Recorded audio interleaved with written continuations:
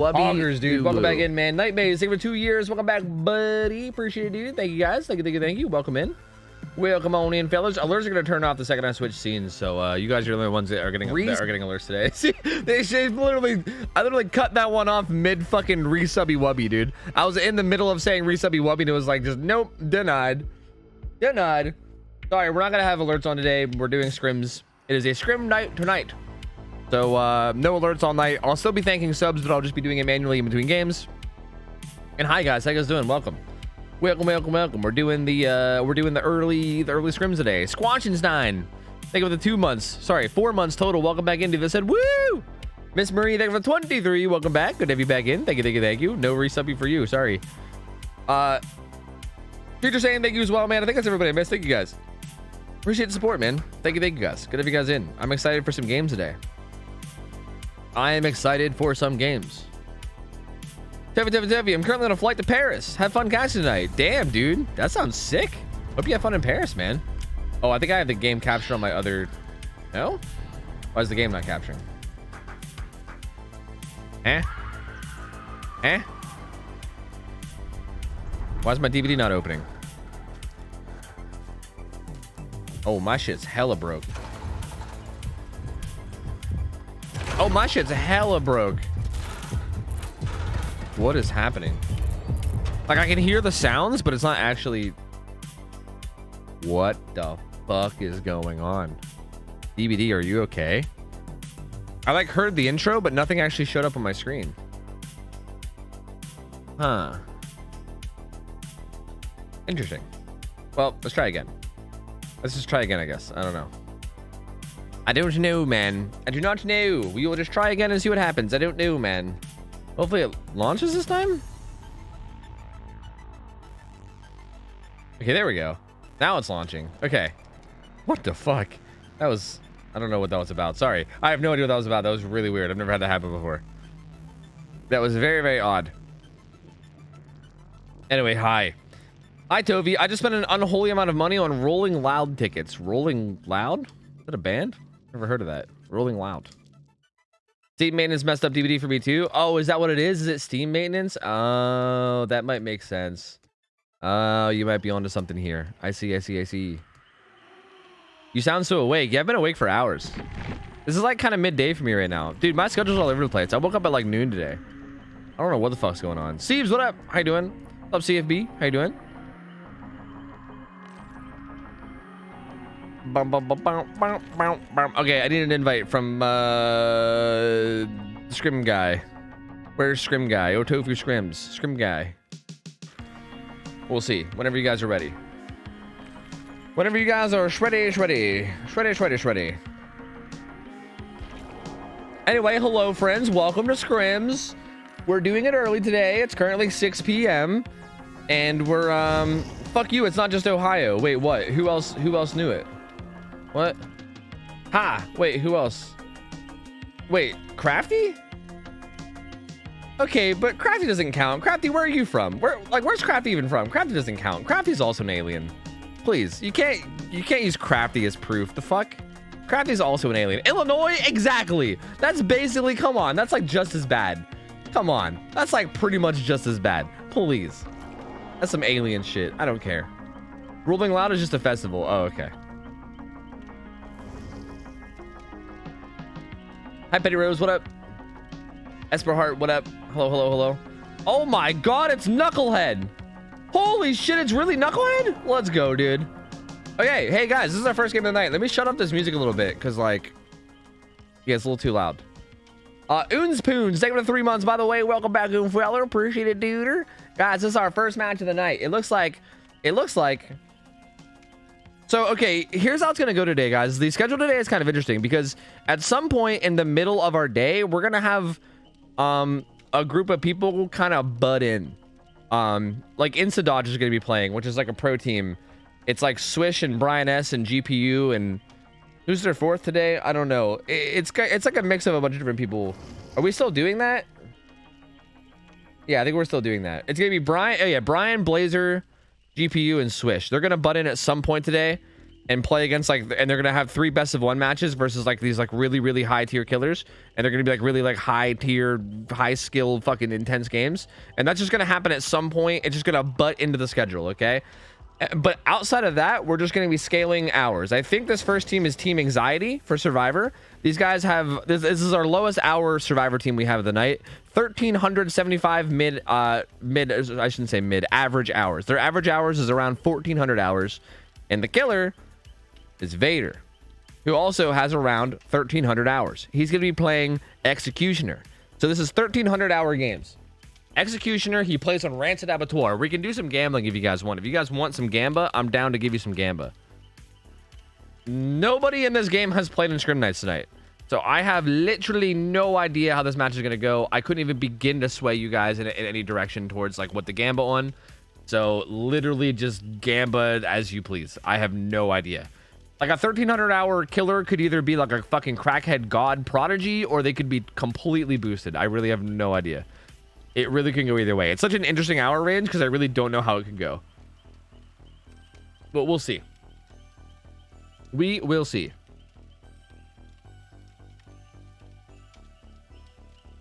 And yeah, so what we're going to be doing is we're just going to be scaling up. We're going to be slowly scaling up hours, again, until Instant Dodge comes. Once Instant Dodge shows up or whatever, and like everyone's ready for that, we're going to kind of like butt in and do some games there. And we're going to do 3 games, then we're going to cut right back into like the normal hour scaling, so... Yes. Chuck the Beard, what up, dude? How you doing, man? We'll see how this goes. Are these guys European? I think it said mind the EU ping or something. I don't see anything on your profile. How about you, Fred? Sweden. Uh-oh. Uh-oh. They're going to be dealing with some ping here. Uh-oh. Uh-oh. Can I see my own ping? Very early today, Tofu. Yeah, a little bit. A little bit. Penny Rose, thank you for up. Laughenstein with the sub. Laughenstein, welcome in. Thank you, Penny Rose. Appreciate you. The way everyone on the screen still has 2 times my hours in DBD and are still considered new, I'm sick. Yeah. I mean, I wouldn't consider them new. I would just consider them low hours. I would consider them low hours for competitive is what I would say. I don't think new is the right way to put it. They're definitely not new to the game, but they're definitely low hours for like competitive. NA East? Okay, there's at least that then. At least they're NA East. It's still going to be laggy as shit.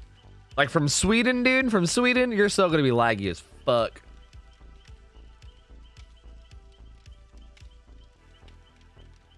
So around 100 ping. Really? I think it might be a little bit more to Sweden. I'm not sure. I don't know. OhTofu is so cute. I miss Bell. Sorry, sir. I like how they call me sir. This is great. I love this. I love this, dude. See, chat, this is how you guys should talk to me. Why don't you guys talk to me like this? Yo, Graham, thank you for 21 months. Welcome back, buddy. How you doing, dude? That's right. We're doing early Scrim Night tonight. Also, Jim Jammers. Thank you for the resub for a whole year, dude. Thank you, man. Welcome back. Thank you. Hope you're doing well. Your mustache is fantastic. Your personality is shining, and I smile when I think of you, Tafo. I'm rooting for you guys. I like this team. This is great. This is a fantastic team here. Nitro, what's up, buddy? How early are you? I've never been here. I usually start stream like 3 hours away from now. Like I'm usually starting like at like 9 p.m. and it's currently 6 p.m. I'm like a little bit early, but I think I might be starting my stream every Friday at this time, depending on how this goes. We'll see. We'll see, man. Dust your wet, sir? What the fuck does that even mean? What are you saying to me? What?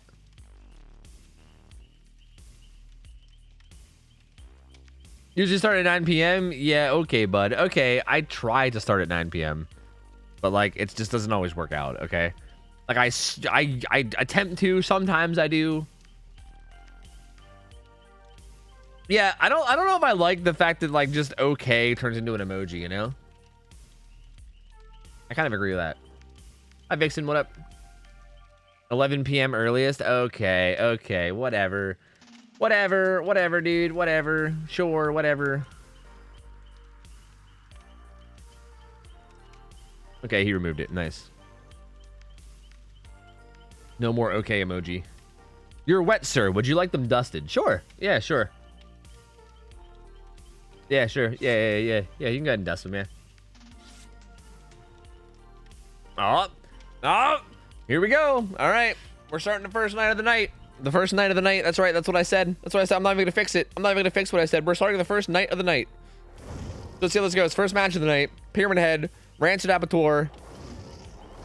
Again, no one in this match is someone I've seen before. I don't think, right? I don't think we've seen Darth play, right? Have we? Have we seen Darth Vader play? I don't think we have.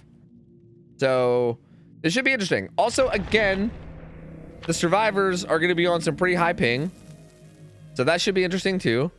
I really don't know how this is gonna go. I don't even have a remote like idea of how this is gonna go.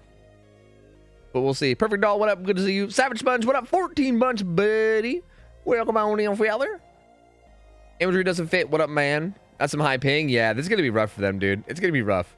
So keep in mind, we've definitely seen these survivors before. They're cracked. Really? Were they just playing under different names? Or are you trolling? I can't tell. I do remember like Sweden survivors. I do remember survivors from like Sweden, right? Wait. But I don't think it's survivors, really? I do remember some survivors from Sweden, but I thought they were different named. I don't know. I do remember some Swedish survivors before that like did pretty well.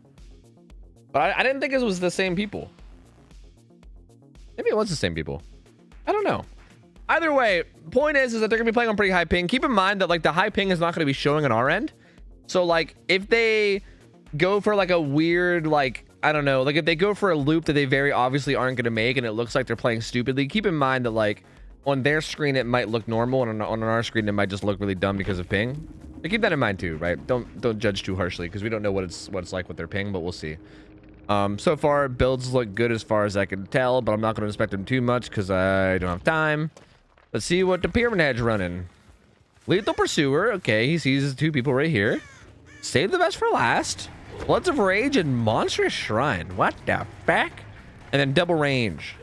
Double Range, which is pretty much what you'd expect out of add-ons. His build is interesting. Monstrous Shrine, huh?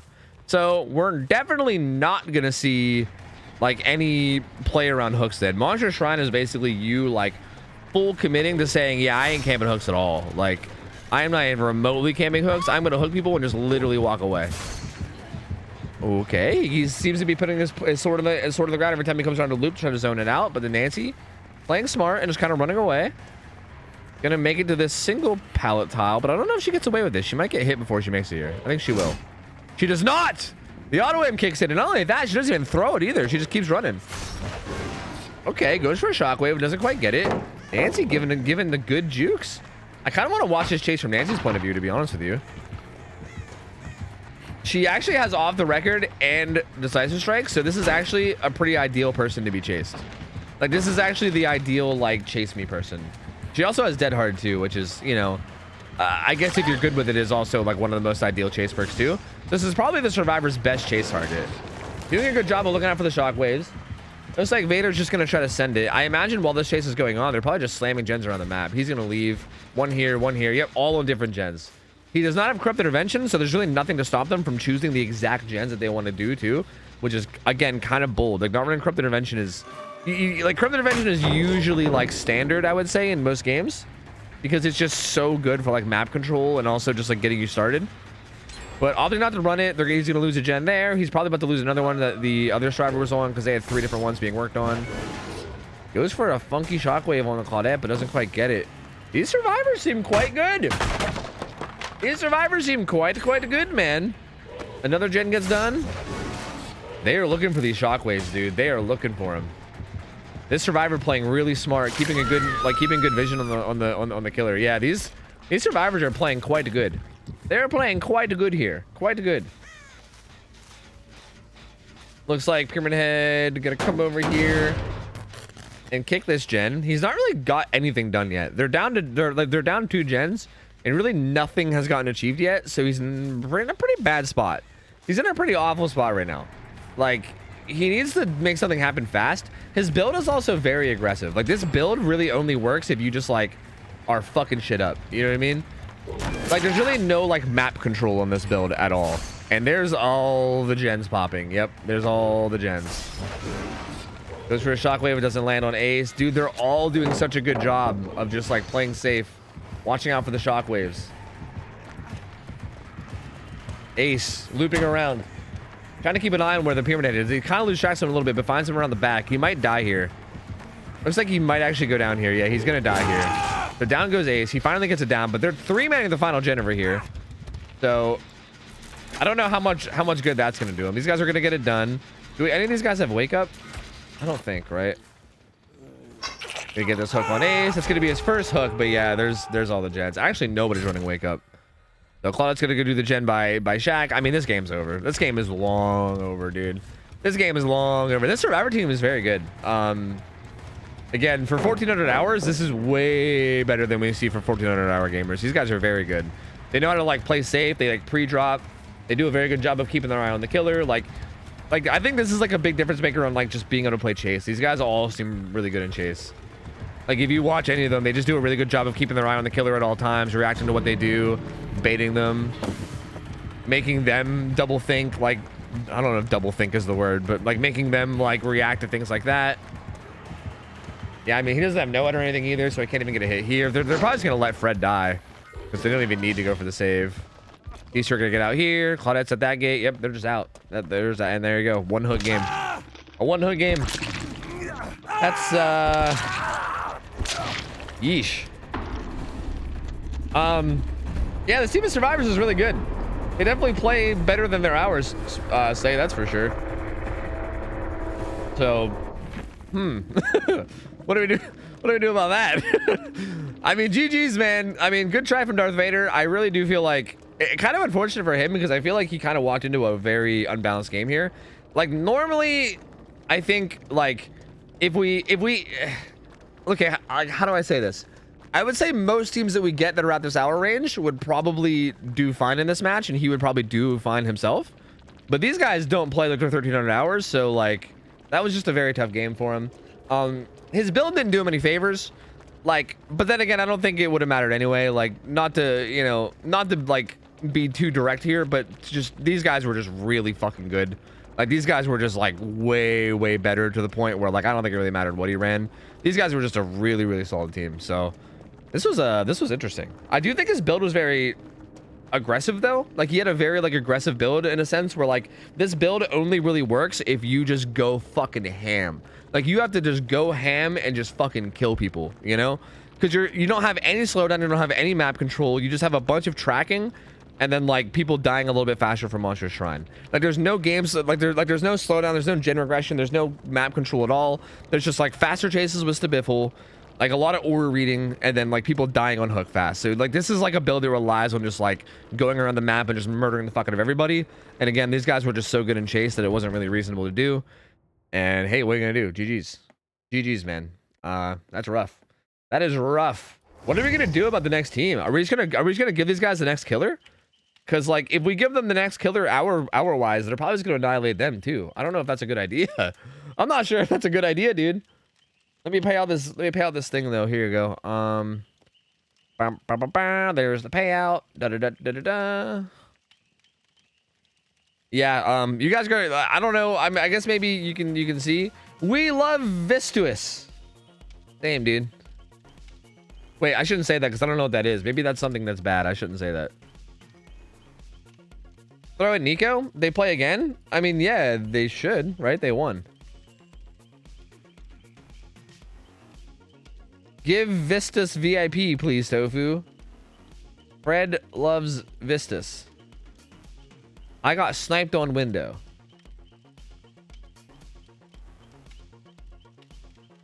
Vistus dick in your mouth? Ha! Got him. Yeah, I mean, like, the problem is that if we give them a higher hour killer and then the higher hour killer wins, then like, what do we do then? Do we just skip like half the people? I don't really know what we do in this situation. Do we just give them a lower hour killer and then like just throw in a Ray? Yeah, just throw in a Ray for a game. Fuck it. I think that's a little unfair. These guys are on like high ping, you know? Come on now. Come on. I say YOLO and give them the next killer. Who's the next killer? Suicide King. It's a dredge, is what I'm seeing from the schedule. Is that correct? Are they... I don't know, man. Look, it's up to you guys. I'll let Lemon and Slobby, and I'll let you guys decide. I don't know. I really don't know what the correct play to do here is. I really don't know. Like, I feel like if we just give them like the next killer hours wise, they're probably just going to annihilate them. Which, I mean, I guess maybe that's okay. But also, like, if we skip people, then I don't really know how to do that. Could have been lucky game. Dredge could destroy, but also lying seems to be... Wait. Sorry, but also... Wait, but also... King seems to be MIA. Oh. King is as in like the next person. Is that what you're saying? Oh, so up next would be DG. DG is playing Trapper. If Suicide King's not here, the next killer after that is a DG. Or no, Degenerate Furry. Yeah, that's DG. Yeah. Who's Trapper? And like, bro, Trapper, like, look, if you DG, if you're down, you know? If DG's down, I'm down. To be fair, I feel a little less bad about... How do I say this? Is this wrong to say? Like, hypothetically, if we threw DG in there and he got annihilated, I would feel a little less bad because I feel like DG has at least played like a few times. I would feel bad if it was like someone's first like scrim night and we like just threw them into a game where we knew they were gonna lose. Not knew, but like we knew there was a pretty good chance of them losing, I would say. Like, I feel like unless there's like one of those like hidden like mega cracked blights or something at 1500 hours, I feel like most like 1400 hour killers are probably not gonna win to the squad. This seems like a really good squad. So I would hate to like throw someone in a game where they're most likely, you know, like I would hate to do that to somebody that like waited like a long time to play and then they're just like, oh, here's your one game, fuck you, you know?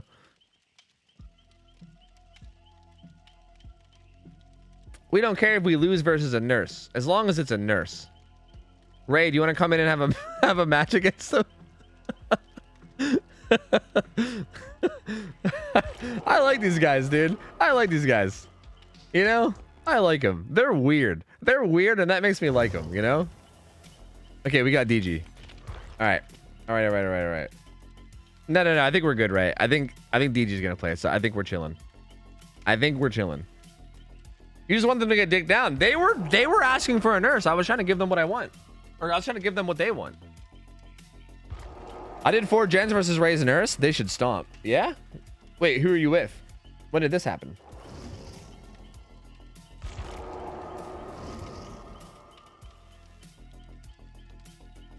Kitone, what up, dude? Yo, Indefinite Road, thank you for the raid, by the way. Yo, Bayandre, thank you for the 32 months that said farts. Oh! Also, Nick Stone, thank you for the Prime sub. Welcome in. Savage Sponge, thank you for the 14 months. Welcome back in. What map we playing? Is it Nurse? Nope. Even better. Stronger killer. I was passing with Chimpkins. Understand, I expect to lose. Coal Tower's the map, and maps are banned. Trapper? Yep. Please no, Evan. Oh, nope, they're done for. Done for. Dunzo, dude. Dunzo. Loopy Goobers, thank you for the 14 months. Welcome back, man. Thank you, buddy. Appreciate it, dude. Thank you. Chris Walker Talker, what up, buddy? We can't win versus Trapper, bro. Come on. Yep, they're dunzo. It's over. Consider me the honorary Tyro this week. Okay, sounds good. I'm down with that. The, honorary Tyro for this week is DG. I like it. I like it.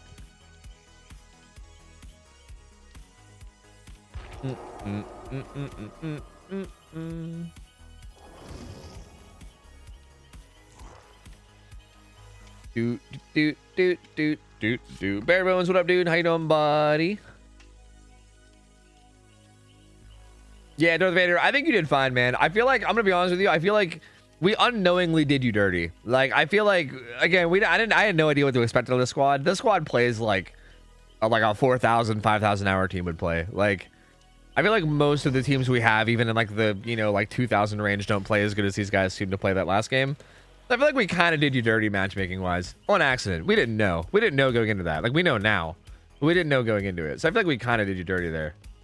But yeah, I mean, you did fine. I'm sure had we given you like a better matchmade game, it probably would have been a lot, you know. Tofu, next time. What am I doing next time? If you give us Blight or Nurse, I will travel to NA and kiss you. Oh. You guys seem very what's the word? GPUs, what up, buddy? How you doing? Hello. Good to see you, man. Yeah, there you go, Vader. That's the mentality to have. Hell yeah, dude. Yo, Coil, what up, motherfucking Coil? Coil. Forward, yeah. Maybe? Affectionate. Yeah, that's the word. Affectionate. Friendly, yes. Yes, friendly and affectionate. Yes, you guys are getting it. Yeah. Is Canada NA? Vortex. I'm gonna let you rethink that one and, you know, see if you can, you know. Thank you, Shay. What up? Oh, wait, Gamba. That's right. Oh, shit, Gamba. Here, I'm gonna give you guys a 1-minute Gamba, okay? I'm gonna give you guys a 1-minute quick Gamba. Here you go. I mean, DG's playing Trapper. I love DG. DG's the homie. He's playing Trapper on Cool Tower. The Survivor team is quite cracked. Yeah, I mean, Gamba away. I'm just gonna give you a minute, so go nuts. Go nuts, man. I'm just hanging out, my dude. Hope the scrims are scrimming with scrimmages. Thanks, dude. There definitely are. Thank you. Thank you. The term Northern America refers to the northern portion of the continent. It includes the world's largest island, Greenland, and the sovereign state of Canada, the United States, and Mexico. About 498 million people live in Northern America. Whoa! Found out. Damn, dog. Thanks, Google. Thanks, Google. So Canada is a part of Greenland. No. It didn't say that. It says it includes the world's largest island, and then it also says the sovereign states of Canada, United States, and Mexico. But you know what? Sure, you're right. Yes. You know what? You're right. Canada's a part of Greenland. You know what? You're right. You're right. Yep. Greenland owns Canada. But the French are in Europe? No. They're in East America. Okay, here we go. Trapper, Cool Tower. He's got double iridescence, which is, you know, obviously pretty good. He's got Plaything, Deadlock, Monster Shrine again. Why are we seeing so much Monster Shrine? It's so interesting. And Noed. So these double Eries are interesting because the traps will reset themselves, and if they disarm the traps ever, it'll make them injured.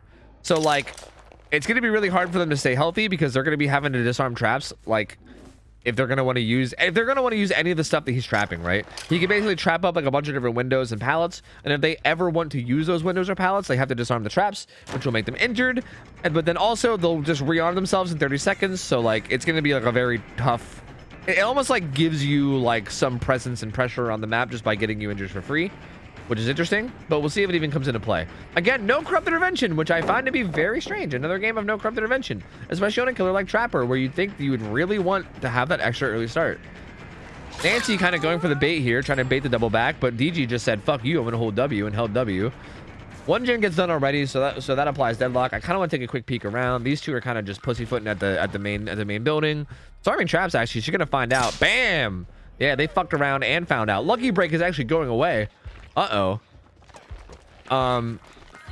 Nancy's running around the main building, though. This has not been trapped yet, so she's kind of good to just run this as she pleases. Again, they do have EU ping, so it's going to be a little risky, but I think they're going to be okay. Catches him out with a double vault, doing a really good job with like positioning. Is the medium vault kid, goes down.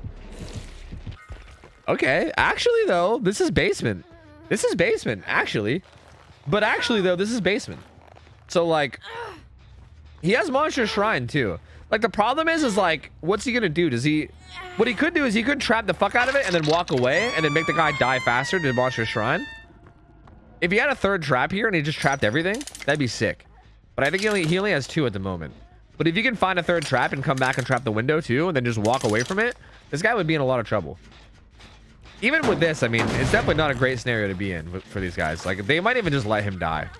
Realistically speaking, we'll see. They have a guy upstairs on a gen, and then they also have 2 people on the corner gen. This would be what, like fucking goddamn stupid fucking like 10 or 11 o'clock or some shit. I don't know. Goddamn dinner time o'clock over there. So they're all on that side of the map doing gens away from basement. He finds another trap. He is just completely walking away. So this guy's going to be dying a little bit faster because of Monster Shrine. Like his bar is going to be going down a little bit quicker. He does have double unhook perk. So if he gets unhooked, he has off the record and decisive strike. So if he gets unhooked, he has a pretty decent chance to actually get out of there. It's just a matter of like, are they even going to be able to unhook him? Are they even going to try to unhook him? Audette, not with balanced landing, drops out. Oh, DG kind of falls off on the wrong side of the car tires though. The tank tires, you hate to see that. Knucklehead does go to second. Kind of curious to know what they're going to do. Ace still not going for it. Okay, Nia's going for it. Disarms a trap. She's going in. She's going in, boys. She has borrowed time. She's going in. Trapper on his way back. Probably going to reset the trap, right? Reset the trap and maybe block the window. I don't know. We'll see. Gonna go right in.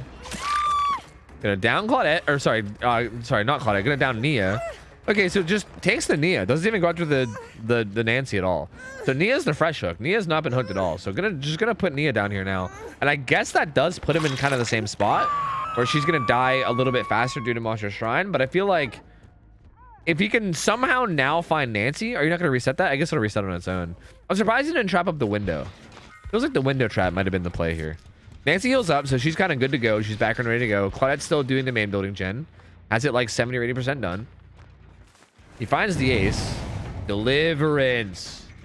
Deliverance, baby! And the window's untrapped. I don't know if they know that or not, but the window's untrapped. Oh, shit! It was too close to the pallet! And she was able to vault the pallet and then go over it. You hate to see it. Has unbreakable. I don't think it's going to matter, though. She's going to pick up right away. But he can't get him back into basement, right? Because of the trap? He's just going to hook him up on the hill, I think. Weird. What? Weird. Why not basement again? You think you just re-basement? Maybe he just doesn't think he has time? He's just going to re-hook him over there. I mean, truth be told, it's not looking great, but I guess it's not looking terrible either. They're trying to be careful to not step in traps. I mean, Deadlock is in on that gen over there that the Ace was working on. They do have a pretty decent split of like 2 gens down here and 2 gens down there, I believe. Actually, no, there's only 1 gen down there. So they kind of... He actually... Adichie kind of has a 3 gen down here by Shaq. There's just that 1 gen that the Ace was working on that he kind of has to worry about. So if he can manage to like regress that a bit, or maybe... Honestly, what he probably should have done is you probably should have hooked the survivor near that generator that was being worked on and then kicked it and then kind of like watched it regress. Because he kind of has a 3 gen here, but he also is just not really... Just down Nia. Just down Nia. No, just hit Nia. No, don't be nice. Just kill Nia. Nia's on death hook. Just murder her. Okay, there you go. That works. I guess maybe he was just wanting to like get 1 hit on Ace before he went after Nia. Maybe that's what he wanted. They do that gen though. That's very unfortunate. See, like the fact that they did that for free means that their gen split's now fine. They disarmed that trap for the Nia. Oh, he's running into walls. Oh, don't chase the Claudette now. No, this is like not who you want to chase. Oh, brother. Oh, brother, not like this.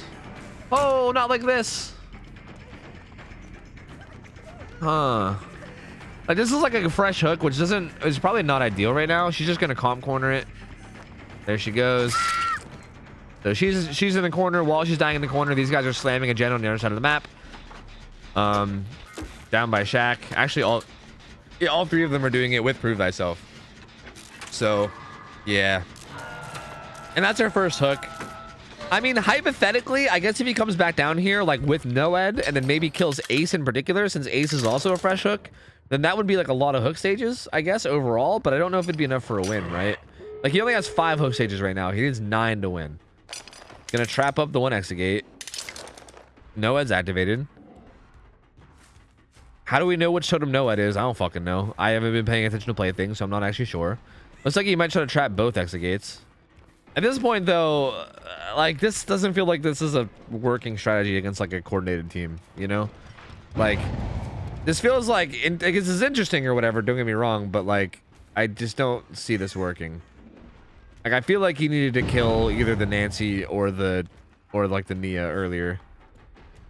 Like, now, I feel like now that we're in the end game with all 4 of them alive, and the fact that he still needs 4 hook stages, this doesn't seem very likely to me that's going to happen. Because he needs to get at least 2 different people on hook and then also have them die, right? Like, And this gate's already being worked on. He does find Claudette. He downs her, which is like, okay. Okay, he's gonna trap up this gate. Oh, Ace diving into a trap, not giving a fuck, disarming it with his feet. Oh, actually, he got out. He got out first try. He's kind of bing chilling. He's sort of kind of bing chilling.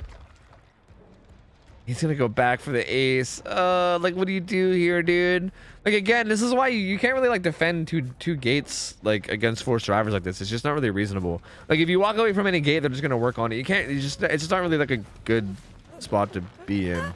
Like, I feel like you need to commit to getting into a better spot before this. I honestly don't feel like this game was too far out of reach for him. I really don't. I feel like he could have won this game. I guess he still hypothetically can if these guys fuck up, but they should be able to maybe get this gate open and just leave. Do they have it 99? I don't know. Because if these guys get that gate open and then leave, like, they win. Like, they don't really even have to save this Claudette if they can open the gate. But he's also got to worry about this gate too, right? I don't know, actually. I mean, we'll see what they do. They're actually healing. Noah's still up, right? Yeah. Kind of interesting that they're taking time to heal. Because, like, Noah's up, and there's also these traps that, like, make you injured. So I'm not really sure if healing even really matters that much in this situation. I feel like they should just be pressuring the exit gates, maybe. But he's walking really far away. That guy might die. I mean, no, he does get unhooked now. If he gets the ace here... Oh! No, the lithe! Don't swing at it! If he gets this ace, they'll have to save him. The ace will actually be the win condition. Because the ace has 3 hook states on him, and he needs 9 hook states to win. So if he downs his ace and hooks him and then camps him out or whatever, that would be... Downs the Nancy real quick. That's trapped. He's still behind you at the pallet. He's still behind you at the pallet. He thought he kept running, but he didn't. Uh-oh. Uh-oh. Uh-oh. He's still there. Yep, you saw him, right? You saw him. You heard him. You see him. Oh, the ping hit. The fucking Swedish ping. Oh, dude. DG, I think, is going to do it. I think DG's got this. He's going to hook him. Nancy's dead, too. So, like, they just... That wasn't even Noah, right? That was just someone's plaything. Nancy's dead, so like this hook on Nancy will kill her. This is actually, I don't know if I like this though. This is kind of risky because if they unhook the ace and then get out now, this could be a throw. Like, okay, they didn't, but low key that was actually kind of risky. But yeah, he can literally just camp this now. He can just camp this, and they have to find Noed, and like they basically have to heal up, go find Noed, break it, and then unhook is what they have to do. And they have to do all of that before even struggle state, right? They have to do that before struggle state. They can't do it. He won.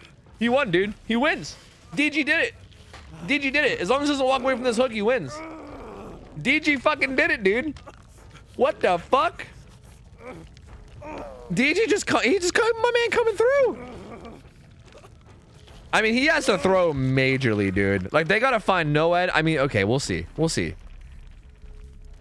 We'll see. I guess it's not really over yet. If that's Noed, hypothetically, oh, he's so close to struggle though. I don't think it's even. No, I think they lose no matter what. If this, yeah, they lose. Yep, they lose. There they go. Yep, that's it. That secures the win. That was Noed too. They were actually so close to at least trying to 1-for-1. I don't know if they'd be able to 1-for-1 against DG. I don't know. I don't know if DG knows the timings for like getting grabs or not, but they might have been able. They could have at least tried. Dude, DG did it. DG did it. DG's a fucking gamer. He's a fucking gamer, bruv. He got it. These guys weren't joking. They weren't able to beat Trapper. I thought they were trolling, but they weren't. They do come in and get the unhook. At this point, it really doesn't matter. The game is already over. He's gonna just let them unhook. He's gonna go after the Nia here. They might all just get out the exit gate, or sorry, after the Claudette. They might all get out. There is a trap there. She might leap in it. Nope, she goes around it, and they're all gonna get out, I think, at this point. But again, DG still got enough points to win. Yeah, that's a good point. 1-for-1 still gets another hook state. Even 1-for-1 wouldn't even help. That's a very good point. Yeah, he would. They would have to not even 1-for-1. They'd have to like literally get it. Like essentially, the only way he would have lost that is if he somehow just threw that super hard. Dude, fucking DG coming through. Let's go, dude. Let's go. GG's. Wow, that was an interesting match. That was very, very interesting. I mean, I did not expect that one to go that way at all. You know. Again, these guys, like, generally speaking, played really well. I do feel like It might have been something to do with the ping or something, but like them going down in basement early was definitely a major mistake though, right? Like these guys are a very good team of survivors, but like that basement play early was very rough. Like going down immediately in basement against Trapper. Okay, Cartney. Okay, buddy. Anyway, anyway, that was interesting. That whole thing was interesting. He didn't even run like Corrupt Intervention or anything. I mean, I did like his add-ons. The build was interesting too. But wow, dude, touche. My man DG coming through, dude. My man DG coming. You guys are gonna get a fat payout right now, dude. The people that voted killer, you guys are about to get a fat paycheck. Oof, dude. Getting motherfucking paid out here. Believe in the Trapper. Believe. What time do you think we'll finish today? Around midnight. It should be around midnight. I'm planning on going for the same amount of time, somewhere between 5 and 6 hours. So we should be ending around midnight EST. Yeah. Yep. Well, hey man, GG's. That was a we had an interesting first couple set of matches now. That was very, very interesting. I'm doing good, Q. How you doing, man? I am doing very, very good. I am bing chilling. All right, so we're gonna have to rotate these guys out and get another survivor team. DG will stick around. We'll find another survivor team for him to play against. It looks like that survivor team might end up being Chimkin Squad. The Chimkins. Wait, I thought Chimkins couldn't play this early.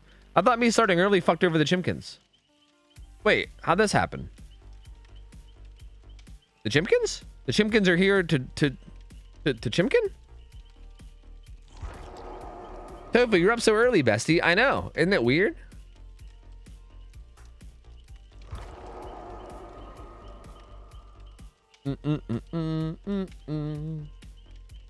They're able to this week only. Ah, gotcha. Gotcha. Ah, gotcha, Q. Nice. You cast basketball games too?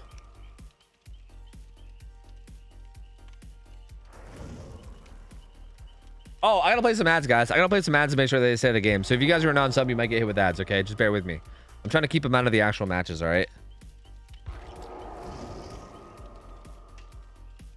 This is really interesting. All right, we got Big Idiot Baby coming in. We're gonna get the other Chimkins in here. I'm curious to see how this one goes. I'm really curious because that whole thing, like that whole game, I feel like a lot of it boiled down to like the person going down at Shack, right? Like I thought that play at Shack was interesting. Like he went for the medium vault on the window going in, and maybe that was like an accident. I don't know, but it was a very interesting way for that game to go down, considering how well they played the game before. Very odd. Very odd. Very interesting stuff. But we'll see, dude. The double iridescent add-on Trapper is also quite spicy. It's quite spicy. I also do think that they could have pressured the exit gates rather than healing at the end as well. But, you know? Yeah, Burzard, yeah. DG wasn't fucking around.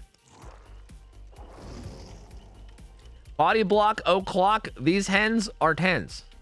Killers get wrecked. Killers get pecked. Yeah, dude. It's the Chimkin Squad. Sprock, where's your Chimkin shirt, brother? There you go. Yeah, put on the Chimkin shirt. What is this? Sir, where is your Chimkin? Sir, where's your Chimkin?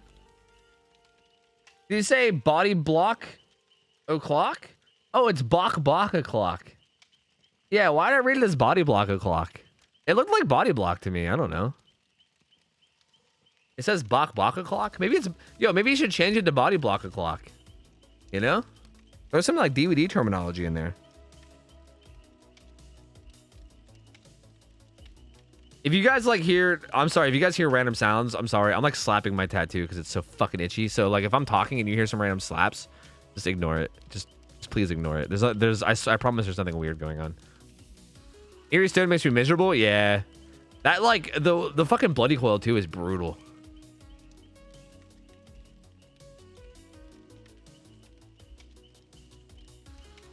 Slapping the tattoo. It's so itchy, dude. It's so fucking itchy. I'm like losing my mind, man. I'm fucking losing it. I dedicate that first one to Tyro, my light in the darkness. That's right. That's right. The treasure for the poor. That's right. That's why Cam is off. Yeah, yeah, yeah. You guys are fucking hilarious. Yeah, you guys are hilarious. Ha ha ha ha. Please don't smack it. Get some cream and rub it in. I was told to do the opposite. I was told to smack it and not get some cream and rub it in.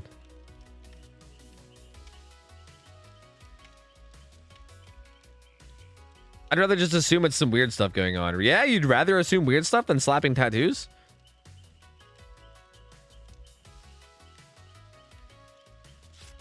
Bow, bow, bow, bow. Do not smack the fresh ink. I mean, it's not... I mean, how fresh is fresh? It's been over a week. Are you not treating it with an ointment? I mean, I'm giving it like a moisturizer lotion thing like once a day or something. But that doesn't really like help with the itchiness.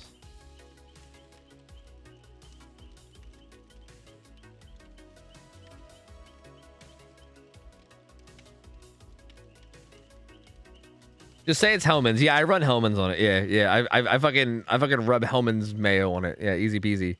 Hi, Cherry Fairy. What up? Oonspoons, like 100 bits, said, been basically nocturnal lately after a bad car accident and been watching all your streams. Great stuff. Dude, I'm sorry to hear, man. I hope you're doing okay. Hopefully, like, you're okay health-wise. Appreciate the bits, man. And dude, they appreciate hanging out. Hopefully I can at least give you a place to hang out and, you know, have a place to chill. Well, like while you're recovering or doing whatever it is that you're doing. We love homo. What's up, man?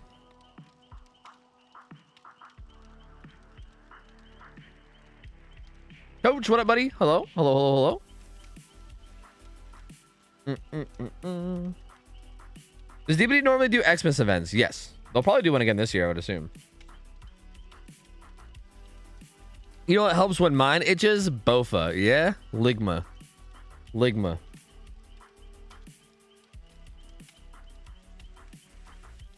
Ah. I like your uniforms, and I like your shoelaces. Oh, that's a weird thing to say to somebody. That's a very odd thing. Gamba? Oh, did I not give you guys a Gamba? Oh, I didn't give you guys a Gamba. Oh, here he goes. This is DG, the legendary trapper, and this is the Chimkin squad. They like Chimkins. They really like Chimkins. They're around 1,500 hours, or so, yeah, they're around 1,500 average hours. Yeah, I mean, you guys have seen them play before. It's the fucking Chimkin squad, you know. You know, they have the body block of clock copy pasta. You know, you know these guys. You know these guys. Gamba away.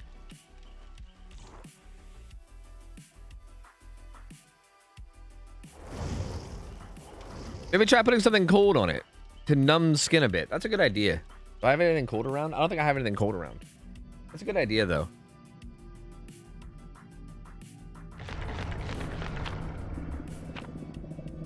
He'll read my message one day. Oh.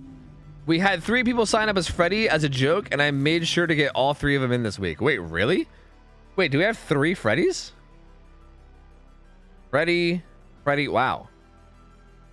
Wow, we do. We have 3 Freddys. Oh, are they? It's Demonic Ghost, Borderline Demon. Oh, God. Is it all like the people from the Killer Mains team? Mr. Talbot. Oh, yeah, Z Slasher. It's literally all the people from Killer Mains, huh? They all signed up as Freddy. Why would they do that? Okay, here we go. Chimkin squad, ready to game. Ready to motherfucking game, dude. DG running a slightly different build this time around. Not running double iridescent, actually running the purple bag this time.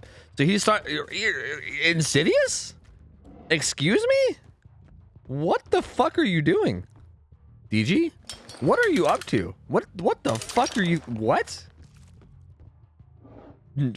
Shut up. Shut the fuck up. What are you doing? The fuck is this?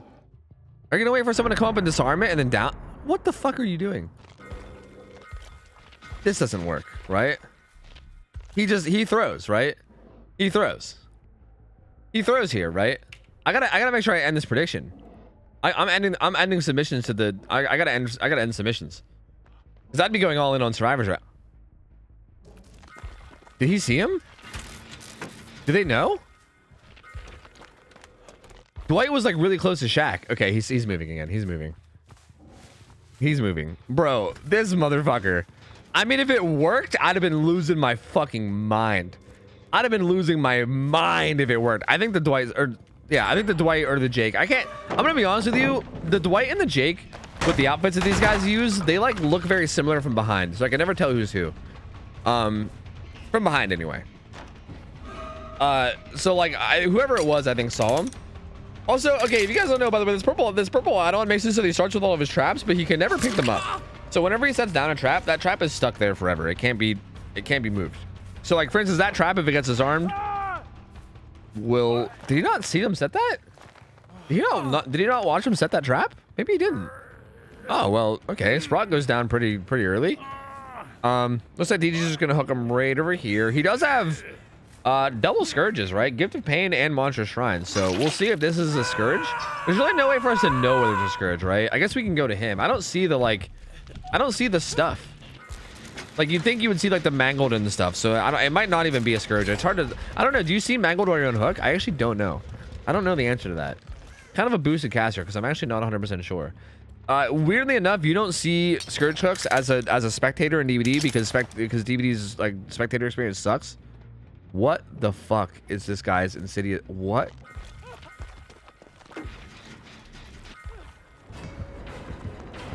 They got the reassurance off, but like this motherfucker's insidious plays are on another level, dude. Okay, fried rules. Okay, I mean, fried rules, he was doing some shit there for a minute, but then he kind of messed up. His overcome kicks in and he runs away. Trapper's gonna be on him. Reassurance is still okay. Monster Shrine is there, so yeah, it definitely is a scourge. I guess the other effects show up when you get unhooked. That's weird. That's really weird. Trapper's coming back to the hook though. The unhook comes in, so I'm curious to know if he's gonna keep chasing after the Dwight here and try to get him dead, or if he's gonna go after Jake. Looks like he might go after Jake. Interesting. Very interesting. I mean, they already have 2 gens done.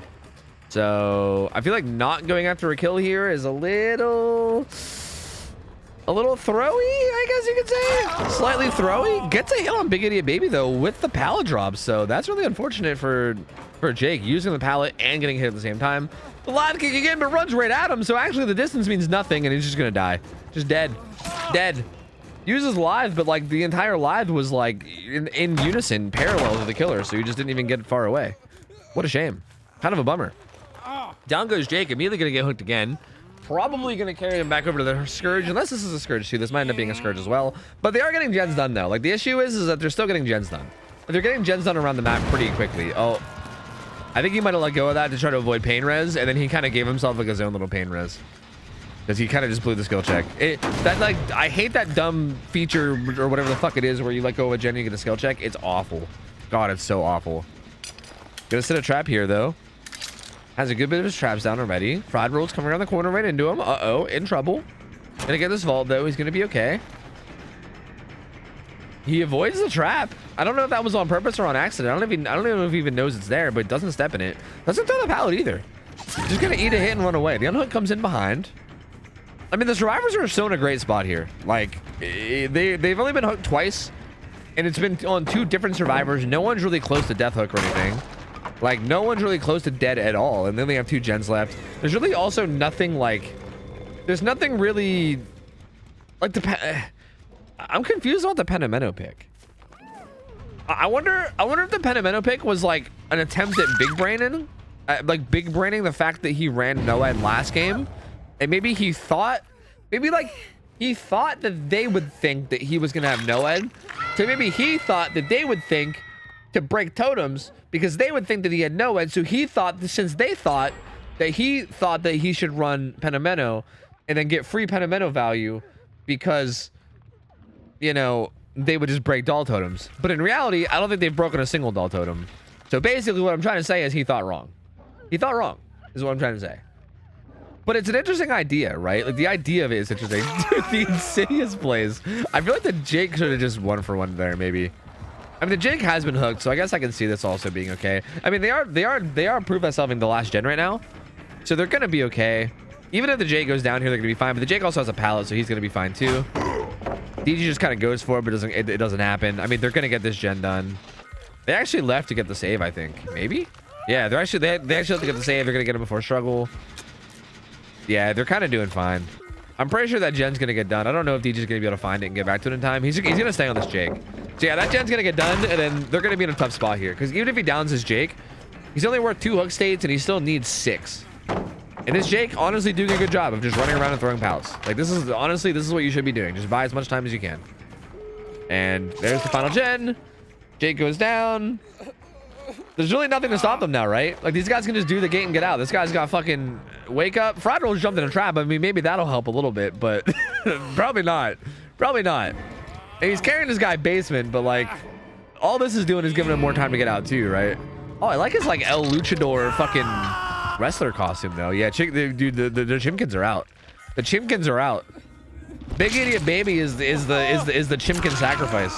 The other Chimkins, 100% out of this bitch. And that's it. That's it.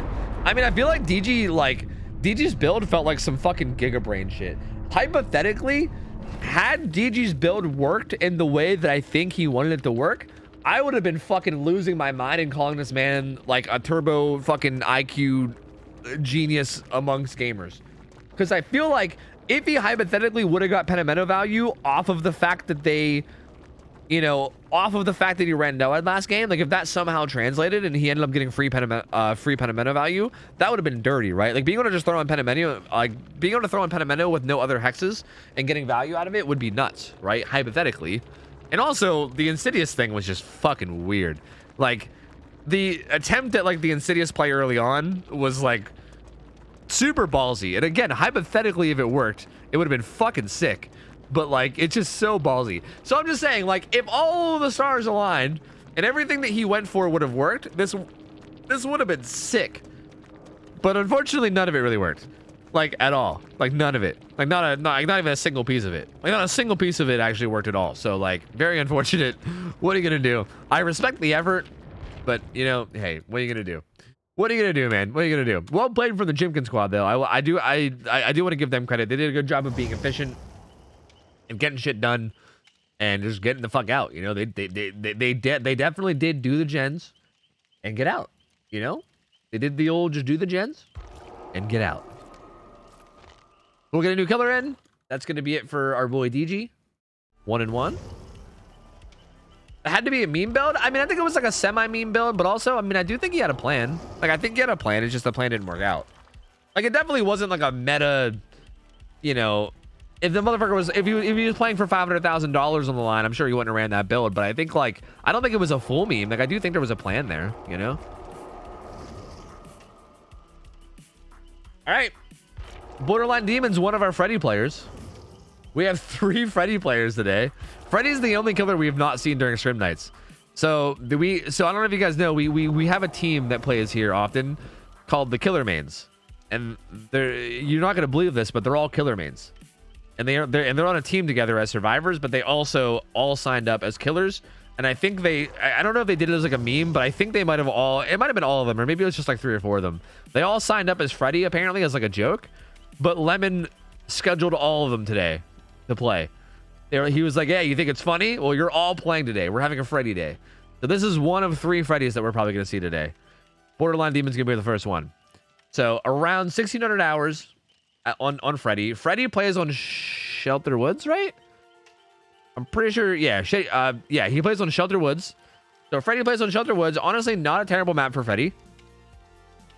And but he is still Freddy, right? He is still Freddy. So like, take that how you will. I don't fucking know. I'll give you guys a prediction. Gambo away, dude. Gambo the fuck away. I don't know, man.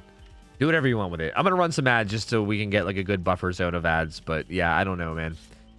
I don't know. They break dolls at the start while the Insidious camps, and he gets the first down at Shack, and then he has like 3 Penamento totems off the rip. Yeah, right? Imagine if that would have happened, right? That would have been crazy. That would have been crazy. And then we would have been losing our mind about how DG's a genius. You know? Like, it could have happened.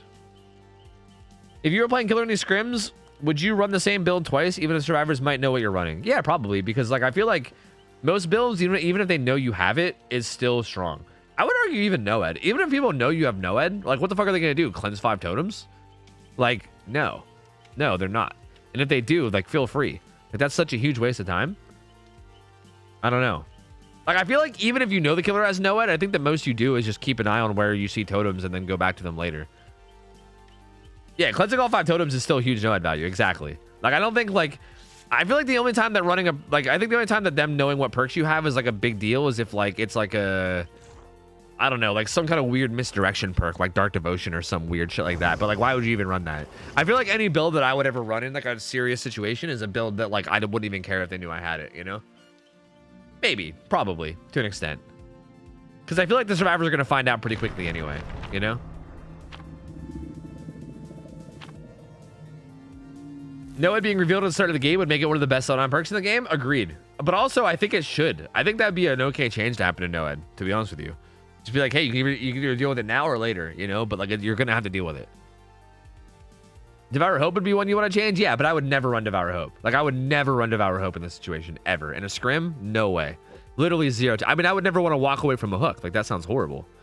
Like, I feel like walking away from hooks is like, you're just throwing, you know what I mean? Like, fuck that shit.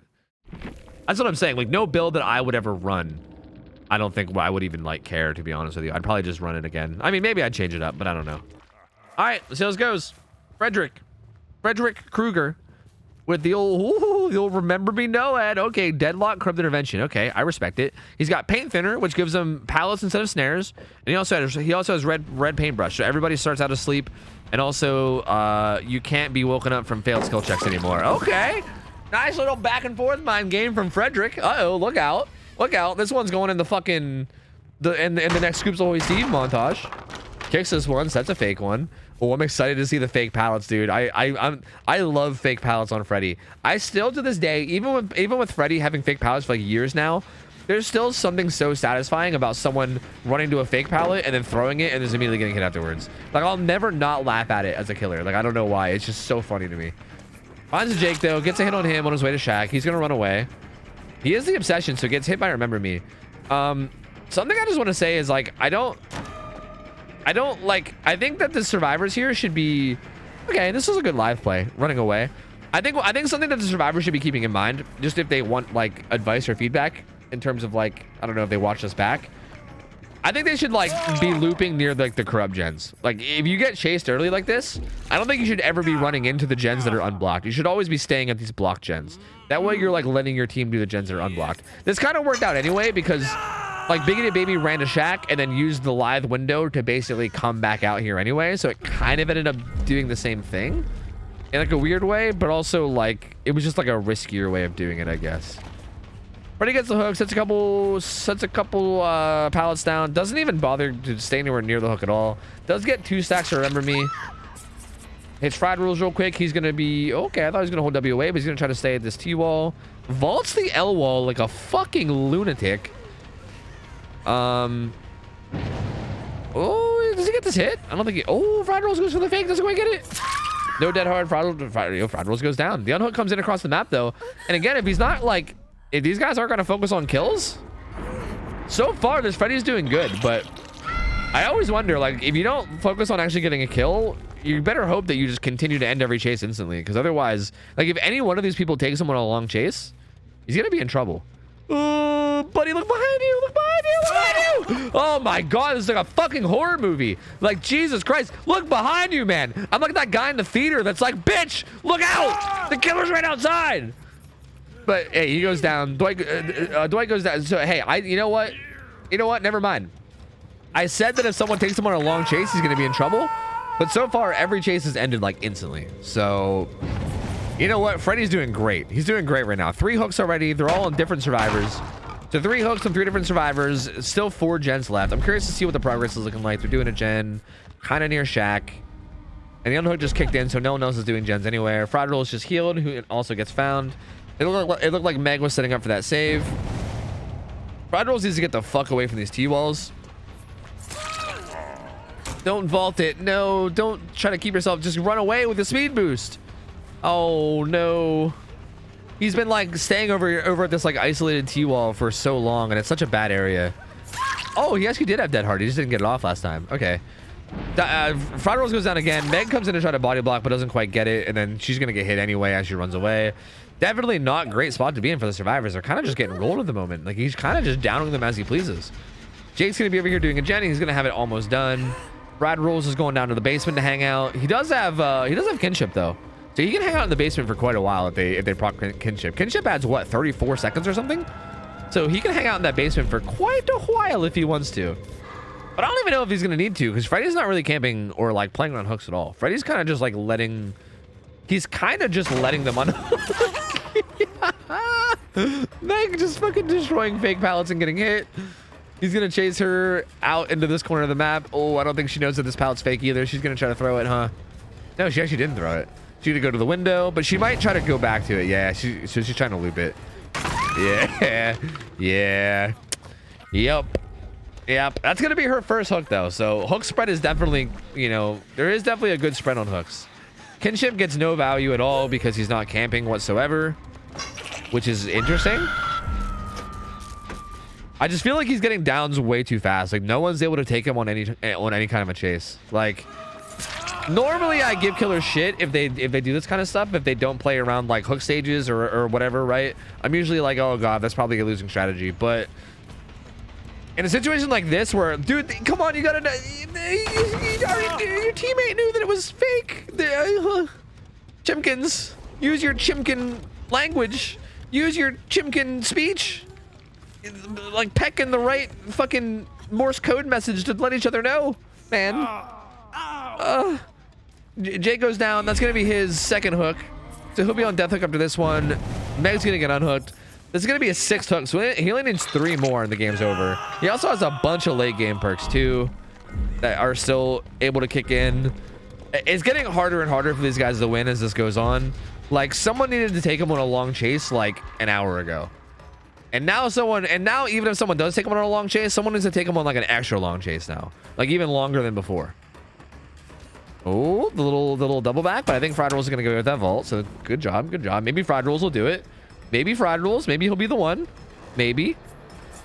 Freddy getting pissed off at his own clocks. You love to see it. Fried Rolls, no! Fried Rolls, no! Come on, man. No! Oh, don't throw the pallet on the same side as the Freddy.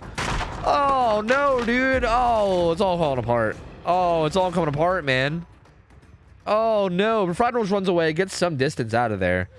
They haven't unhooked the Big Idiot Baby yet. Now Big Idiot Baby gets off hook. They're gonna be slowly recovering. No gens have been done. There is a pallet there. Freddy doing some... What? Huh. Fried Rolls correctly getting the fuck out of there and just holding W. Like that was probably the correct play, but the problem is that you have to actually find a pallet. So good job from the Chimkin Queen to get in the way there and at least take a hit. Fried Rolls, don't get stuck. No, you could have made that vault. You could have just made the vault, I think. You didn't have to fake that. I think you could have just made that. Down goes Fried Rolls. He's going to be dead. So Fried Rolls is dead now. They did get a gen done. So good on them. They did get everyone off hook. Like Fried Rolls honestly did a pretty okay job there. You know, considering how the rest of the match went, Fried Rolls did a pretty good job there. All things, like again, I don't think he played that chase well, but he played it better than the whole rest of the match from everyone else so far. So like, you know, he definitely gets a gold star on his lunchbox. That's for sure. Because he at least did something. He bought some time. They managed to get everybody on hook. They managed to heal up. They got a gen done, and they're getting progress done on this one too. Like they're gonna have this one close to being done soon. Looks like the Jake is gonna be getting chased. Or, sorry, not the Jake. It's a fucking Dwight. Why does the Jake and the Dwight look so similar? Overcome kicks in. He's gonna be getting the fuck out of dodge. Probably healing in the boon. Looks like the Freddy lost track of him. I don't think he realizes where he went. I couldn't really tell why, but it seems like he lost track of him. Yeah, Dwight's just gonna be holding W. He should see him coming. You think? Maybe, right? Yep, he's gonna keep going. Sees that his pallet's gone. He does have this window. Oh, no, the pallet was fake. Okay. He does have that window. He also has T-walls, but I don't think he's going to make it there. He's going to die before he gets there. Yeah, so down he goes. That's going to be a second hook. See, here's the issue, right? Freddy only needs 2 hooks to win, and he still has Noed. Noed and Remember Me. So, like... Yeah. I don't really see how they get out of this one. They're going to have to do a gen, get this unhook, and open the exit gates through Remember Me, and everyone get out without going down. There's really no way. I think it's just too little too late. Like, they needed to have a good chase, like, earlier, kinda. And they haven't. Yeah, and also, I don't think Freddy's teleported a single time. That's also an interesting thing to talk about. I don't think Freddy has used his gen teleport a single time. All game. He's just been walking Freddy. For some reason, he doesn't want to kill the queen. This is odd, because he hasn't done this all game. Like, all game, he's just been hitting whoever and not really, like, focusing on any one target. Okay, now he's going after Meg. That was kind of odd right there that he was like, nope, this one time I want to kill this Dwight. But he decided to change his mind. He's going after the queen. That pallet's fake. She doesn't know it. Now she knows. She's dead. And there you go. He's going to hook the queen, and that's going to be G. That's going to be it. That's gonna be the 9th hook stage, and I mean, yeah, this was just rough. I feel like this Freddy was just so much better in chase. Oh, has he used it? Oh, you're right. I think early on he did. I think you guys are right. I think early on he did. Yeah, maybe you guys are right. Oh! Yeah, I'll just shut my mouth. That's fine. I'll just shut my mouth. That's fine. There you go, buddy. You're doing great. Keep up the good work. Anyway, the killer won. So good job to this Freddy. The survivor team, like, it's such a shame. I feel like they just needed someone to take them on a good chase, and I feel like nobody was able to. I also feel like this is interesting because I feel like, how do you communicate fake pallets, right? I feel like communicating fake pallets seems like it's probably kind of hard. Like, there was definitely multiple people on the same team that has used like the same fake pallet. I mean, I feel like some of these are easy. Like 4 lanes, you could be like 4 lanes pallets fake, you know? Like, this is one of those, like, I feel like this is one of those, I feel like this is one of those like comms tests, you know what I mean? Like, playing against a pallet Freddy like this and being able to communicate to your teammates what pallets are fake and which ones aren't is probably like a really big test of comms, you know? Although I don't think it's really that hard, because there's like a decent like number of different, like, for instance, like that 4-lane tile I think is the only 4-lane tile on this map. So you could just say like, hey, the 4-lane tile pallet's fake, you know? And they shouldn't, oh my god, my camera, Jesus fucking Christ. And they probably shouldn't use it, you'd think. But there was definitely multiple instances of people using the same one. As far as the rock tiles, dude, I don't know how the hell you'd call it the rock tiles. That's hard. The rock tiles would have to be like, you'd have to like clock system that shit. You'd have to be like, the rock tile at 7 o'clock is fake. Like, that'd be tough. That's like a real test right there. But either way, I mean, interesting game. Interesting game for sure. I don't really know what to say about it. He didn't play macro at all. Like, he had literally 0 macro play entirely, but just ended chases quickly every single time to the point where it just didn't matter. It literally just didn't matter. Like, no chase really lasted that long. Ride Rules managed to give him like a little bit of a decent chase at one point towards like the middle late game, but at that point it was too late, and even that chase wasn't super long. It was just at least decent. So yeah, what are you gonna do? What are you gonna do? GG's. I mean, the Freddy just played better, so GG's, my friends. Nina, hi Nina, good to see you. How are you? Hello. Yo, Prowling Dead, thank you for the sub. Welcome in, dude. Big fan. I'm a big fan of you, Nina. I'm actually a big fan of you. Weird coincidence. What is macro play? Macro play is like how you play the map as a whole. Macro play is like your big picture play, whereas your micro play is like your little picture play. Like, your micro play is like what you do in chase. It's like the little interactions that you have, like your little mind games and like your little fucking, I don't know, how accurate your hatchets are as Huntress and stuff, you know? That's like your like micro interactions. Your macro is like how you handle the big picture. So, like, for instance, macro is like what gens you choose to defend. Sorry, what gens you choose to defend, what survivor you go after. Do you choose a tunnel auto survivor and get a kill early, or do you just like go after whoever, right? Like, it's kind of like the strategic big picture, you know? Which, again, I feel like there was really no focus on that whatsoever. Like, there was no real, like, focusing on any one survivor. There was really no focusing on any, like, set of gens. There was no, like, holding down a side of the map. It was literally just, like, I'm chasing people, and I'm going to kill them. And it worked out pretty well. Dude, why does my DPI keep resetting on my mouse? What's happening? Stop it. Stop it. Logitech, stop it. Stop it, Logitech. Stop it. All right, we got, the fucking nutty slutties, dude. The nutty slutties. Hold on, let me pay out the last one. It goes to killer, right? Yep, last one goes to killer. We got the nutty slutties, dude. Okay, so same killer. It's gonna be that Freddy again, but this time we got the nutty slutties. You guys know the nutty slutties. I don't need to give them I don't even need to give them a fucking introduction. We remember the nutty slutties. Is Honing Stone considered an exposed perk since it puts them into the dying state? No, because it doesn't actually give them exposed. Intoxicate, thank you for the 14 months. Welcome back. Appreciate the support. Thank you, buddy. Welcome on in. Welcome. Welcome. Yeah, see, Benjo gets it. Wide Peepo Pussy versus OK Cat is macro versus micro. Yeah.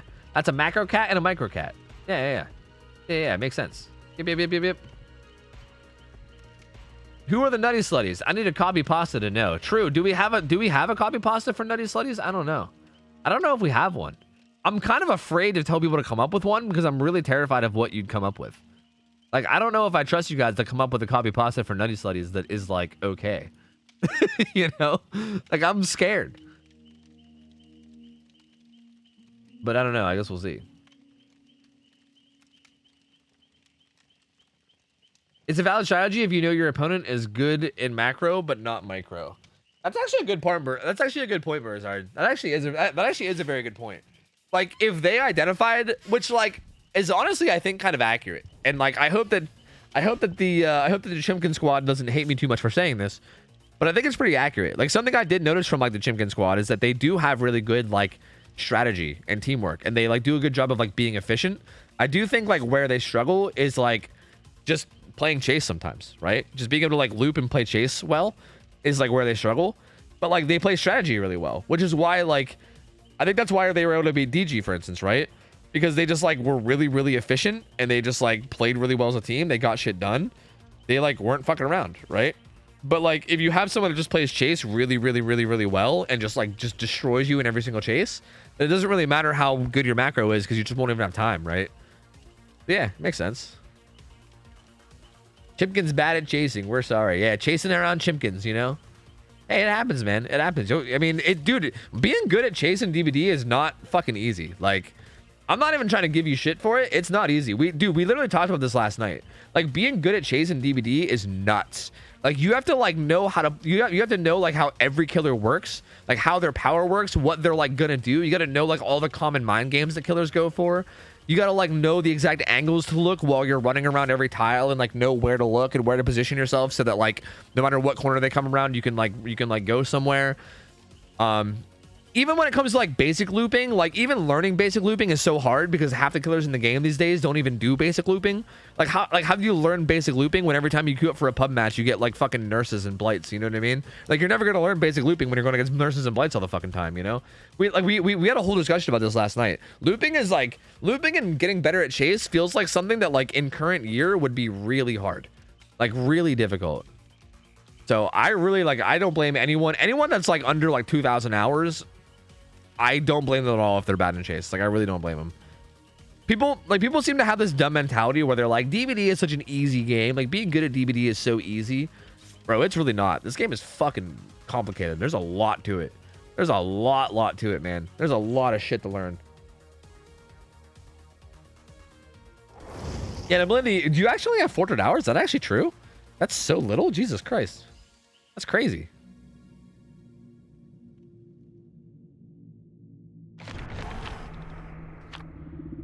All right, here we go. Another Freddy game. Nutty Slutties versus the Freddy. We'll see how this one goes. Or the 4-gen kick slowdown killer, where the killer just leaves to kick gens. Yeah, or that too. Yeah. Hold on, I gotta get my collarbrine eruption. Hold on, my collarbrine eruption. Hold on a second. Not 400, 4,000. You missed a no. No, I think she said 400. I think you said 4,000. So. I don't know about that one. I'm not so sure. I think you might be lying to me here. All right, let's see how this one goes. That was good. I'm not gonna. I try to do like a quick a quick inspection of builds, but I don't try to go too hard on it. Same exact build, so nothing different coming from the Freddy. He's giving us the nodders. I don't like it. It's making my head hurt. Please stop. Well, it looks like he's gonna be looking around. I'm curious to know what the Nutty Slutties are gonna do. Pretty interesting gen split in terms of Crypt Intervention. Like it blocks a pretty like tight set of 3 gens here, but the 4 that are unblocked are actually pretty spread. Like the 4 unblocked gens are like the difference between this one over here and the one that's behind him is actually really far. Like this is a interesting zone of gens that they have to work on. Oh, buddy, you are not hidden there. Oh, dude, Megan, please, you are not hidden there, my friend. But it's a Meg, so it's understandable, you know. Meg's gonna Meg. All right. Oh, goes for the hit through the window. Tries to hit him with the style points, but not quite. Okay, gonna chase. He's gonna run to this pallet. Okay, gets the stun. Good job there. I mean, smart play again to like run past the pallet and then come back and throw it to basically force the stun. So good play from the Meg there. Gonna run away. Finds the Yui. She's at a pretty good tile here too at this jungle gym. We'll see how much she's paying attention.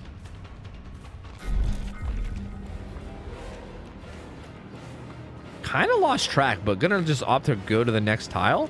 There is a pallet over here as well that she can use. Gonna loop the rock. Oh, just gonna try to commit. Interesting. Interesting. I feel like I need to watch survivors more. It's interesting to see their point of view on how they play chases. It's very odd to see. Like that positioning right there was very strange. Okay, sees a Freddy at the window. Freddy vaults it. Does have the pallet here, right? Like if you want to just play safe, you could just use this pallet. Oh my God, that was close. I actually can't believe that didn't land. I feel like that probably should have landed. That was really fucking close. Oh, dead hard. Oh, you could have probably faked that window vault and went for a dead hard. Instead, no dead hard comes in and the down goes in. But to be fair, that down did take a while, right? That down took quite a while. Like that definitely, they managed to get a gen done. They have half progress on a different gen. The Mega's kind of hovering and he's just going to leave. Just like last game, he's just going to completely leave. He's just going to teleport away. Right to the David, who didn't seem to believe him. David did not believe him. He was like, yeah, you're not teleporting. No, you're not teleporting. No, you're lying. And he did. He did teleport. He was not lying. David just gets hit for free, which a little questionable, but hey, what are you going to do? Vito gets unhooked right away. And now they're free to get back on gens. See, if these guys manage to just keep having like okay chases, even if their chases aren't amazing, even if they're... Well, maybe I should just shut up. Maybe I should just stop speaking. Anyway, David goes down and LD gets the heal on Yui over here.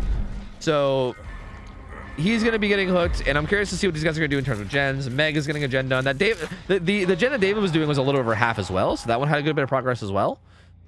But I don't think they're going to go back to it, at least not immediately. Freddy faking the teleport. Does see a survivor here. It's the Elodie. She does have a real pallet here. A real pallet. We'll see how she opts to use it. Okay, looping it. As long as she plays smart, it should be okay. But nice little double back. Gets the hit. Okay. And the Elodie's gonna run away over to Shaq. Probably like heal up maybe. I don't know. Do they have a boon down somewhere? I haven't actually been paying that much attention. They might not. He sees some scratch marks over in that corner, but he doesn't really opt to go after them or anything. Ooh, he's teleporting to where the Elodie's running to. There's also a David there as well, I think.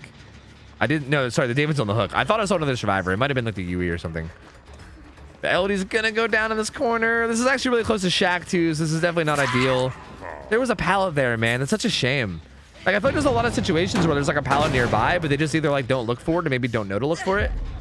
Oh my wiggly arm, Christ! Jesus, Slender Man on a fucking stick. Okay, David's getting healed under the hook. I think the Elodie might be going basement. So no, actually not going basement. So actually, just gonna get hooked in the corner near Shaq. Another gen pops. Again, it's still kind of close. Like, it's still kind of close, actually. Like, it's weird. I can't tell, like, who has the upper hand in this game, to be honest with you. Because the Freddy's, again, the Freddy is doing the thing where he's not really playing macro at all.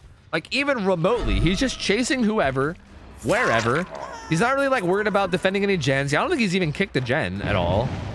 Or, like, it doesn't seem like he's trying to hold it outside of the map. He's just chasing people. He's just chasing people around is all he's doing, right? So like, there's really no other way for me to say this other than saying, I think just macro strategy wise, like his play is terrible, to be honest. So like these guys can still win. I feel like he's doing a good job in chase. Like I feel like he's definitely getting the upper hand on these guys in chase. And these guys, I think could be having much better chases against the Freddy.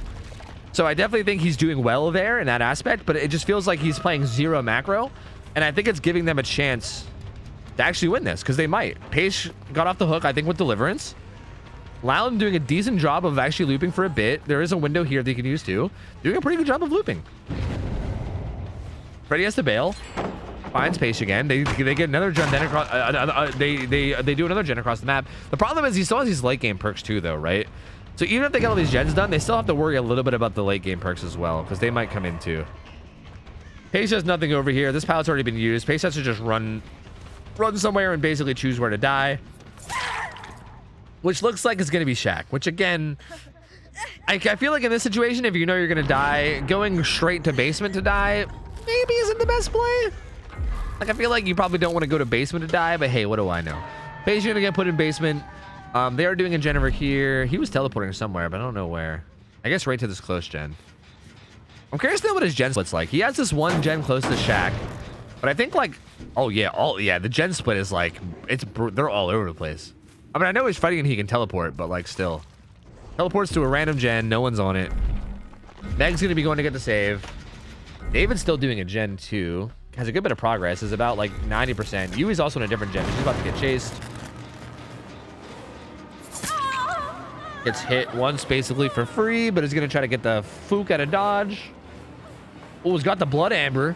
Blood Amber Gaming. Oh, is it gonna matter though? You get dead hard to the pallet, maybe. Dead hard. Okay, actually, I don't even know. It's hard to tell because of like the latency. I don't even know if she's dead hard or not. So actually, good job not dead harding. Still just holding the Blood Amber, seeing exactly what the killer's doing. All right, safe. Honestly, David gets the gen done. Uh-oh. Okay, Paige is dead now though. Oh, that was... Oh, she tried to heal herself and it canceled off the record. Dude, no, not like this. Elodie, no. Not like this. That's so unfortunate. Because off the record was in play, so had Pace just not like tried to heal themselves and just like literally just like stood there and waited, they would have been fine. But to be fair, I also don't blame them because again, this Freddy has never once came back to the hook and went after the person that has gotten unhooked. Like, that hasn't happened at all. Like the whole time he's been playing. That's like the first time it's happened. Loud gonna vault that. He could probably circle back in and maybe get away with another vault too. Oh, he actually has a live dance with me, so he actually just ran away from it. This pallet, I believe, isn't this pallet fake? No, this pallet's real. Oh, that's right. Someone got hit there earlier, but they didn't throw it.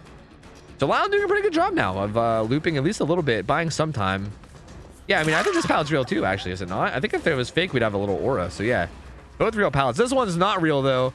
I don't know if Loud knows that. Final gen gets done. Noed's in play. Remember Me also in play. Loud's the obsession. So if Loud gets hit here, gonna add another stack of Remember Me, and also Loud is the only one not affected by Remember Me. So these guys are gonna be doing the gates like mega slow. Like the gate's gonna be going so slow because of Remember Me. This is kind of scary. They're close. I mean, it's 4 hooks away from him winning. Loud's a fresh hook. Oh, they're too close. They're gonna die. There's nothing here. Oh, not good. I think this is over.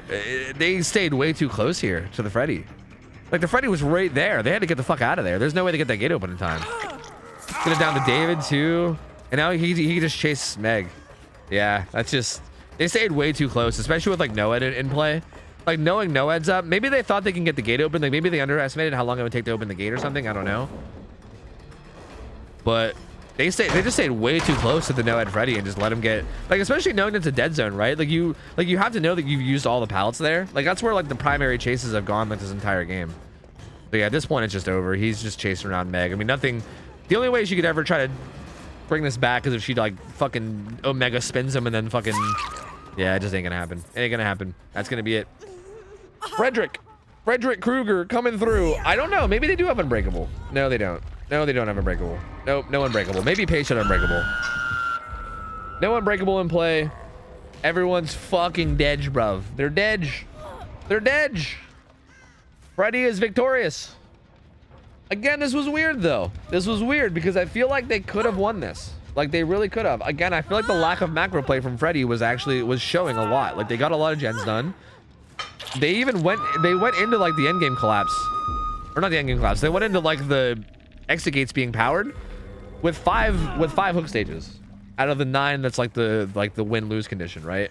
So even like going into the endgame collapse, or sorry, going into the endgame, they still were in a spot there where they were like able to win.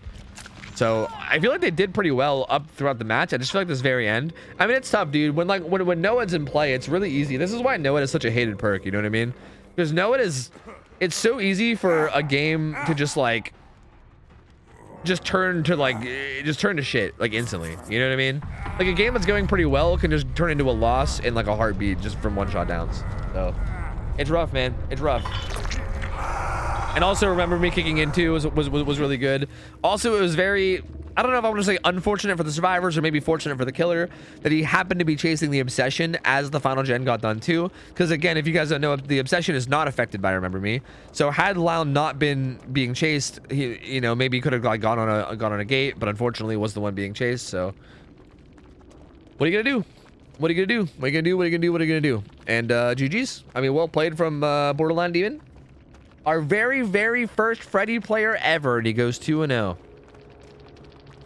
Good try, Nutty Slutties. GG's. GG's, man. GG's. So we're going to have to rotate them all out now. Because Freddy went 2-0 and the survivors lost, so everyone's getting rotated out. We're going to have to bring in a new everything. A whole brand new everything. And hey, Demonic Ghost, if you want your prize, you win 2 gift subs. 2 whole gift subs. Oh my god, our grand prize. Oh my god, everyone, round of applause for our grand prize winner. Woo! Let's go. Wait, Demonic Ghost? Wait, why did I say Demonic Ghost? Borderline Demon. Sorry. You guys, look, you guys both have demon in your name, so I get confused. My bad, my bad. And you guys are teammates, right? You guys are teammates and you both have demon in your name, so I get confused. My bad, my bad. I meant to say Borderline Demon, congratulations. Woo! If you want 2 gift subs, you can DM me on Discord and just let me know who you want them to. You win 2 subs however you want them. Like, I could basically give you 2 subs to 2 different channels. If you want to just support somebody, if you're like, hey, I love that Ottstarva guy, go gift him 2 random subs, then I'll do that too. It doesn't matter. I'll gift them out however you want. You just win 2 subs to anybody however you want them. All right, let's see who we have next. It looks like the next survivor team, Atomic Panties. Atomic Panties? An interesting name for a survivor team. All right, Z Slasher. Oh, this is another Freddy, isn't it? Isn't this just another Freddy? Okay, well, this is another Freddy. So, we'll see. I redeemed water, brother. Oh yeah, I'll drink some. Here, man. Here. Look, I'm here. Here's water. Here's my gigantic... Like, look at how fucking big... It's, like, bigger than my head. This thing is fucking huge. I'll drink some, okay?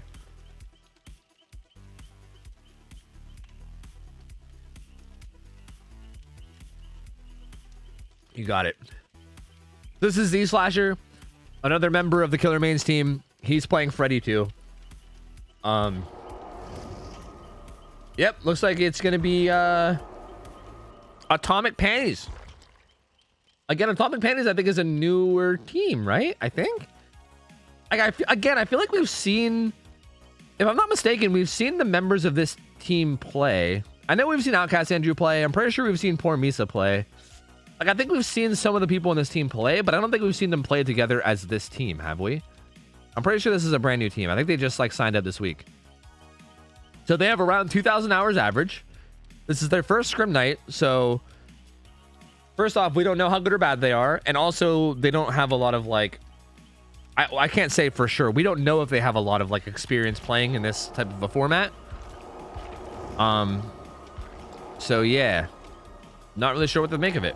I'm just gonna make the prediction, and you guys can vote however you want. Vote away. Vote away, my friends. Vote away. Go nuts, my friends. I'm gonna play some ads, okay? Because your boys got to get some ads in. It should be interesting. I love seeing people play for the first time because I never know how it's going to go, you know? But Z Slasher, again, he is a Killer Main, a part of Team Killer Mains. And he should know a thing or two about playing Killer, you'd think. You'd think. And it is another Freddy, so we're going to see the exact same thing as the last 2 games in terms of map and everything as well. Shelter Woods. You can only give 2 subs, but it's really 4. Oh, yeah, true. True. Guys, reminder that Tweedledope is matching all the subs that I give. Maybe I should have waited for the ads to be done. But if anyone wins a prize, if you guys, like, win the prize of gift subs, anyone that you guys get a gift sub to, if you gift a sub to any channel, I basically send all the subs that I give to Tweedledope, and he matches them all. So, like, if you win 2 subs and you want to give them to, like, I don't know, your bestie who's an affiliate streamer, you're actually giving them 4 because Tweedledope will match me, you know? So just gonna throw it out there. Just throwing it out there, you know? Yo, Huffy, thank you for the 2 months. Welcome back in, buddy. Mr. Blue Hero, thank you for the Prime sub. Welcome in, man.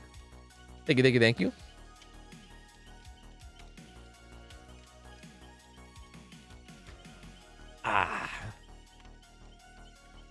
Wait, is win a 4K only? No.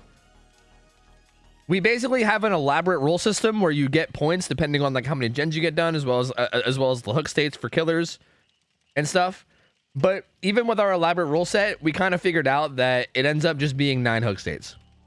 If you get 9 hook states, no matter what, no matter how it's split, then you win as killer. And if you don't get 9 hook states, like if the survivors escape with less than 9 hook states, then they win. So, yeah. That's currently what it is for Scrim Night. Yo, Phil, what up, dude? 23 months. Welcome back, man. Appreciate it. Hi, good doing, duder. Good to see you. Feed your lemon tofu. Okay, I'll feed him lemons. I'm a sick fuck. I'm gonna make him eat his own kind. Unless there's a bleed out or a penalty. Yeah, true. Unless there's a bleed out or a penalty or something. Yeah, true. True.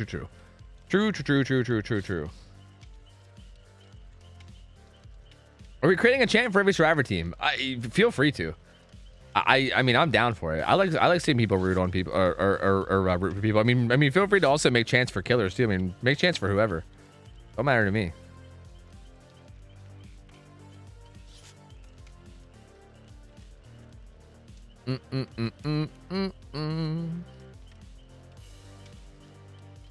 All right, I'm curious to see how this goes. Okay, so again, something I've noticed is like, I'm not sure why this is the case, and I've never really taken the time to ask, but it always seems like when we first start out Scrim Nights and we're doing like the low hour gamers, it feels like there's a lot less, how do I say this?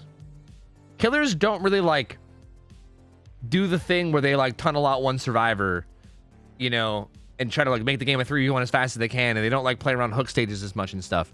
Like it feels like they kind of just run around and go for kills, which is interesting because I'm always trying to figure out like at what point in the night we're gonna start to break into the killers that are like, fuck it, I'm just gonna start tunneling a motherfucker out, you know? And I'm wondering if this is gonna be it. Like, is Z-Slasher gonna be that guy, or is he just gonna keep playing like in a more chill way? I don't know. I don't know, man. I don't know. They don't want to be mean, but it's not mean. It's scrims, dude. Everyone signs up for scrims knowing that's going to be the case. That's what I'm saying. I don't know. Oh, the lobby died. What happened? Didge. The lobby's Didge. I cannot spectate. It's Didge. What happened? It is Didge. Jade, thanks for the raid. Appreciate it. Thank you. Oh, and his fucking weird-ass build got revealed, dude. This motherfucker had like the weirdest build ever, and it got revealed. That sucks. I don't know why the lobby died. What happened? That's really weird. Yeah, see, that's what I'm saying. Like, I don't know if they're not tunneling because they want to be nice. Like, it might be more so just that they're playing scrims for fun, right? Like that might be it. Like they might just have like a casual mindset towards scrims, which if that's the case, that's fine too, right? Like if they're going into scrims not really being like, I want to win 100%. If they just want to have fun, like for instance DG, like I feel like DG's build was like a very like that motherfucker with this like insidious shit. Like I don't think DG was going into that second match with like the I'm gonna win at all costs mentality. Like I think he was just trying to have a good time. You know what I mean? Which is okay. Like I think it's okay to, you know, have fun. Like I think that's fine. But I feel like I guess I would be like, okay, I guess what I'm trying to say is I hope that they're not doing it because they're like wanting to be nice or something. Because I feel like it's kind of expected for everybody to, you know, be fucking savage and just tunnel the fuck out of people. I mean, it's scrims, you know what I mean? Like motherfuckers are gonna play to win. People are gonna expect you to play to win, you know? I think Slasher's having issues. Okay. But we'll see if it works this time. Yeah, you might be right about that too, Castrol. Yeah, true.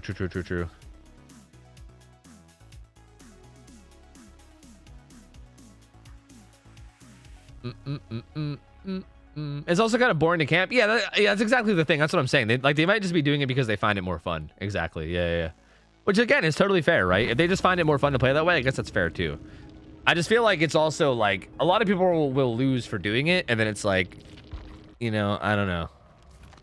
All right, we're in now, and you know what's funny? He didn't even change his build. Like, literally, his build got revealed, and everyone saw that he had Devour, and he was like, yeah, I don't give a fuck. I don't give a fuck. I'm keeping it on. Eat shit. Same exact add-ons, by the way. Paintbrush plus paint thinner. So, thin paint and a brush to put it on. So, pallets, and then also everyone starts to sleep. Rebecca, not even having sprint burst. Kind of getting caught in a bad spot here. Gonna run and not gonna make it to this pallet. Gonna get hit. Just what the fuck? What the Giga Brain? Oh my god, what is happening? My head. I'm gonna have an aneurysm. G gets hit though. I'm gonna come over here and find these two survivors in this gen. Looks like it was Dwight and someone else. Dwight runs away. Immediately drops chase and is going after somebody else. Finds the David here. I just think they drop chase so quick. Gets another hit on David, like, basically for free, too. All right, we'll see where the David opts to go. That pallet's fake, and I don't know if he knows it. Oh, he doesn't know it. Oh, he doesn't know it. He didn't even make it anyway. Interesting. Okay, well, so far, not very great chases from the survivors. Kind of just going down really, really quickly. Looks like the Michaela's doing a gen across the map, which is not being teleported to, so she's okay. He is teleporting to where these guys are, so they're not okay. Gonna see the Rebecca. Was that Rebecca running towards? Yeah, he's completely ignoring that. I think that Rebecca was running towards the hook survivor, right? Yeah, like there was an injured survivor running towards the hook survivor, and he just like ignored it, which is crazy because that's like a free win, kind of. Like that's kind of a free win, but he just ignored it. Goes after the Dwight, gets a hit on him, finds Michaela as well. Gonna hit her too. The unhook comes in, and they also heal up the Rebecca. I'm guessing the Rebecca's probably now also healing the Michaela. Or sorry, the Michaela's being chased. Sorry, the fucking David, whoever was hooked. My bad. My brain is lacking wrinkles. And dude, Michaela just goes down to this jungle gym too. This is such a shame because these guys are like at pretty strong tiles, right? Like if she would have just ran to the. Oh, okay. Okay, Rebecca coming in with a flashlight save though. Okay, it was all planned. She actually went down on purpose just so Rebecca can style on him. Oh. Oh, not like this. Not like this, man. Down goes, and then down goes Michaela again. This is just really unfortunate. Like, I'm not really sure what to say about this other than like these are strong tiles. Like, that's one of the strongest pallets in the game. Like, I don't know. It's a shame that they're just like going down even when they're in strong areas. Like, if that keeps up, there's just no possible way for them to win this. Like, this is like another, this feels like a repeat of like the last couple Freddy games, you know? Dwight getting a sprint burst away. He is injured though, so he has to be careful. He needs to like find somewhere safe to go. Find like a pallet or something to use. Find like some sort of, oh man, every chase is just ending so fast. Like no one is able to like get anything done. Like no one's surviving at all. Oh, that was like a weird dead hard play, but he just body blocks the window. Dude, no one is just, everyone's just dying. Like, I don't know. It's really not much for me to say about it. He has Franklin, so he knocked the flashlight out of her hand. He knocked all the items out of everyone's hands. He has 2 stacks to devour now. Gonna get this hook. Plaything is coming into play on everybody too, so everybody's gonna start having Plaything totems. Although Plaything really doesn't do that much against Freddy because Oblivious doesn't really matter when you're asleep. Because when you're asleep, you're already oblivious. Like, you don't even need Plaything to be oblivious. You're already oblivious. So Plaything is actually kind of a weird perk to run on Freddy. Like, I think the idea behind Plaything is to mask his Devour Hope. Because now there's like 4 hexes, right? Like, if they want to find his Devour Hope, they're going to be like, oh, a hex. And they're going to think it's Devour Hope, but it's actually going to be, you know, Plaything. And then also he has Thrill of the Hunt. So it's going to make it take... I guess the idea behind Plaything is not really the oblivious. It's more just to make them waste time trying to break Devour Hope. So there's another fake pallet, and then there's Devour Hope being revealed. Now they're probably like, oh, fuck, Devour Hope. Oh, dude, we're giga fucked. Oh, we're mega fucked, bros. Oh, God. So Michaela healed. And again, if they want to find Devour Hope now and break it, like she knows this is not Devour Hope. Leave that one alone. Don't touch it. No, don't touch it. No, you know it's not Devour Hope. You saw the aura. You know it's your plaything. No, stop this. Stop this right now. Stop this right this instant. Stop this right this instant. You know this is not the right totem. Well, what are you gonna do? 4 stack of Devour Hope. She's gonna go down. And gonna get hooked, so yeah, this is snowballing out of control really fast. They're doing a gen over there. Looks like Dwight's gonna be getting the unhook. She actually went to struggle too. Reassurance comes in, not even unhooking though, just gonna reassurance her and walk away. Maybe he doesn't want to give the 5th stack a Devour? Is that what it is? Because I guess I can see it. At this point, there's no way. This build is snowballed out of control. Like, it's snowballed out of control at this point. They are not going to be able to figure out which totem's the right totem.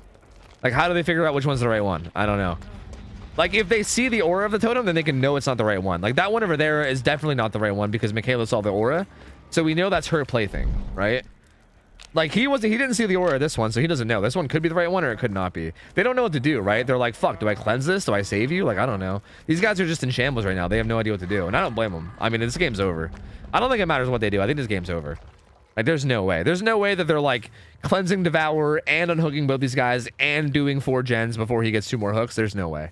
This game just snowballed out of control way too fast. Way too fast. So, yeah, and I mean, throw the hunts up as well. So, like, every totem that they do also takes way longer, you know? Like, they take way longer. The Michaela, I think it was, died. Yeah, she's dead. So she's gone. So that means there's 1 more hook. Once this hook state kicks in, 1 more hook, and the game is officially over. And he just found the Michaela. So game is officially over. Yeah, this was a rough one. Well, okay. Dead Hard or off the record? I think it was off the record, right? Off the record comes in. No, it was Dead Hard. That was actually just a really good Dead Hard. Oh, she has OP Decisive Strike. Let's go. Not over yet. Not over yet.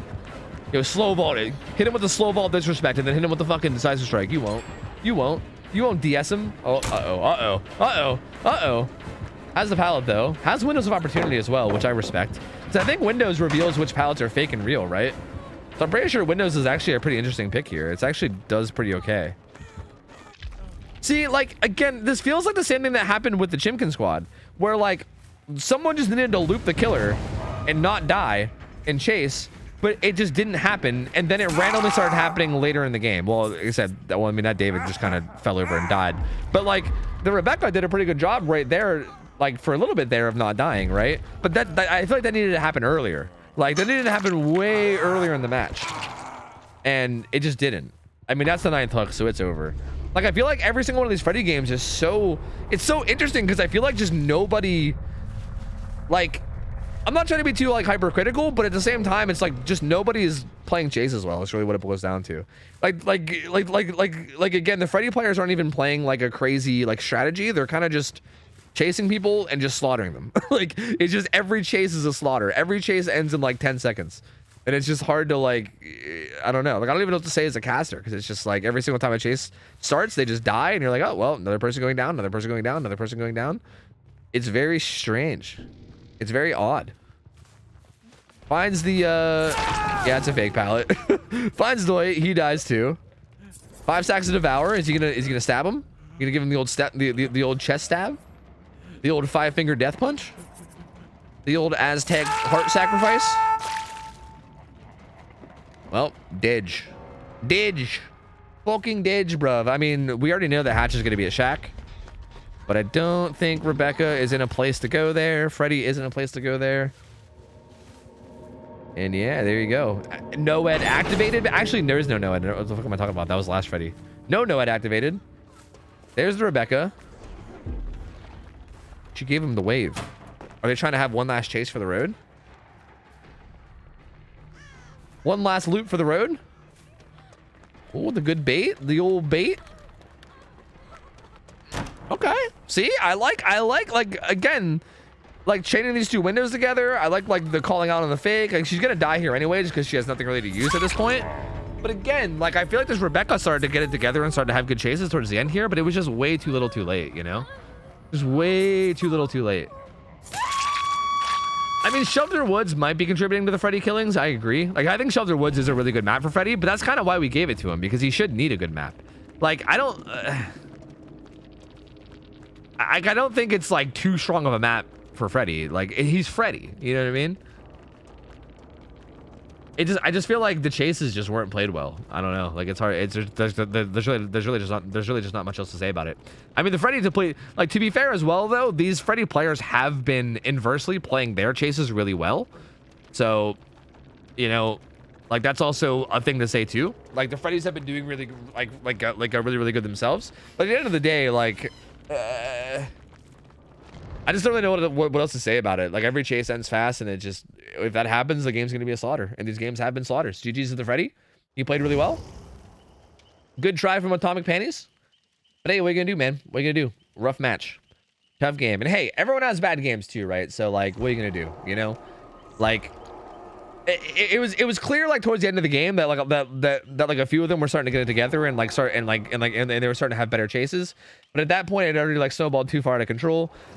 And what are you gonna do, man? You had a rough start. It happens, dude. It happens, you know? The lobby wasn't bugged. They restarted because Freddy forgot to set the map. Oh, so did he get a penalty? I guess it probably didn't matter.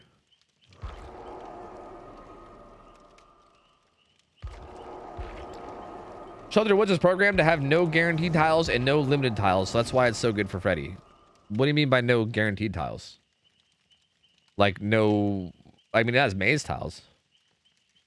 Also, what are limited tiles? I don't even know what you mean by any of this. Bestie, make room, Madge. Wait, what? What's happening? What's happening here? Oh, are we wait. Who's playing now? Who is now playing?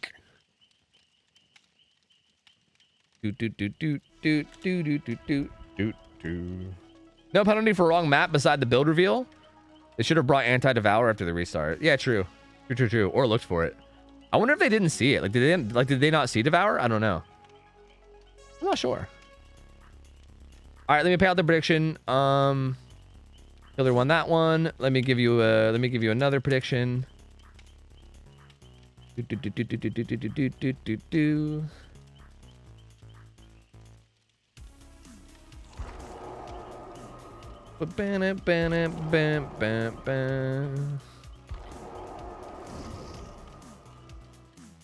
Oh, is this toxic Chimkin burglars? Oh, this is just Chimkin squad, but they replaced one person with Rayoxium, which makes it toxic. And also, wait, basement burglars was also like, okay, here's what you guys might not know. Big Idiot Baby and Fried Rolls are both on like 3 different teams. And like, I think Big Idiot Baby and Fried Rolls together, Big Idiot Baby is Melindy, by the way. And they're on like 3 different teams, and they just kind of like get other teammates and then like have a different name. Like Basement Burglars, the Chimkin Squad, and now there's Toxic Chimkin Burglars, which is like a combination of both, plus Rayoxium, who's toxic, so they kind of just throw toxic in there. It's like this big fucking, I don't know, collaboration. It's great. So this team has 2,500 hours average. But it's the exact same team that played earlier, the Chimkin Squad, except they just have Ray. Ray has like a really high amount of hours, so she brings up the average hours a lot. She has 5,600, so she brings up the average hours a lot. So it's the same team that played earlier, just now they have a really high hour game or two, essentially. It's quite the adventure of some of these teams, I gotta say. And again, same Freddy as before. So predict away, my friends, predict away. Go nuts.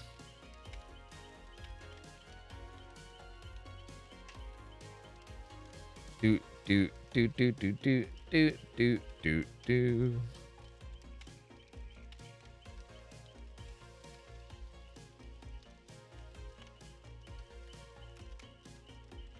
This is literally just, is Ray better than Sprock? I mean, I don't even know if like one person being good is enough to like carry a team anyway, to be honest with you.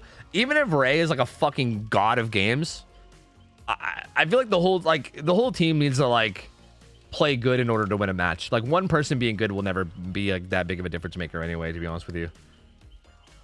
So I don't know. It's a team effort, dog. It's a team effort. You know?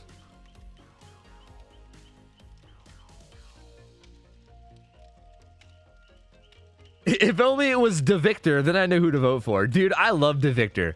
I fucking love that guy. That was great. I miss DeVictor.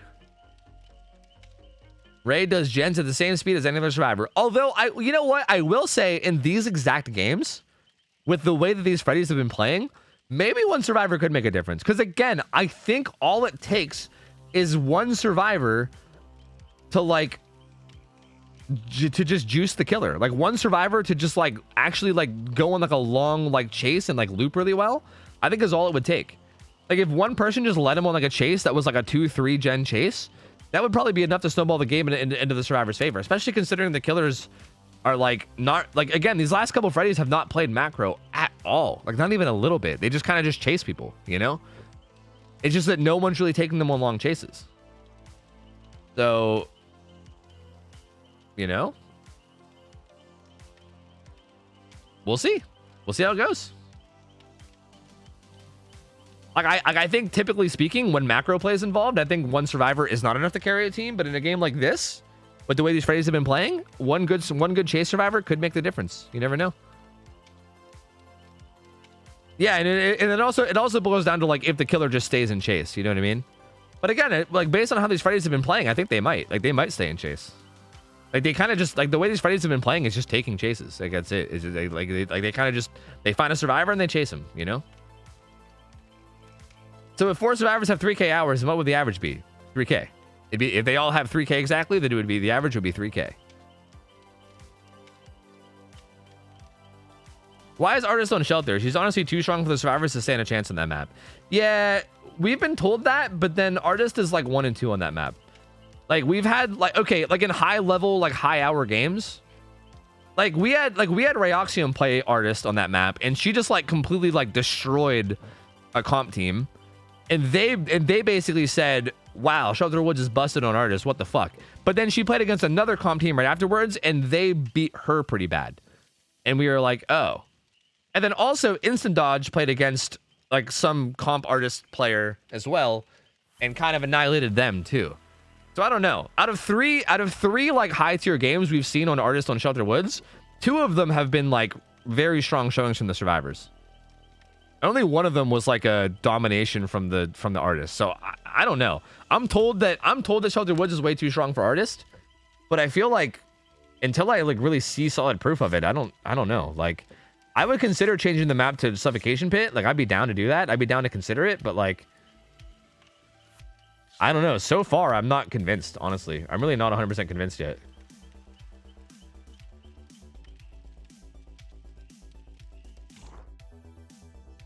Loun wants to tell you to pronounce his name the French way. The French way? Lau? Is it like Lau? What is the French way to pronounce it? I don't know. I'm not French. How do you pronounce it? Oh God, I don't know. I'm not sure. I feel like, bro, I want to say something, but I feel like I'm going to offend French people. I love French people, okay? I don't want to offend you. But I feel like if I think of how to say something the French way, I feel like I just end up ending whatever it is that I'm saying in some kind of a long, like, vowel. Like, liao? Liao? Liao? Like, that's how I picture everything in French. Is just ending in some kind of a vowel sound, but like very long, you know? I don't know. That's everything in French. Anyway, let's go. So we got Slasher, Nightmare, on Shelter Woods, same thing. Survivors, builds look pretty standard. I didn't see any repeats or anything. Same build again.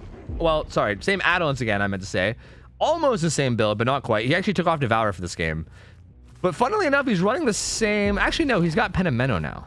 So Penamento Plaything, still Thrill of the Hunt, which is interesting. But he has Jolt, still no Corrupted Intervention, which is interesting. Actually, I think he had Corrupted Intervention last game, right? Or no, that was the last Freddy. There's too many Freddys that I'm getting him confused. Fried Rolls gets hit early while throwing a pallet, which you hate to see it. But he runs away. They're doing a gen over there. He's setting a bunch of fake pallets. He makes us some T-walls, but they're just T-walls, which is not that strong. But we'll see what he opts to do. Yeah, he took off Franklin's and Devour, yeah, and put on Jolt and Penamento, which is interesting. The Penamento Plaything could be interesting, especially. See, the thing is like, I think like, why would they cleanse Plaything totems unless they're afraid of Devour? Like, do they think you would run Devour again? Ride rolls up into run to the comp corner. He must not have saw that pallet there. Either that or maybe he didn't know if it was fake or not. So he just runs into the corner. We had Loose Arm Joe coming through here. Meg's doing a gen. Michaela's kind of just wandering around. Zarina's doing a gen. I'm curious what the Michaela's doing. She's kind of setting up for the save, I guess. He does have Reassurance and Kinship. Oh, Fried Rolls at Deliverance, and he went down first. That sucks. So Deliverance basically a dead perk now. Bigoted Baby getting chased, gets hit at Shack. But the Unhook is going to come in across the map. Oh, finds Meg. Sprint burst away. Okay. But Biggity Baby goes down, and there's the Jolt on the gen too. So she's gonna get hooked here. See, what's interesting about this build is that if these guys just ignore their Plaything totems, he literally is a 1 perk killer. Like, he's a literal 1 perk killer. His other perks do nothing if they just ignore Plaything. Because when you're asleep, you're already oblivious, right? Like, the oblivious will, like, I guess the oblivious will affect you if you're awake or whatever, but even that's not that big of a deal. It's Shelter Woods. Shelter Woods is relatively open. And especially if you're in comms. Like, if you have good enough comms, you can kind of just calm where people, like, where he is. Okay, they booned up. So they didn't break a totem. I don't know if that was, I don't know if they booned up over a Plaything or if that was a random boon. I don't know. Comes back to the hook. Oh, uh-oh. actually making it a point to chase Zarina now. Again, this is something we didn't see from him before. He actually looks like he might be wanting to get a survivor out of the game now. Gonna hook Zarina a second time. Uh-oh. Wait a minute. All that shit I was talking about him not having any macro play and just chasing people around is actually, maybe he's taking it to heart. Maybe he's like, hold on a minute. Hold on. Wait a minute. Because he hooked Zarina twice in a row. She's gonna be on death hook now, so gotta be careful there. Oh, Meg gonna get stuck on the tree, and she's gonna get hit before making it a shack. So that's gonna be a free hit on her. Only one gen done so far. Ugh, the momentum is not looking good for the survivors thus far, is what I gotta say. They should probably hit this survivor with reassurance, maybe, and like honestly just let her chill for a while, because I think he's gonna be just trying to tell her, oh, fried rolls, fried rolls, you fried rolls, what are you doing, man? What are you doing there, man? Vaulting right into the killer's fucking face. That's not good.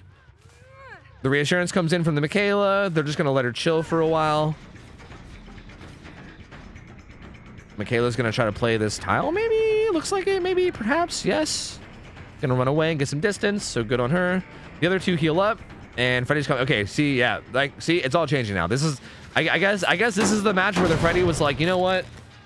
Fuck it. I'm gonna play more macro now, because now he's trying to get this survivor out. Like, this is such a difference maker. Like, him playing in this playstyle over playing the way he was playing before is such a big difference maker. Like, he's probably, I imagine if he's gonna commit to this, he's gonna go back now and he's gonna focus down this arena. He's gonna try to find her and kill her right away, you'd think. Maybe? Is he not? Wait. He's not? Is that her? Oh, she's there. Never mind. So, yeah. I don't even... Did he even see her, or did she just happen to run this way? Because I didn't see her. Maybe I'm just blind. But he does find her. He's gonna be making it a point to chase her. There she is. They'll probably try to body block and stuff, but, like, you gotta be, like...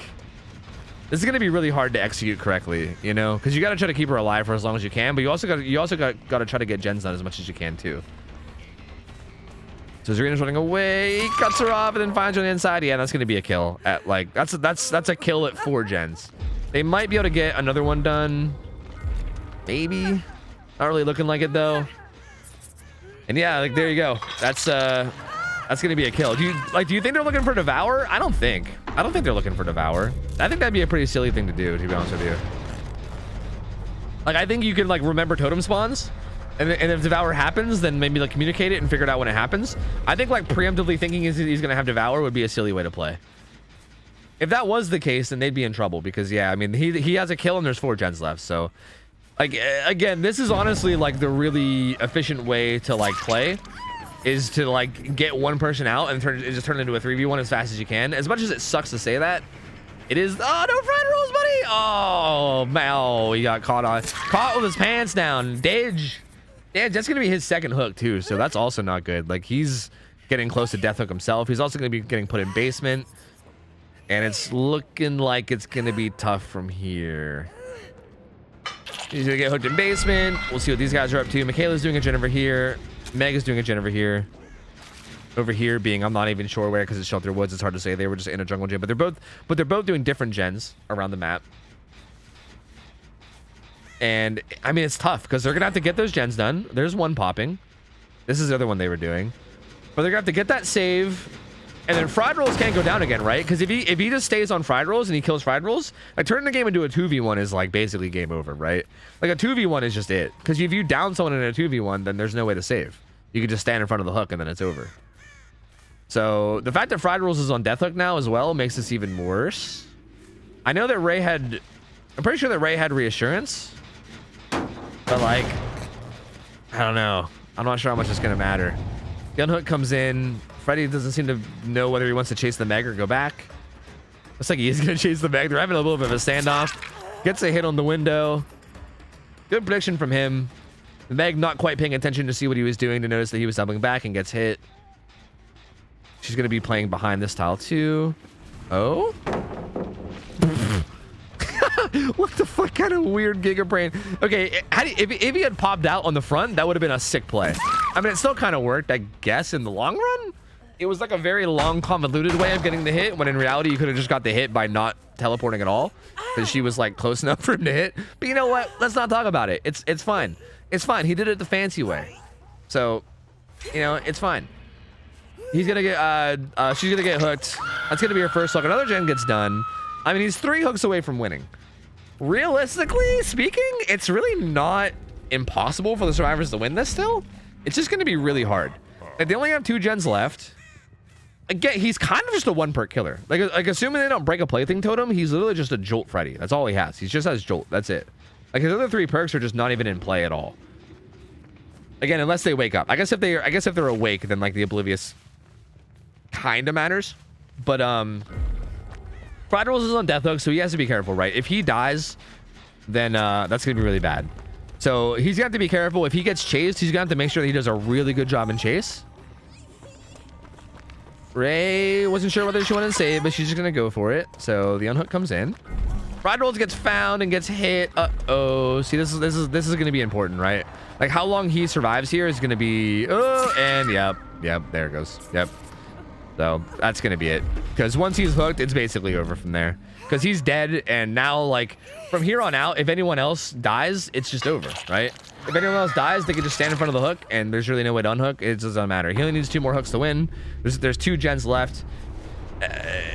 I mean, and again, unless one of these, if one of these survivors can take him on like a fucking 4-minute run on Shelter Woods, then maybe they'll be able to do it. But I doubt it. A lot of the pallets have already been used. We'll see. There's a bunch of fake pallets around the map as well. Yeah, people complaining about artists on Shelter Woods, right? When Freddy the Menace exists the whole time, you know? Tisk, tisk, tisk. So there was a notification over here, but I can't seem to find them. Oh, found him now. Oh, finish the hill, you got it. I believe you got it. I believe. Oh. Doing the unnamed T-wall tech that does not have a name. It doesn't have a name, but doing it anyway and getting the down. Good play from the Freddy. And again, this is it, right? Like, if he decides to just stand in front of this hook, it's over. It's literally over. It'll just be completely over. Which I'm assuming he probably will, because this is how the rest of the game's played out. Maybe not. He's leaving. He's out of here.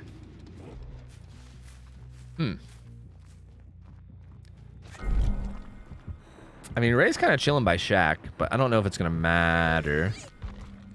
Oh, they found each other. He's giving her the nodders. He's giving her the confirmation nodders. Okay. Gonna hit her. She's gonna go over an unhook. Nope. Just gonna teabag with reassurance. Yep. That's the Chimkin Queen. Yep. That is the queen of the Chimkins. Yep. Yep. I don't know what this communication is. I don't know what they're trying to say to each other. Ah, I see. Yes. He's letting you. Yes. He will allow you to unhook. Yes. No, you don't want to unhook. Oh, Ray wants to live herself, I think. I think Ray is saying, I'm going to give you this map. I want to live. Ray being greedy. Selfish Ray, not giving a fuck about the life of the Queen of Chimkins. Wants to get Hash herself. That will be 9 hooks though. Yo, this is actually the big brain play, because hypothetically, if we find some type of a way to like penalize Freddy, you know, if maybe he like brought a wrong offering or something, this would actually be enough for them to win, hypothetically. So we just need to find a way to penalize him somehow. Like, what did he do wrong? There's got to be something, right? There's got to be something he fucked up on. Oh wait, yeah, you're right. The gens though, you're right. Never mind. All the gens weren't done. Never mind. I'm wrong. Never mind. Even if we penalized him, it actually still would have been a win. So never mind. Touche. GG to the Freddy. Hey, congrats, man. You won 2 in a row too. Congratulations. Freddy is now officially 4-0 in Scrim Nights. How the fuck's that happen? How the fuck's that happen? How the fuck is Freddy 4-0 undefeated in Scrim Night? That's crazy. GG's. Good try from the toxic Chimkin burglars. But hey, what are you gonna do? What are you gonna do, man? I will say it was refreshing to see that the Freddy actually like did the macro thing, you know? He did the macro thing, which was at least kind of nice. So GG's, we're gonna have to rotate everyone in. Z Slasher, congratulations! Congratulations, Z Slasher, you win our grand prize. You're a grand prize winner. Wow, you win 2 subscriptions anywhere on twitch.television, friend. Anywhere on twitch.television. You can give them to your friends. You can have them both given to random people in a stream that you like. You can have me give you 2 subs to 2 different channels. Whatever the fuck you want. Just DM me on Twitch. No, sorry, not on Twitch. DM me on Discord. And I'll hook you up. And also, Tweedledope is going to match any subs I give too. So, I guess it's like 4 subs. Like, I don't know. Again, if you have like a friend who you just want to support and you want to get them 4 subs, you can just like, you know, Like, basically, whoever I give subs to, Toodle Dope's gonna gift them out random subs to. I don't really want the prize. Oh, okay, that's fine, too. I mean, you don't need the prize. That's cool. Look, man, I ain't gonna argue. If you want to save me $10, I'm down. These killer mains are on a roll today. Oh, we got Certify. Uh-oh, is he playing Billy again? He is. Ooh. Certify kind of popped off last time he played Billy. It was really fun. It was a really, really fun watch. What Survivor team are we putting against them? Oh, this one Survivor team is the one that we thought were probably comp gamers, right? Like, we didn't know for sure, but they seemed like comp gamers.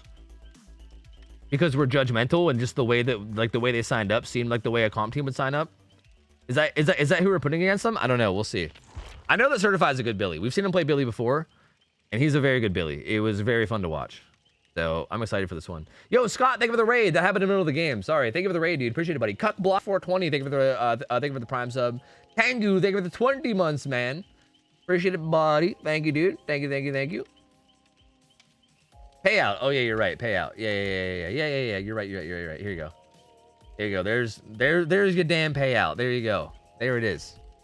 Jake, thank you for hooking up Z/ with a sub. Appreciate it, man. Thank you, bud. Wasn't it 3 Freddies tonight? Yeah, there was 2. There's still a Freddy that might play at some point. It's like 3 or 4 killers from now. There's another Freddy that might play. Which, like, I'm gonna be honest. After today, I don't think I want to see a Freddy again ever. I think I'm all Freddy'd out. Like, I don't know if I ever want to see another Freddy. Was Scott Vile Scott today?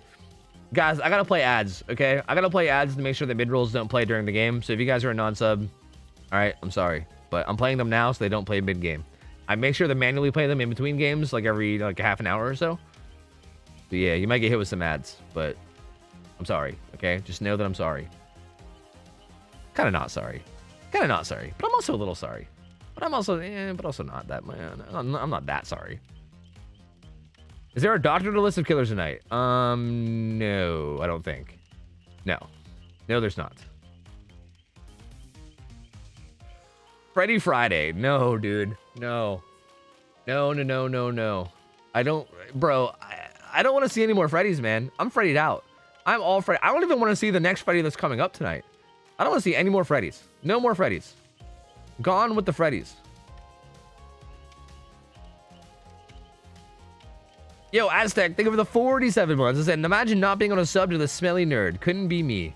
Yo, thank you for the 47, dude. Welcome back. How you been, dude? Good to see you, buddy. Hope you've been doing well, man. How the hell are you Freddy'd out already, bitch? Because it's fucking Freddy, dude. I feel like I see one game of Freddy and I'm Freddy'd out. You know? Like, I feel like I get Freddy'd out, like, instantly. I feel like I can not even see a single game of Freddy. I can see 0 Freddys for, like, a year straight, and I'm still Freddy'd out. You know? Yeah, I don't know, man. I don't know. I don't know. Take the stream, hold it steady. Chat will have some more Freddy. Oh, my God. You guys literally made up a chant for Freddy. Yo, Livia, thank you for the Prime sub. Welcome in. Or sorry, that wasn't our Prime sub. That was a paid sub. The paid $1 do sub. Welcome in. Enjoy the emotes. And thank you. Tapped Walnut, thank you for the 2 months. Welcome back, man. Appreciate it, man. I thank you, man. Thank you, man. Good to have you back in, man. You mean you don't want to have any Herman Carter gaming? No. Here, let me list all the killers that we might see tonight. Keep in mind that these are maybes. Some of them might get skipped if we have to, like, get to, like, a higher hour killer. But here's, like, the potential killers we might see tonight, okay? Hillbilly, Ghostface, Cenobite, Nightmare, Wesker, Blight, Nemesis, Dredge, Artist. And then the 3 games, we're going to have 3 games that are, like, really, really, really high tier games at some point tonight. And those are going to be Oni, Dredge, and Blight. I'm really excited to see Lippy play against Instant Dodge. That seems like a really cool game. I'm excited for that one. That sounds like it's going to be a fucking crazy game. Like, I'm pumped for that one. Holy Mother, thank you for the 5 months. Welcome back. Appreciate the support, dude. Thank you, man. Lippy is a fucking crazy Oni, dude. He's a cracked Oni. But Instant Dodge is also super cracked, too. Like, I'm wondering if Instant Dodge will just do a good enough job of, like, just starving him of his power. Like, I feel like I'm so excited for that game, but like, what if, like, hypothetically, he just doesn't even get his power until like 1 gen's left or something? Like, I feel like it'd be such an anticlimactic way for the game to end, but like, it's also like realistically possible. I mean, maybe 1 gen left is a little bit too extreme, but like, you know what I mean? Like, maybe they just play so safe early game that he never even gets a chance to pop off. I don't know, but like, Lippy's a disgustingly good Oni, so. It's going to be a minute before we get the team in. You want to shout out the feedback for him? Sure. Hey, guys, Lemon's taking feedback on Scrim Nights. If you guys are a participant or a viewer or whatever, feel free to, like, go fill it out if you guys want. There's like, a lot of changes that we're thinking about doing going forward, but we're not really sure whether we want to or not because we don't really know what, like, people want and, like, what's best. We're trying to figure that out. Like, for instance, there's some things we're trying to decide. Like, we're trying to decide whether we want to have, like, a custom... Okay, so if you guys don't know... Like, the actual competitive scene of DBD has, like, a very, very, very, very complicated rule set on how they play. Like, basically, every single killer has their own individual bans in terms of, like, perks that they can run and can't run, and also survivors can and can't run certain perks against certain killers. Like, for instance, you can't run perks, like, off the record against low-tier killers. Like, if you're going against, like, a doctor, you wouldn't be allowed to run off the record. But if you're going against a killer like against a killer like Blight or Nurse, then you can. It's, like, a really complicated system, but we've been thinking about doing a thing where we basically make that an opt-in system of Scrim Night, right? Making it so that, like, the majority of players that play in Scrim Night will play with, like, the super basic rules that aren't, like, super complicated. But then maybe if there's, like, these really, really high tier, like, 8,000 hour gamers with, like, a ton of comp experience, they can, like, choose to play in the actual comp rules that they want to, but it would be, like, opt-in. Like, no one would be forced to do it. They would have to opt in. So we were thinking about doing that, but again, we just don't know what people want. Like, we're trying to figure out, like, what people want as far as players and also as far as viewers and everything. So, like, yeah, feel free to go fill out the feedback form and, like, let us know because, yeah. Tataru, yeah, you can fill out the form. Yeah. You gonna come show off the, Legion tech? Hi, Death B. Thanks, dog. Appreciate it. Thanks, dog. People get penalized for bringing the wrong offerings as is. See, but that's what I'm saying, Tizerain. I think the only people that would be playing with those rules are the actual people that already have comp experience. Like, for instance, like, if Instadodge is playing against a killer that already plays comp, they're used to those rules. Like, they'll already know the rules. They probably wouldn't have to go look at them. They'll probably already know what they are by heart, you know? Like, I think it would only matter if we had, like, people that weren't familiar with the rules that opted in and tried to play them, and in which case, like, I don't know. Like, I think those rules are really only necessary for, like, the people that have a ton of experience. Like, for instance, the other day, actually it was just last week. Last week, we had, like, a really, really good Twins player that plays comp, and he or she or they tried to play in Scrim Nights, but our rules are really bad for Twins. Like, we allow boons. We don't really have any restrictions, like, other than making people run unique perks. And at high-level play, like, at really, really high-level play, like, really good comp team level play, like, Twins just literally can't win with, like, they just can't. Like, they just cannot win under those circumstances. So, like, we had someone try to play Twins, and it just did not work, because our rule set just doesn't really, like, our rule set does not work for high-level Twins play on both sides, you know? Like, we would have to make a bunch of tweaks. So it's just tough. Like, it's tough to balance out, you know?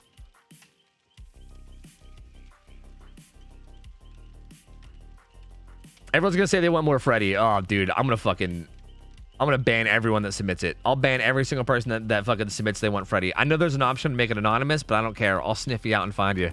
I'll fucking find you. Did you see Lilith set the new world record for Blight 4K? Yeah, I did. I know this sounds kind of like, I don't know, maybe this sounds arrogant to say, but I'm surprised that the Blight 4K record was, like, not under 2 minutes. Blight feels like the type of killer where you would be able to get, like, one of those, like sub 2 minute times.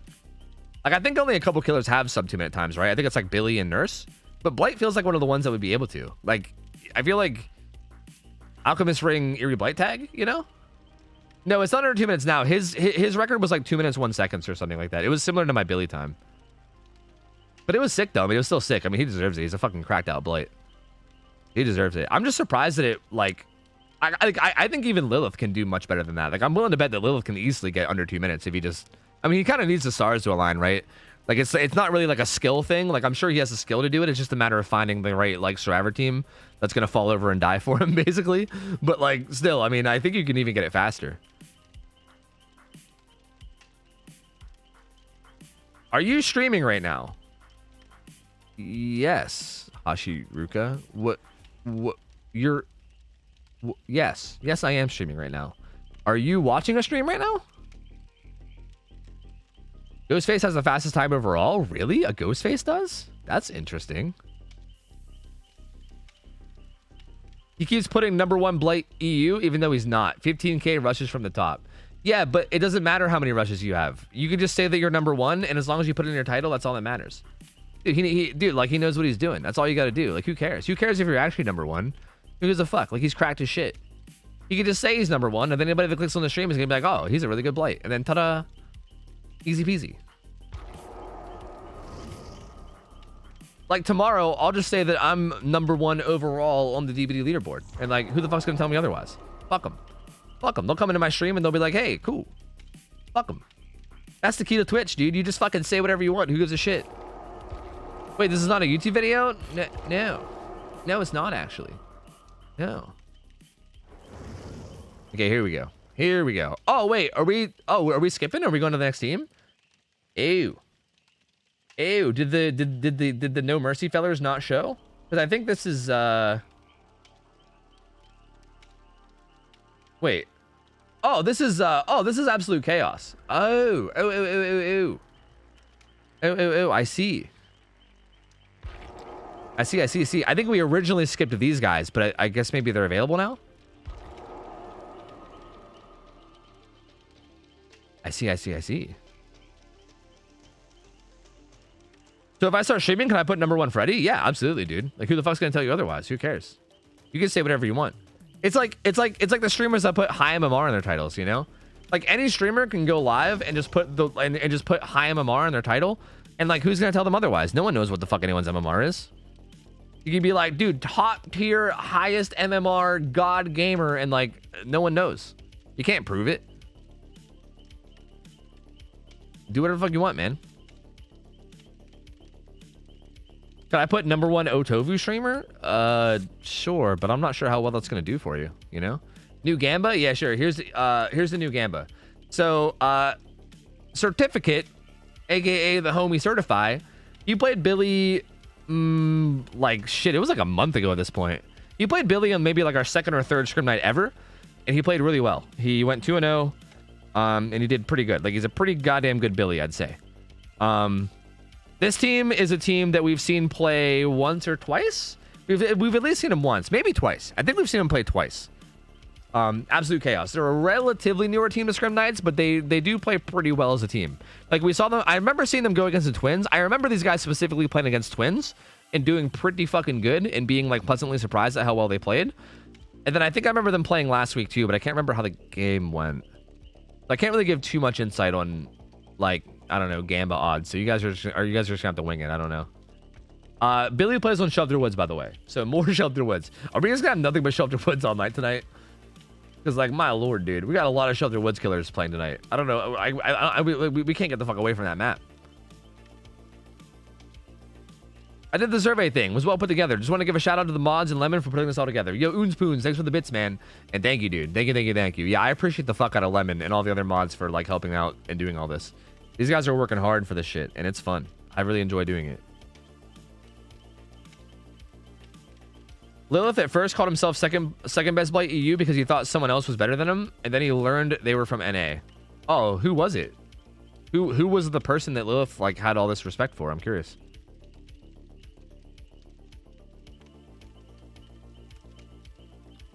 Toby really just said that this guy played Billy like shit. Wait, what? No, I said he was a beast. What are you talking about? Wait, what? Huh? What are you talking about?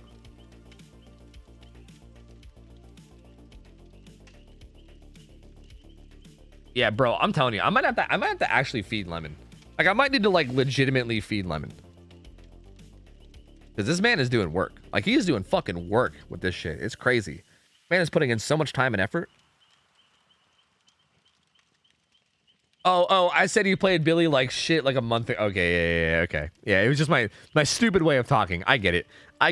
Because I use fucking words like shit and fuck as, like, filler words when I can't think of the next thing that I'm gonna say, and I'm an idiot, and I have terrible speech habits. I get it. Yeah, I get it. I'm with it. I'm on board. I see. Do mods need any help with running stream nights? I'm way too low hours to play, but would love to contribute in some way. You know, interestingly enough, maybe this is also something that we don't know about.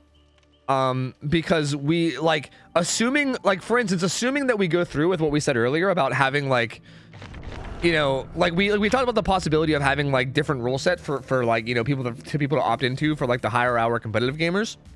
And hypothetically, if we did go through with that, we would probably need like more people to help enforce it, because we'd have to have people to like really like inspect people's builds and make sure that like nothing's wrong, you know.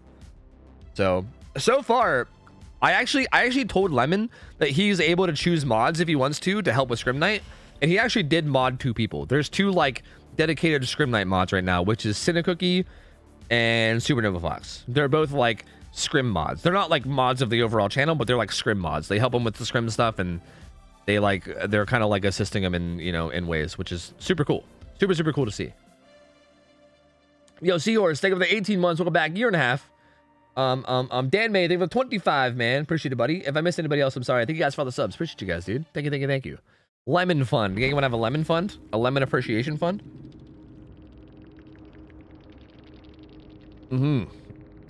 Damn, Certified's a fucking... Certicry is his name now.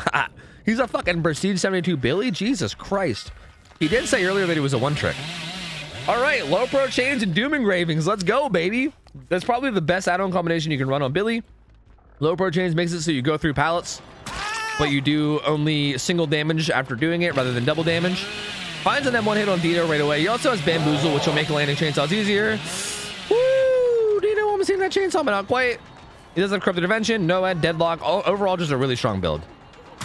Dino's going to go down. That's a really fast down. Now, here's the thing. If Certified plays this in a way, like if Certified just tries to secure this kill fast, this might be game over already, honestly. This was a really fast down against Billy. Although that gen got done really quick. I think they 3-manned that gen with fucking Prove Thyself, because that gen got done fast. It kind of looks like it. So that's good for them. This gen is blocked with... He's actually not... He leaves a good bit. I think he knows that all 3 were here. I mean, they had to have all 3 here to get that gen done, right? Like, I think he knows that. With how fast that gen got done, it basically had to be all 3. So I think he feels comfortable doing this, or maybe he'll just... No, maybe he'll just not even go. He might just take this basement hook. I mean, this is a free basement hook right here. This is right at Shack. That's rough, man. You can't be eating cross-map chainsaws like that. That is not great. This guy's going to be getting put in basement.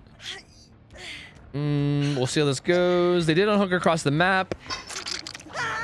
I'm curious to see who got the unhook. If it was maybe the Deliverance driver, it was. So Deliverance is now in play on Ash, which is going to be handy. Which is going to be handy later. Oh no, no, yeah. Ooh, but he does find the knee again right away, which is who he downed originally, and he also has her zoned away from the pallet, so she'll likely die here. Yep, and there she goes. Oh man, this is not great. She's gonna be getting put on her second hook now, so she's gonna be getting even closer to death. They're gonna have to go save this guy in basement frantically, who's also the reassurance survivor. So they're gonna have to go save her frantically and quickly. This is gonna be Nia's second hook. Uh-oh. And the Billy's gonna make it back in time, so they're not even gonna make it in time to get her out. Actually, they're not even trying. They didn't even remotely come. So she's getting close to struggle. He's like, surely you're down there, right? But they're not. They're not down there. So he might just sit here and make her go to struggle, which is probably smart, because if she goes to struggle, then 2 people are on death hook, right? Like now there's Nia and this Elodie, right? Was that an Elodie down there? Are on death hook. So you now have 2 prime targets if you want to get someone out of the game. He's gonna come right back. He sees this Nia. Like even this healing under hook here, I feel like she should have just got the fuck out of dodge. Oh my god, my fucking brain. Jesus. What is happening to my brain? All right, down to Nia. She's dead. This game is... Whoa, wait, Decisive Strike. Oh my god, she's gonna get 2 feet. Oh wait, she made it 2 feet to a pallet though, so it's kind of okay. Like the 2 feet actually mattered because there was a pallet there. He overheated his chainsaw. The overheat goes away. Ooh, the Bamboozle vault on the L wall. Is it going to be enough to get the M1? It looks like it will be. Dead Hard comes in, but he baits it. I mean, I was going to say too late, but honestly, he just kind of baited it. So that's going to be Nia dead, and like, this is rough. We say this a lot during Scrim Nights in terms of like feedback, but I'm going to continue to say it. First chase is so important. Like, first chase is so important. Like, the first down in this match just happens so quickly, and I feel like it's so hard to recover from that once it does. Especially if a killer does just try to like get someone out. That could have been a one-shot chainsaw, but instead, like the vault kicked in and like it weirdly prioritized the pallet before the survivor, and then it was fucking weird. But they still ended up getting the double hit. What's happening? Oh my god, I'm confused. He's confused. We're both confused. I think Meg's gonna go down here as well, so down she goes. Another gen gets done, but like, I mean, we'll see. Like, they're gonna keep trying. The problem is that if he finds Elodie at any point and kills her, it's gonna be rough, right? Like, I would say that this was still. I would say that these guys still had an okay chance if that Elodie wasn't on death hook. But the fact that Elodie's on death hook means that if she ever gets found and goes down, then it's like actually truly over at that point, right? So it's kind of tough. And also, these guys need to have like basically flawless chases from here on out if they want a chance to win. Which, that's a good start. That was a really good play. I like the whole like baiting by making it look like you were gonna keep going, but then not. A little scary because it didn't look like he was looking behind him there, but he kind of moves to the last minute, which is okay, so it doesn't get chainsawed there. He's not. Oh, okay. You know what? Touche. Good power throw so far. Good shit. He's actually gonna go back to the hook. Ooh, okay. Yeah, he can also, like, there's just so many options for him. Like, if he downs Ash, he can face camp him since he's a fresh hook. Low pro chains. I think this is them discovering low pro chains. Well, actually, Meg kind of ate it earlier, so maybe they should know from that. But that might have been the Elodie discovering it. So she gets hit. She's kind of back in this sort of dead zone. They have a pallet there, but she didn't use it. Down she goes. And again, this is going to be her dead. So this is going to be it, right? Like, her being dead now, the only way they have a chance to win is if no one goes down for the rest of the match. With 3 gens, plus Noed, plus Deadlock. So this is looking all but over. This is definitely looking all but over. We'll see, like, who he chases and how the chase goes. But this is looking pretty much over, man. This is looking pretty much over. He's probably going to get a curve here into this shack. He can probably... Ooh, tries to hit him with the little S curve, but the locker comes in. That was a good curve, though. That was a really good, like, right-left curve. That was actually really sick. Gets the curve there, though, in the window, though, and down goes Ash. He's going to put him in the basement. And again, like, there's really going to be nothing... You can really hook him anywhere. I mean, if he really wanted to, he could just stand in front of this hook and rev his chainsaw. He probably won't. I imagine he's probably going to go around the map and just try to find Meg, because it's more fun. And at this point, he probably knows the game is over. He doesn't really have to, like, care that much. But if he wanted to, he could just stand in front of the chain. He could just, like, stand in front of her and, like, hold his chainsaw on occasion and probably win. But does find the Meg. They still have this pallet, right? No, they don't. Oh, well. And actually, there was no pallet there. Never mind. It was on the other side. Deliverance comes in, though. You're right. Deliverance, baby. Deliverance. Let's go. Although this is the hook that wins, though. This is literally the winning hook. So... there you go, 9th hook. Bam, game over. Killer wins. We'll see what the Ash decides to do. He's kind of just walking. He looks very defeated. Well, okay, he's gonna go on hook. Certified kind of popped off though. Certified kind of popped off. He do be popping off. He's gonna make his way back. The unhook comes in. Roy finds the Megan.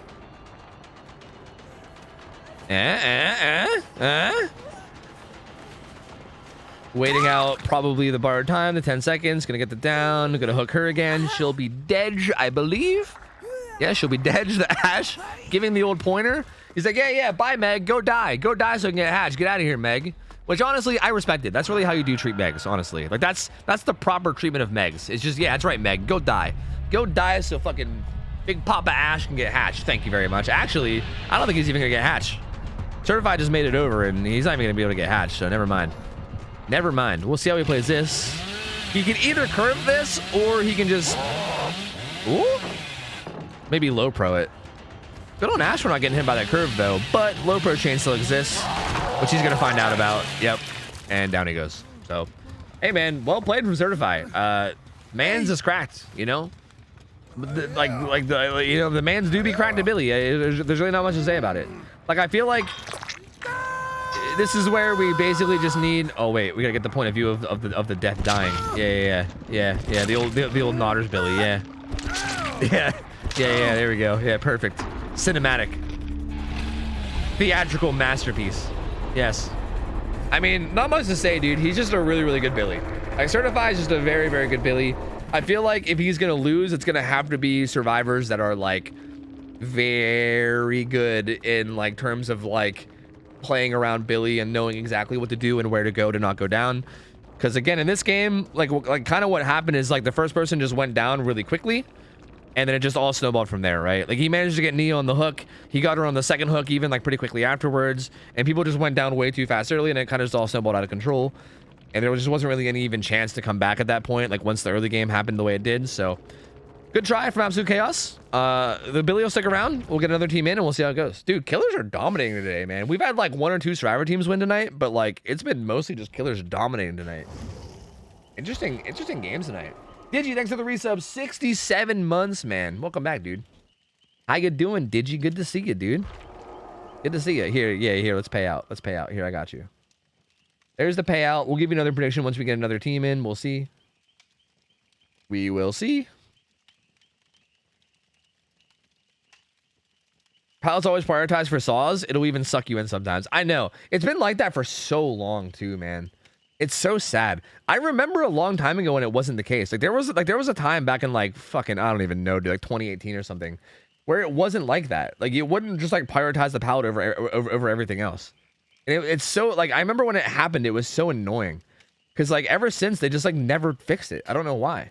Like now it's just no matter what, it gets pallet over survivor. Like they can literally be like vaulting into you and like be like 5-6 of the way on your side of the pallet, and it'll just break the pallet and they'll just like walk and they'll just walk by you and you're like, oh, okay. It's so stupid. Cruising Fang, thanks for the 25 months. Welcome back, man. And Parkour Souped. Am I saying your name right? I am not sure. Thanks for the prime sub. Welcome in, dude. Enjoy the emotes and thank you, man. Thank you. Did you know Stupendemi's Gangraphicus, the largest turtle that has ever existed, its shell reached nearly 10 feet in length and weighed 2,500 pounds. That's a big fucking turtle, brother. Holy hell. I didn't know that. No, I didn't. A secret tech to just crouch near a breakable wall or pallet will be and be invincible. Is that really a thing? I don't even know, dude. Don't spread that, okay? Please. Please, dude. Please.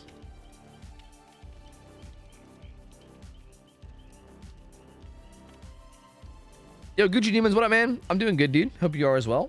Guys, I gotta play some ads. I'm playing ads now so they don't pop up mid-game. So bear with me if you get them, okay? We gotta get them out of the way now, all right? Let's get them out now. I will say though that like we might want to add Certified to the list of people that we matchmake a little bit higher. What's his hours? 2,100 hours on Certified? Interesting, because he plays well. Like he plays very well. I mean, he claims to be a one trick. I don't know how true it is, but I mean, I guess I'd probably believe it because he definitely plays like above his hours for a 2,000 hour Billy. Like, I mean, a 2,000 hour killer in general, I'd say, you know? Like, I think if you compare it to like most of the other killers we get around that hour range in scrims, he definitely plays very, very good to the point where I think we need to give him good teams.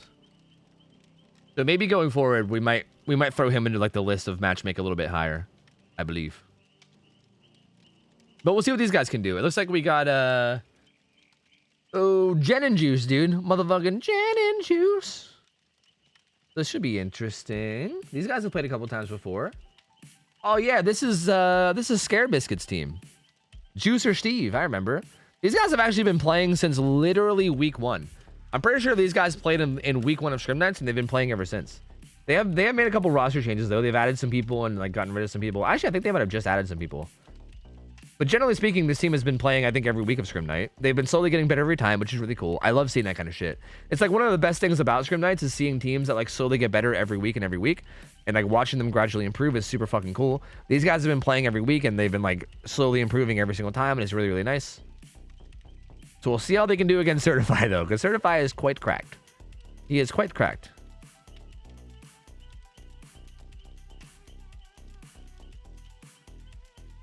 What's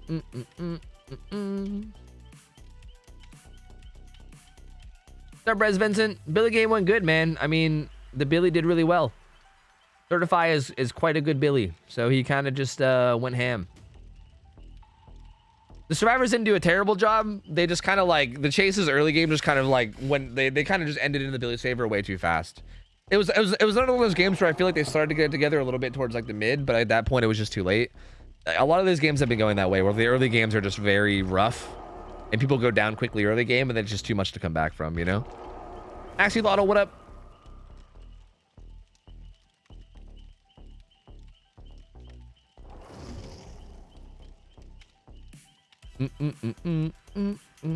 Pay out a new prediction, or did it already happen? I think it already paid out, but here. Yeah, here. I'll give you another prediction. Here we go. Here. I'll give you guys a new one. So here you go. Certifies the Billy. These guys who played every week, they are a pretty fucking good squad of survivors. Oh, we have Sahara Destruction. We've not seen Sahara play yet. So this is like the typical team, but I think usually this was either Triangle Bill or Fink Flamingo. So they're like subbing out one of their players for a new one. So we'll see how this goes. We will see. Drink water. Yeah. I'll drink bean water, dude. I'll drink some motherfucking bean water in this bitch. How about that?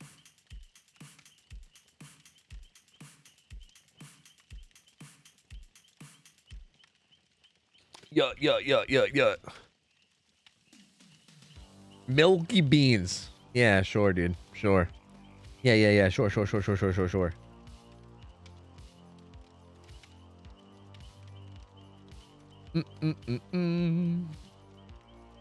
All right, I think these guys are probably just gonna make sure they have the right builds and everything, and make sure they don't have anything messed up.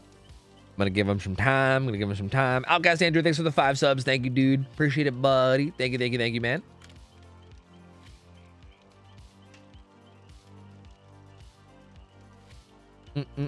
Yeah. Also, I saw what you were saying, and yeah, I think that's a big part of like, again, like something I'm trying to drill into people, because I know that these games are so much different than what people are used to playing, right? Everyone's used to like the mindset that they have in like public matches and stuff. Like it's a whole different environment. And I'm trying to like drill in certain things to people and like, I don't know, make sure that they know. Like for instance, like kind of like you said about like greeting pallets and stuff, you know? Like something I've been trying to say so often, because it's so important, is the very first chase. Like the very first down is when the momentum starts happening for the killer. And the longer you can prolong that first down, the better off you are. If that first down happens like relatively quickly, you're just like fucked. Like you're giving yourself such a hard challenge to come back from, because like the killer's momentum already starts immediately, right? Like the first chase, like literally, if you throw half the pallets on the map, but you get like 2 or 3 gens done in the process, like who fucking cares? That's a win. Like that's a win, dude. I mean, yeah, that logic does apply to solo queue too, but also like people like still try to greed super hard in solo queue because they just like don't care, you know? Whereas like in this, it's like, I don't know, like killers will punish you if you go down. Like they might not like hook you and just walk away and let you get away for free. Like killers will just tunnel you out. Like there's a big difference between like, I mean, I guess even in public games people do that sometimes too. I guess it depends on how your public match is going. But I would say in scrims, I would expect the first person to get hooked to get tunneled out. So like if you get hooked and then tunneled out at 5 gens, that's way different than getting hooked and tunneled out at 3 gens, right? Or I should say like starting to get hooked, right? If your first hook comes in at 5 gens and you get tunneled out, and by the time you're tunneled out, there's like 3 gens left. That's way different than like starting it at 3 gens and getting tunneled out with 1 gen left, you know? Like it's a whole different ball game. So having that like early start is like so big. And it's a big thing that I see a lot. Like so many people just seem to greed a lot early. And I don't know. Again, I mean, I think a lot of these lower teams also just like aren't that good in chase in general. And there's really nothing, like, I don't know how to, like, there's really no advice that I can give to make that better as well. And it's kind of interesting too, because like I feel like when we get those games where we have survivors that just aren't that good in chase, there's just nothing I can say. There's nothing I can say to like help or give them advice. Because really at the end of the day, like I can be like, hey, play safe. But if you just don't know how to play chase, like if you don't know where to run, if you don't know where tiles spawn, if you don't know like where to position, then you really can't play safe. There really is no way to play safe, right? Like you need to know how to play chase in order to even know how to play safe. So I don't know. Like there's some situations where I just don't even like, I'm not even sure what to like say, you know, or do to help. It just, you just gotta practice, I guess, you know?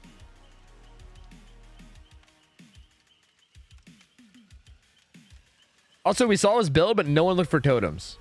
Which, like, yeah, we got hooked a lot, so we were busy, but mistakes were made. Yeah, true. And again, I mean, that's it too, right? Because people went down early, you never really had a chance to look for totems either.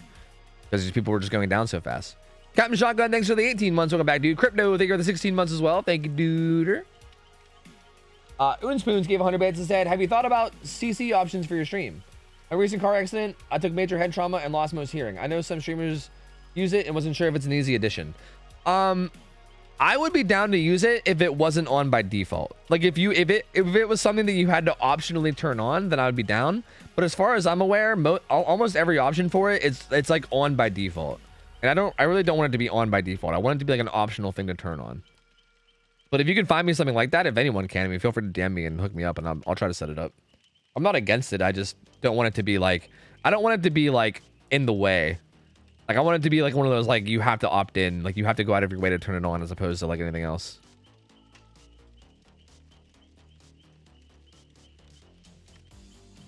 Also, I don't even know how CC would work on me because I talk so fast.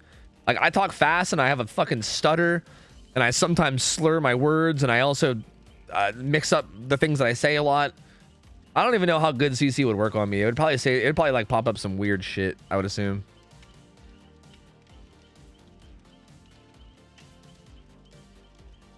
It works well on your YouTube, does it? I feel like I probably talk a little bit more clearly on YouTube. Yeah, I mean, that's a good sign then.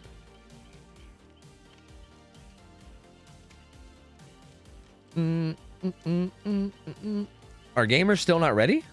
Gamers? What's happening? Gamers? Please.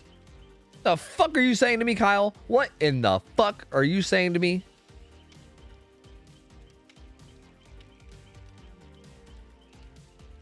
Tofu also can't say coal.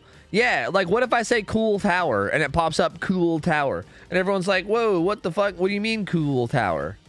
You know? Or like what if someone tells me that they were pulling on a pole into the swimming pool, or whatever the fuck, with some Polish people over there in Poland, where they were pulling on it with some poles, you know? Then who knows what it'll say? Who fucking knows? I have no idea.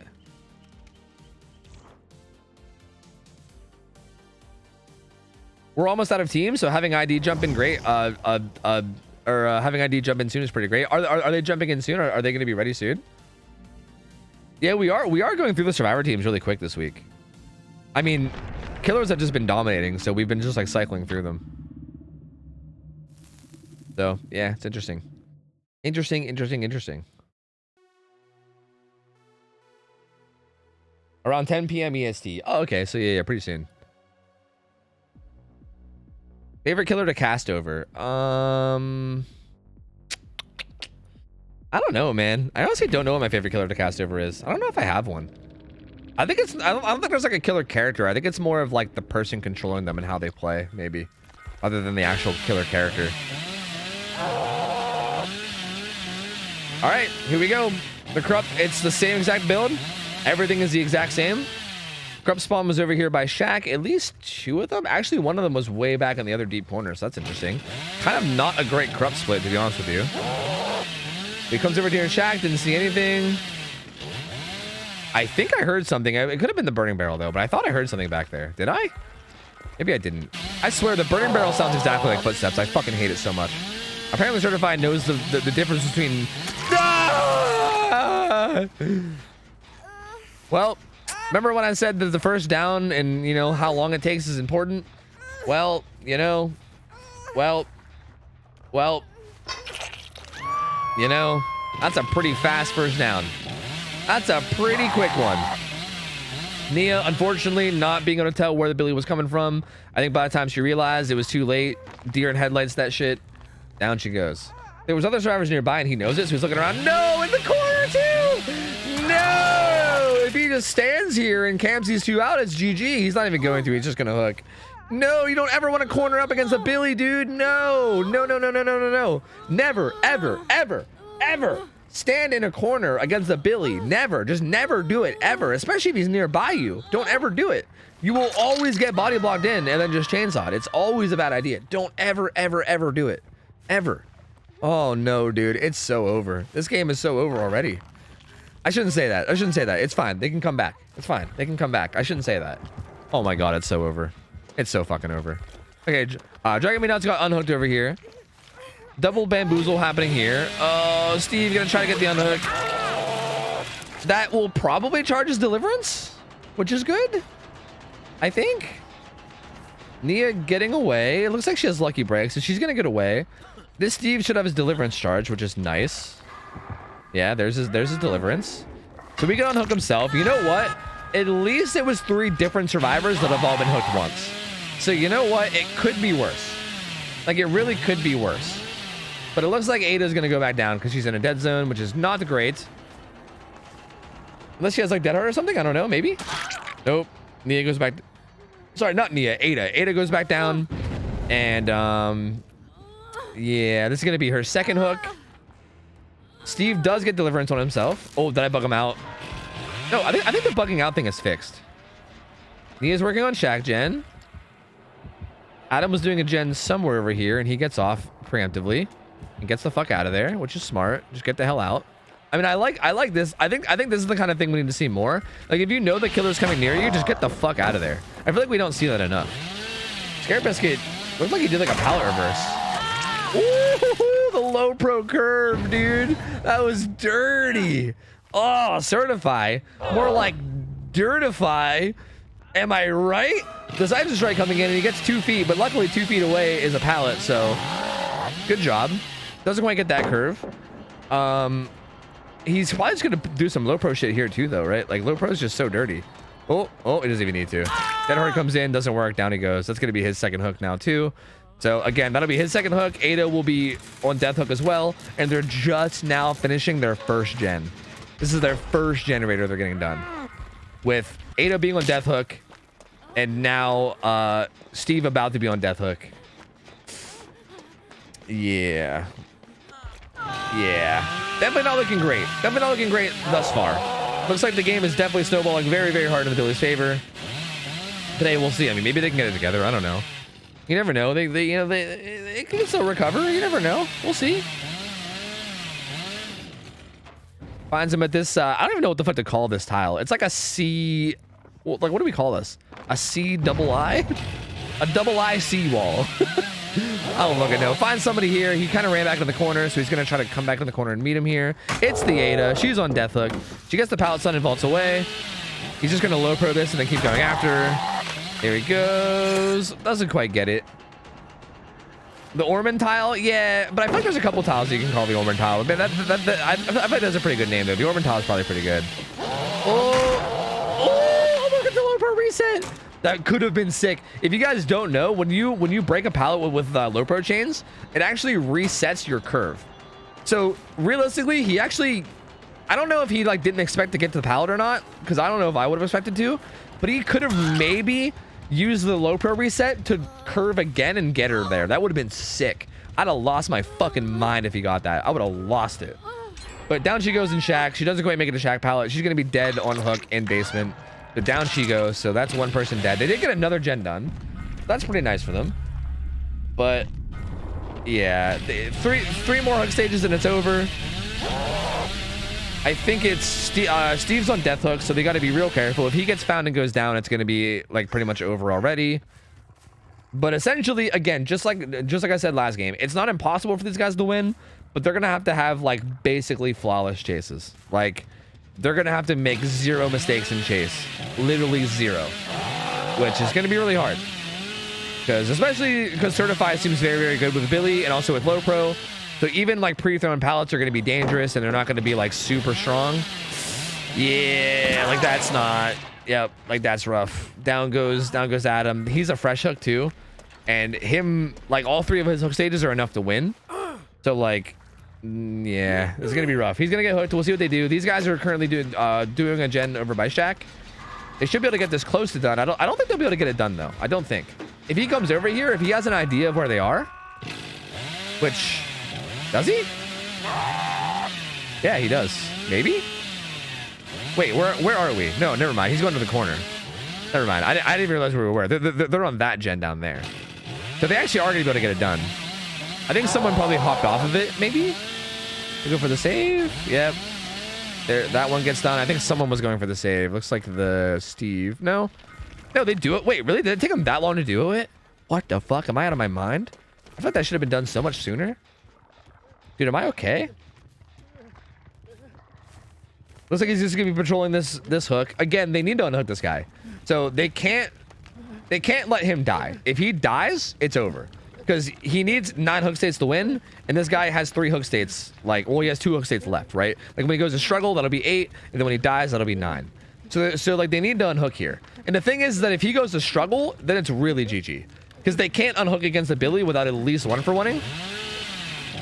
Oh! How did that even just work? The Steve just kind of snuck in somehow. I don't even know how he did that. How the fuck did he... I mean, Scared Biscuit's a fucking ninja, dude. What the fuck? I mean, he gets in and gets the unhook, so, like, that's good. Like, that was the best thing they could have done in that scenario, but still, now it's like, you know, he's dead. If anybody goes down from this point, it's over. There's an off the record or maybe barred time. I think it was off the record. I didn't hear him make any grunts of pain.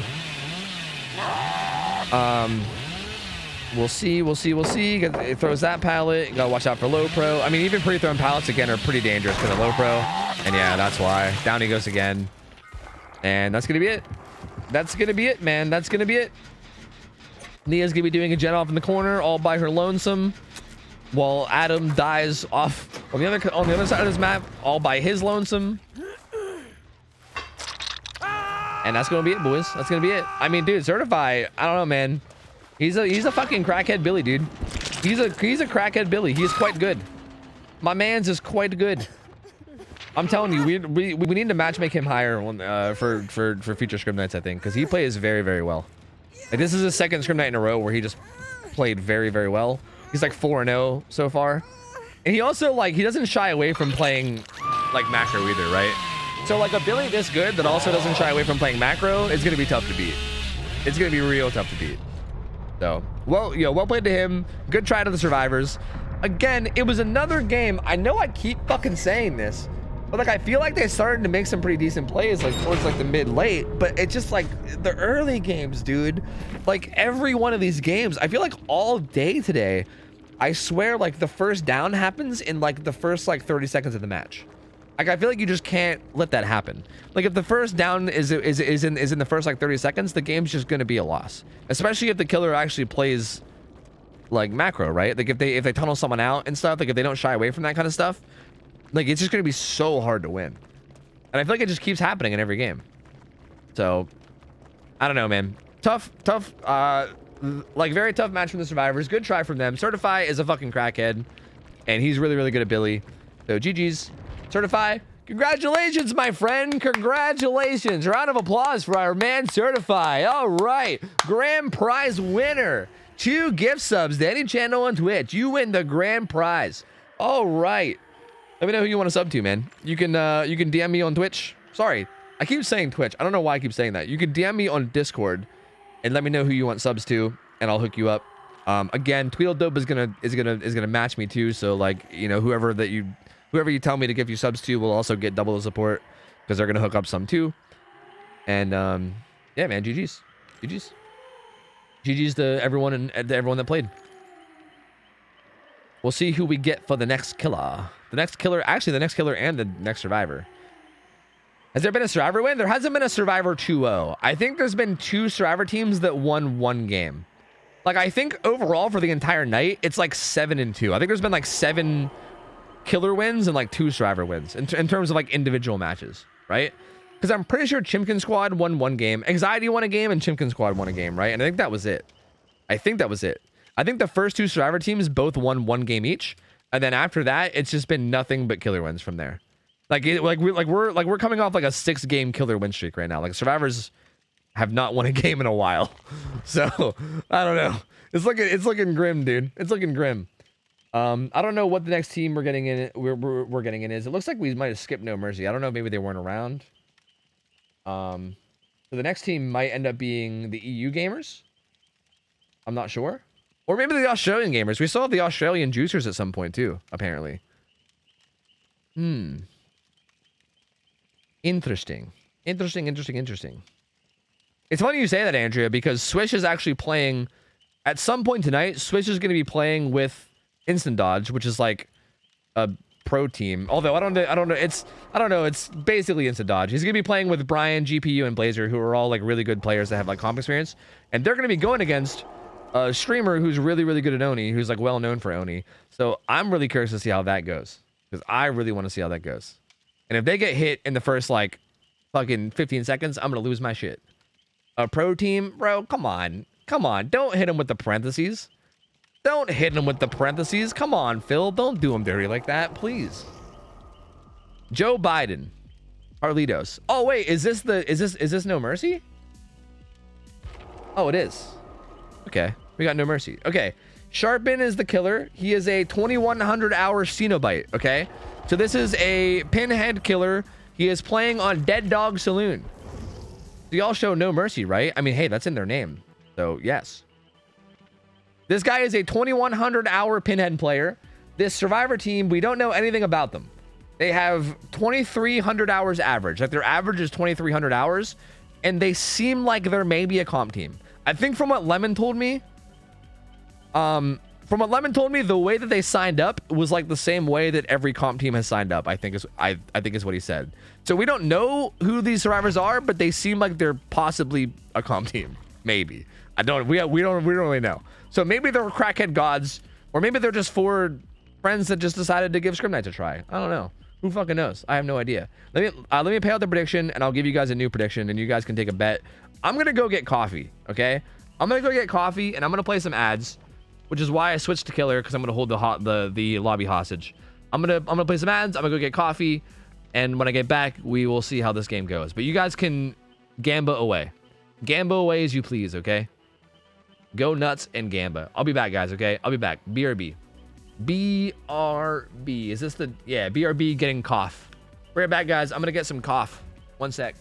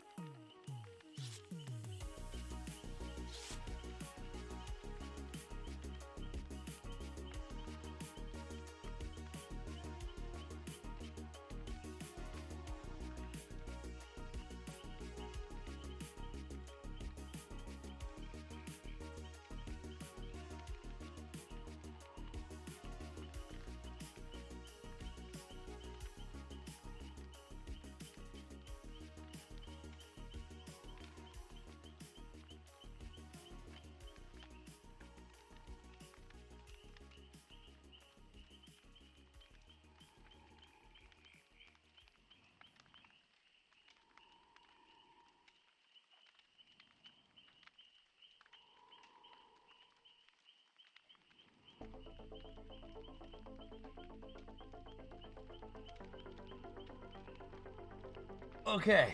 All right. All right. All right. All right. All right. All right. All right. If you let us win, I'll give you 10 stimmy checks, is what Joe Biden said. Damn, dog. Joe Biden just out here giving out stimmies. Out here giving out stimmies, bro. Anyway, sorry. I'm here. I think we're ready to game. Don't forget to check all your perks and stuff. Yeah. And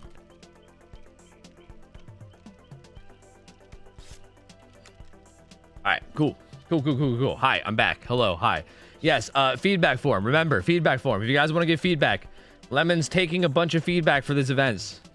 And we're also just taking a bunch of feedback in general because we're going to be making some changes going forward, most likely. And we just want to know what people want. So if you guys care, make sure to, like, you know, let your voice be heard and all that stuff. You know what I mean? You know, I'm sure Joe Biden would appreciate it. Your Highness, thanks for the resub. 23 months. Welcome back, buddy. Appreciate it, man. If I missed any other subs on any of these, like throughout any of these games, I'm sorry. Like Dr. Sex, thank you, man. Look super, thank you, dude. I don't think I missed anybody else, but just in case. Appreciate it, man. Thank you, guys. Thank you. Hey, the offerings are right. We're good. Let's see how this goes. All right, so again, this team might end up being a bunch of crackhead survivors. I don't know. I also don't know anything about this killer. This killer could also be like a crackhead god pinhead too. Like we have seen some good pinhead players throughout the past few weeks who like really know how to like abuse the fuck out of the box, and it gets to be really chaotic and really hard to deal with. We actually ended up having to ban Engineer's Fang because Engineer's Fang with the basement ended up being like, I mean, Engineer's Fang in general just ended up being so hard with like a 3-gen on Dead Dog that we had to ban it. So yeah, I'm curious to see how good this pinhead is, and also just like how good this survivor team is. I mean, I don't know, man. I don't know. I do not know. The people that are Discord are pretty kind. True. If you guys aren't in Discord, get in Discord, dude. That's where we all hang out. That's where we all hang out when the stream's not live. And everyone in there is pretty cool. Yeah, everyone in there is pretty nice. Pretty nice. All right, we'll see how it goes. No Engineer's Fang? Honestly, fuck Engineer's Fang, dude. It just turns his power into, like, annoying Legion, you know? So fuck him. Fuck him. Perks look good at first glance, so I think it's fine. It's surely fine, right? Surely. All right, Killer's running. This is the add-on that makes it so that they're in deep wounds after they get hit with the chains if they're injured. What's the other purple one? Somebody help me. Oh, God, I don't know. I'm scared. What is it? He's looking for the box. He thinks he knows. Aura? Oh, is it the one where you see their auras? Oh, I think you're right. You're right. He also has lethal, so that'll help improve it too. He had lethal, so he saw where the survivor spawned, and based on where the survivor spawned, he seems to think he knows where the box is, but he also does not seem to be finding it. So maybe he thought wrong. I don't know. He doesn't have corrupt intervention, so nothing is stopping them from doing gens right now, which they are. And he actually didn't find the box, which is huge. It feels like him finding the box was going to be a big part of his game plan, considering he ran like lethal. Like, I think that's a big part of running lethal on this killer, is to like find the box early and then kind of snowball off of that. So the fact that he didn't find it might actually kind of be a big deal. No corrupt means that this early game is going to be kind of hard. Like, no corrupt, no box. You know? I'm curious to see where it is, because they should see the aura, right? It is back there. It is back there where he was looking. He just couldn't find it. So he was looking in the right place. He just couldn't find it. Joe Biden. Sorry, this is not Joe Biden. Meg doing a pretty good job of looping here. Gets hit with the chains, though, and then needs to hit. They do the gen in the main building first, so that's going to be gone out of the way. I don't think it matters. That gen's pretty awful anyway. Nia finds the box. Meg doesn't quite go down. Okay. Greeding the pallet and still getting away with it. Dies there, though. A little bit too much greed. Basement's kind of close. He's got to be worried about teammates, though. No. Meg is going to be, or sorry, Feng's going to be doing this gen as soon as she can. But it's still blocked because of deadlock. Now it gets unblocked. He actually didn't basement her. He has Jolt, Sloppy Butcher, deadlock. So that's his like 3 regression breaks that he has. This add-on is crazy strong for tunneling, by the way. So we'll see if he opts the tunnel. Because, like, you can basically just get around things like built-in bar. Like, you can get around the built-in bar time that exists. You can get around off the record. All of the perks that exist that give you, like, endurance, or anything that gives you endurance off of hook, can be completely negated by this purple add-on. Because you can just hit them with the chain, and then it puts them into deep wounds already. And then once they're already in deep wounds, all those things are just not in play anymore. So, This is a really good add-on for tunneling people. It's a really good tunnel add-on. And tunnel, he will. He found the Meg. Although, they unhooked her, and she had plenty of time to get away. Like, they kind of got the unhook basically for free, and she even got a ton of distance. And Nia's also body blocking with a med kit. He misses that chain, which is really unfortunate. She makes it to main. She's going to be out of this bitch, dude. She is out. She's in such a good spot right now. Like, her position's so strong. Doing a good job of looking around, trying to see where he is. They're probably communicating it as well. There's another gen done. Yeah, that's not good for him. That is not good. The fact that she was able to get away and get to a safe spot so easily, not easily, but so well, is definitely not good for him. And again, this is the kind of thing I'm talking about, right? Like, these guys, like, that was really, really good for that Meg, right? The fact that she got off hook and she was able to, like, make her way over to that main building. She even had a teammate there to body block, and then they were able to get to that safe spot up at the top, where at that point, the chase, like, if you would have taken that chase, it would have taken so long. That was just really, really good play from that Meg. Like, super good play from these survivors so far. Oh, no! Ankles shattered. Gets a hit on her there, though. The Meg is gonna... oh, sorry. Not the Meg. The Fang is gonna run away. Gonna get hit there. Goes in the deep wounds and dead. Dead. Down she goes. Dead. Pretty good down. Probably jolted that gen up top. Nia solving the box down by main as the hook comes in, so he can't teleport or anything, which is good. This gen should pop over here. The resilience, Megan getting it done. I just want to make sure I don't swap while the hook's happening so they bug out. They also boon up on the other side of the street as well, so that's also important to know. They're getting that gen done down there. So they're kind of like, this 3 gen is really what's happening, right? Like, the Gallows gen has a good bit of progress, so that one's kind of like going to be mostly gone. But you can tell that, like, this is kind of where the map is going to be, this 3 gen. So it's really going to boil down to, like, can they attack this 3 gen in a good... I mean, these gens are pretty far away. Like, these back 3 are decently far, so I think they'll be okay. But we'll see how much we'll be able to control this area, and we'll see how, like, disciplined they are, right? If someone goes down back in that 3 gen and gets hooked and gets hooked back there, it could get out of hand, hypothetically. But as long as they don't make any, like, major throwing plays, the survivors are in a really good spot to just win this game right now. Oh, he thought he was close enough, but he wasn't quite, so he tries to get the hit through the window, but doesn't get it. This Feng gets unhooked. She's going to try to run to main. So, here it is, though. This is the tunnel add-on that I was talking about. Completely circumvents all the unhook things, right? No amount of off the record, no amount of anything. Like, what's she even have? Actually, she didn't really have anything anyway. She does have kinship, though. So, unfortunate perk to see in a scenario like this. Oh, they almost have this gen done. This is a really important gen. This is one of the back 3 gens. And they almost have it done. So that's not good for the pinhead. We'll see what they... Yeah, there it is. That breaks up the 3 gen. I mean, I guess he's still... I guess he still has a 3 gen with the Gallows gen, but the Gallows gen had a ton of progress. Like, it was almost done already. So... Like, there's still a 3 gen, but it's going to be like a very... It's going to be practically like a 2 gen, because like, he's basically got to, like, hump the Gallows gen, otherwise they're going to get it done. The Meg is actually up there just waiting. She has reassurance and the survivor's kinship. The kinship's already activated, so like her bar is just not going down. Like, her bar is not going down, and it hasn't been going down for like the last like 20 seconds. Like, you know how she's been on the hook in the basement for the past like fucking 30 seconds and her bar still hasn't moved? Yeah, that's kinship value, baby. That's kinship value, baby. Nia solving the box.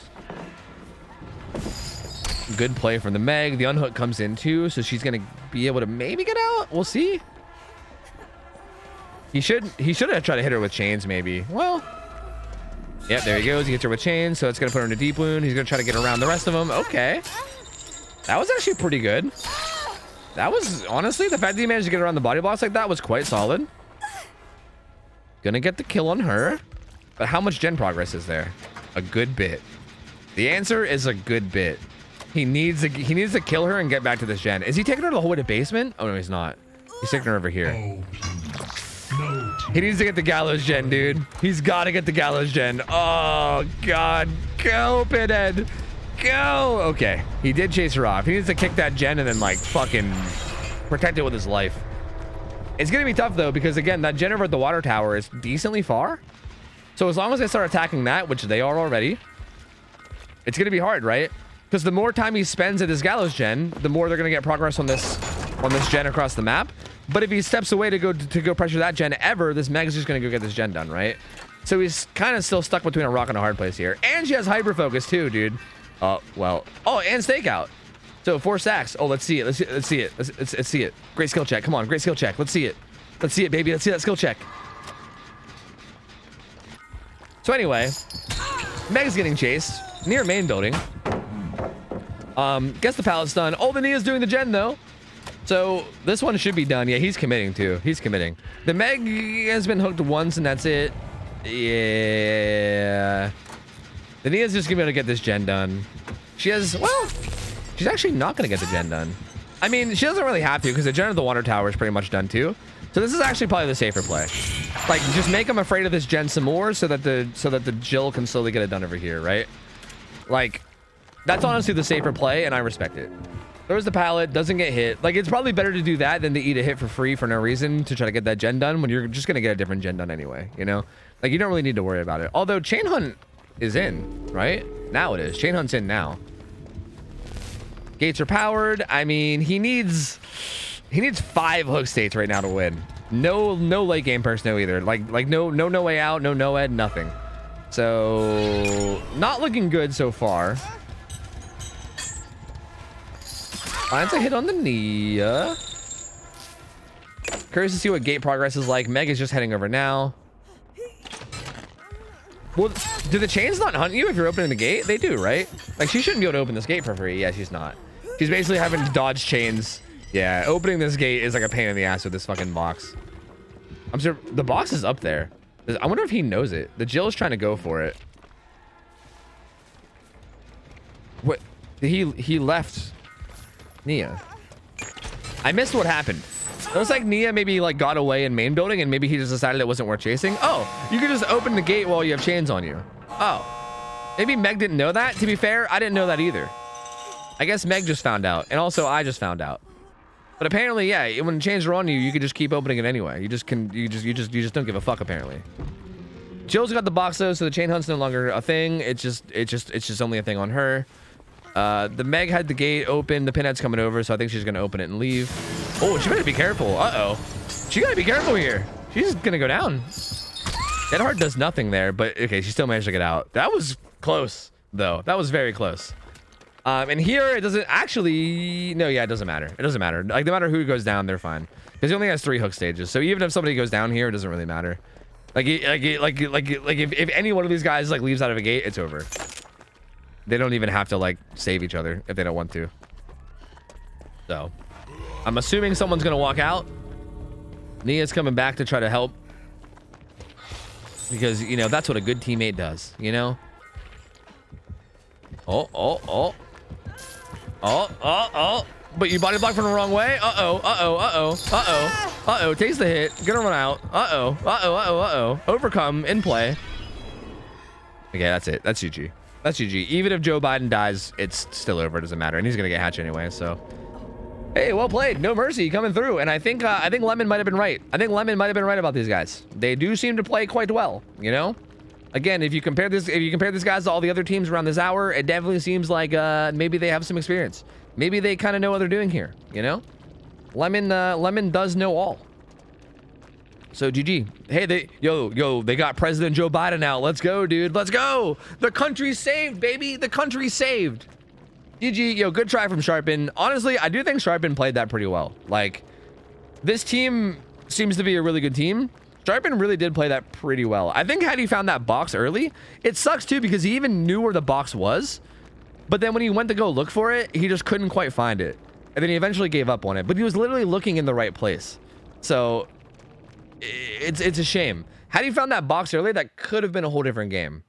But either way, those survivors were quite cracked. Can't really be too mad about losing that one. I do think Sharpen played well. I do think Sharpen does seem like a pretty good pinhead. I would love to see him come back and play again.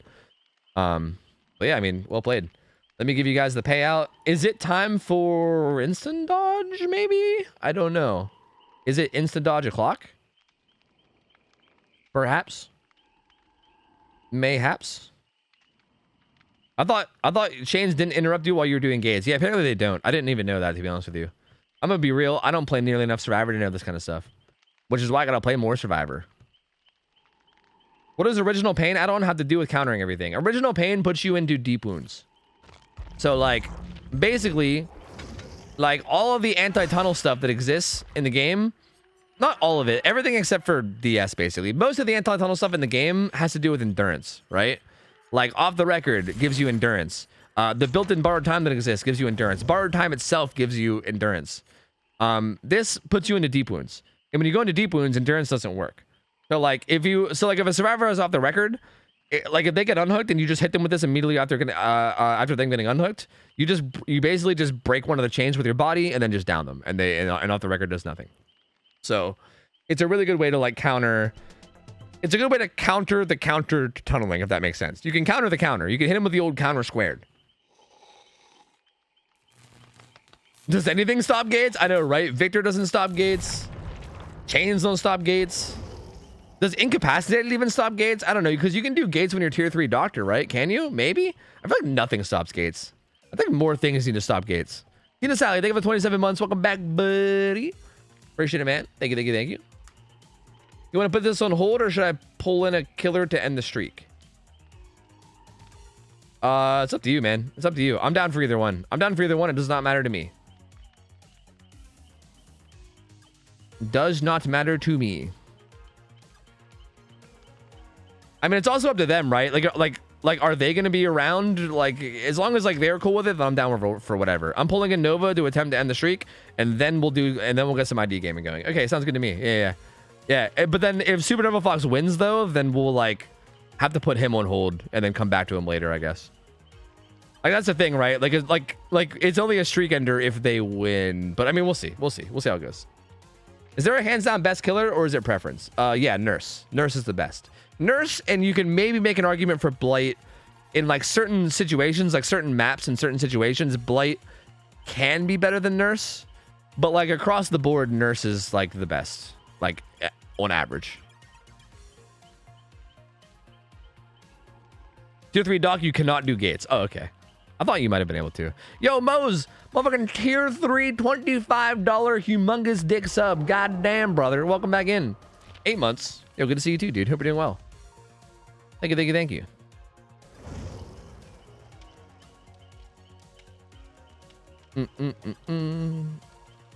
All right, so the killer is Supernova Fox. Supernova Fox, I'm guessing, is playing Slinger, right? Actually, no, he's playing Wesker. That's right. He's been on a Wesker kick lately. I remember now. He's been on a Wesker kick. Okay, so Supernova Fox is playing Wesker. Wesker also plays on Coal Tower. Sorry, Coal Tower. Good old Coal Tower. So Coal Tower, Wesker, and Supernova Fox is he's apparently been practicing his tunneling. He's been practicing his tunneling in pubs. I've heard. He's been ravaging pub games and practicing his fucking Wesker tunnels. So he's ready.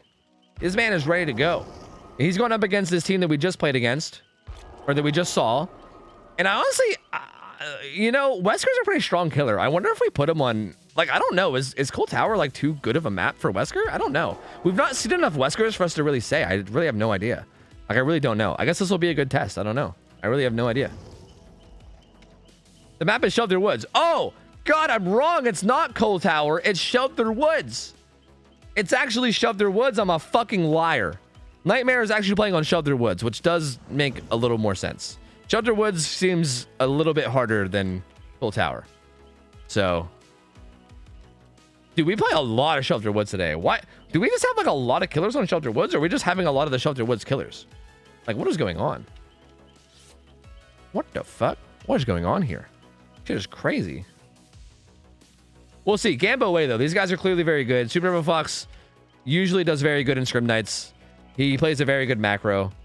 But these guys do as well. So we will see. I don't know. Bro, you talk way too much. No, I don't. I don't think I talk enough. I think I gotta talk more. You know what? Just for you, I'm gonna use you as inspiration to talk even more. The theme for today is Shelter Woods. I know, I fucking hate it. I'm sick of Shelter Woods, man. I don't want to be on Shelter Woods anymore. We still have a potential Freddy player for Shelter Woods. We still have a potential artist player for Shelter Woods. We might not be done with Shelter Woods yet. There might be even more Shelter Woods coming. Ugh. God. Damn, we're already ready to go? Holy shit. Let's go. Everyone's already ready up. Fuck yeah. All right. All right, we'll see how this goes. I think what this is gonna okay, so here's the thing. I know that Super Turbo Fox plays a good macro because he usually does during stream nights. What I'm wondering is if he's gonna struggle to down these guys. That's what I'm wondering. I don't know though. We'll see. He has been practicing his Wesker. We'll see. Like, I think again the big thing that's gonna come into play here too is like the first chase situation. Like, how fast does it take for the first down to come in, right? If the first down happens fast, they might be in trouble. And Super Fox might be in a good spot. If they do a really good job of playing safe and making the first down take a long time, maybe Super Turbo Fox will be in trouble. You know, we'll see. This really could go either way, and I'm not really sure about it. I guess we'll just have to wait and see. They could bring items too. Yep, they could all bring one unique item. Yes. I'm just drunk. That's why. Keep it up. Hey man, hope you're having a good night. Hey, don't worry about it, dude. I don't mind if people are mean. It's cool. Well, I mind a little bit in the sense that, like, I'll tell you to fuck off, but, like, it's cool, dude. Hey, hope you're having a good night, man. It's fine, brother. You're fine. You're doing great. I take it back. They're not a comp team. That was too fast. True. True, dude. True. Fucking true.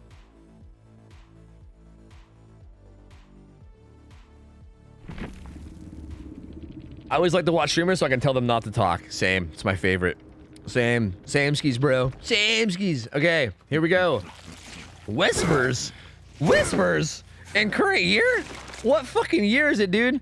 He's got video conference and then leather gloves. Leather gloves makes it so his power recharges a little bit faster, and then the conference makes it so that when people are hit with the Ouroboros infection, they it builds up faster. So already a really good hit on Joe Biden. The president is in trouble. I don't know where the Secret Service is, but he's in trouble. And again, with that green add-on, the thing about this is that, oh no, this was such a fast down. Oh no, they are in turbo, dude. They're in turbo. That was a really quick down, and that was a pain res hook too. So 50% regression on the most progress gen because of pain res. He also has Call of Brian. I'm surprised there's no like what blows my, like, why Whispers over like Eruption here? Even Call of Brian, like, what Call of Brian, I feel like Eruption maybe, well, I don't know, maybe Call of Brian's better. Hard to say. But still, the Whispers choice is interesting. I love Whispers. I personally love Whispers, so I'm not trying to shit on them. If anything, it's kind of cool to see Whispers again. I feel like no one runs that perk anymore. It was like one of the most popular perks in the game, like, I don't know, like maybe like 4 years ago. But now, like, no one really runs it anymore. He's gonna come right back to the hook. The Meg might have hit him with reassurance. Yes, she did. So the thing about this green add-on is it makes it... Why are they greeting? Okay, well, they're actually kind of okay. The thing about this green add-on is it makes it so that when you hit them with its infection, the infection builds up, like, way faster. Like, it's, like, kind of crazy how high the number is. Good hit on the Meg there. Very good hit. So she's infected now, too. So, like, you'll see her bar will slowly fill up, but it's filling up pretty quick, honestly. Like, it fills up pretty fast compared to, like, the normal speed it's supposed to fill up. So what you do is basically you infect the first person that you down, and then they have this bar that fills up, and when this bar goes to full, they get hit with like a fucking 7 or 8% slowdown. Like, it's stupid. It's so fucking stupid. Wesker is so strong at tunneling. Because as soon as that bar gets red, see, it's now red, she's like super slow now. He throws her into the wall, does a really good dash. I mean, man, this is going poorly for the survivors thus far. She's going to be put on hook again. Nia did get her deliverance. They're going to have to hit her with reassurance again, which the Meg has, but she's also fully infected now too, so she has to be kind of careful herself. That's going to be her second hook, and then they have one gen left. So far, really good start for Super Fox. He finds the Meg as well, who's injured. This is also the reassurance survivor too, so if he downs her before she can get reassurance off... Oh, this is huge. This is huge. This is over, I think. This might be over. They can't even reassure her now because Meg has reassurance. And he's just gonna slug her because, yeah, now there's like half the team's just out of play. If they unhook her, he just he basically just tunnels her even easier. They did get the Meg up really fast, though. So Meg might be able to get over there in reassurance, but again, this is taking so much time. Like, the whole point of like reassurance and all this shit is so that they can get more stuff done while she dies. But now this is taking so long to do that they're kind of not even getting the benefits of reassurance anymore, right? Because they spent this whole time just trying to get the reassurance off instead of doing gens, and now the Meg's gonna die again even closer to the hook. So now he can literally just stand here. Like, he can just stand here while half the team is here doing nothing, right? He has literally over half the team in this corner doing literally nothing. Oh, and he kills the fucking the Fang too. So he's gonna be able to. He's just gonna drop her. He's gonna come right back to the hook. He knows that they're gonna unhook, and he can just get the Jill now, who's gonna be on death hook, which he's gonna do. He's just gonna get the Jill. And again, like the whole next like 30 seconds for these guys is just going to be basically getting their shit together, right? Like no gen progress. Like the idea is like if someone gets tunneled out, you want to get as much gen progress as you can done, but like they're literally not even getting any done right now, right? Like the entire duration of this guy being tunneled right now is being spent like doing like damage control, being like, oh god, better fucking heal up and shit. Although if he keeps fucking around at Shack like this, maybe. Okay, no, see again the slowdown, dude. She's so slow now. This is why it's so insane. Like, look at like this Meg. I mean, she's dead. Like, but like, look at like, okay, this Meg's not even curing herself. But when this Meg runs away, like, watch how like slow she runs. This hindered that you get from having like full infection is disgusting. Like, dude, like look at how slow she is. Like, it literally looks like you're playing on a controller with like a broken analog stick or something. Like, you go so slow. It makes it so hard to like loop anything or do anything because you're just so slow. Like even this, like looping this is going to be impossible for her. She's so fucking slow. Like she's gonna barely make that, just barely. Which honestly, I'm impressed for her even making that, honestly. Like it makes you go so fucking slow. It also makes you one-shot downable from your power. Like right there, she just has no chance. Although that was a good dead hard? Yeah, it was a good dead hard. Yeah. That was a good play by her. The Fang does cure herself. Down goes Fang. The Nia's here too, so he can pressure this as well. He also has Call of Brine if he wants to kick that. Good prediction there for her to juke out. That was a really, really good prediction dash. Doesn't do damage to her, but does infect her. He could also hit her now too since he's in a bad spot. So he will do so. He might go back for the hook, or he might even just stay on it. I mean, Fang, actually, she has Unbreakable. Fang was just on a gen though. She might Unbreakable and get out. Maybe not though. Yep, no Unbreakable. Okay. The Nia's chilling near Shack. I mean, her infection, like again, like look how fast her infection's building up too. Like she's gonna have to get that cured. Like if she doesn't get that cured, it's gonna end up being such a problem. So they're gonna heal her up, but he's giving her the he's giving her the old nopers, the old classic nopers. I feel like Supernova Fox is such like a bro. He's such a fucking. He's like a Reddit killer's wet dream, you know, like tunneling out survivors, giving them nopers on the hook, you know. He's like literally like a Reddit killer's wet dream. It's like perfect. It's like the pinnacle, you know? Dashing into the vault, finds the Nia. Does a hit on her. I mean, realistically, these survivors are in a pretty rough spot, but it's not an impossible spot. It's just a really tough one. They're gonna have like if they just do a really good job in chase and stuff, there's a chance. Oh, that's not great. I mean, I saw what she was going for. She was trying to like use the locker to juke the dash, and it kind of worked, but then she jumped in again on accident, which was not ideal. So she's gonna get hooked. These guys are gonna try to get some gen progress done, but they might even get hit by pain res. We'll see. Because he's taking a long time to hook, which means he's probably going to a Scourge. Oh, and then they blow us. Yeah. So they got the old let go of the gen 7% skill check, and then they also got hit with pain res, so that thing just regressed by like fucking... That thing just regressed by like 20% or some shit or some crazy amount. So goodbye to that gen. It's so tough, dude. Meg is still fully infected. So assuming she gets found, she's going to go down really quick because of how slow she is. There is a spray right there that she can use, but she's not going for it. She's instead going for the save. Which, I mean, makes sense because if she sprays, then the killer would just know where she is and would just go after her anyway. So I guess getting the save first is probably a good priority. Supernova Fox can't find anybody right now, so I guess that's good for them. Oh! Why do I ever talk? Never mind. Oh! Whiffing! Ankles shattered! Ankles absolutely destroyed. The Fang should have given him a nopers, dude. She should have pointed at him and gave him a shake her head no. Gonna run the Shack. She shouldn't be able to make it anywhere here without getting hit. Yep. Gets hit by the dash. Vaults out the window. God Pallet's still there, but he's gonna break it. The unhook style actually still doesn't come in. What's the Meg doing? Did she just reassure him? I don't... What? This feels a little unnecessary to me. Why? Why not just unhook? That way she could do the gen with you. But what's the point of this? Are you just BMing your teammate? What's the purpose here? Deliverance, baby! Wait, but like, why wait? Or like, why wait for that?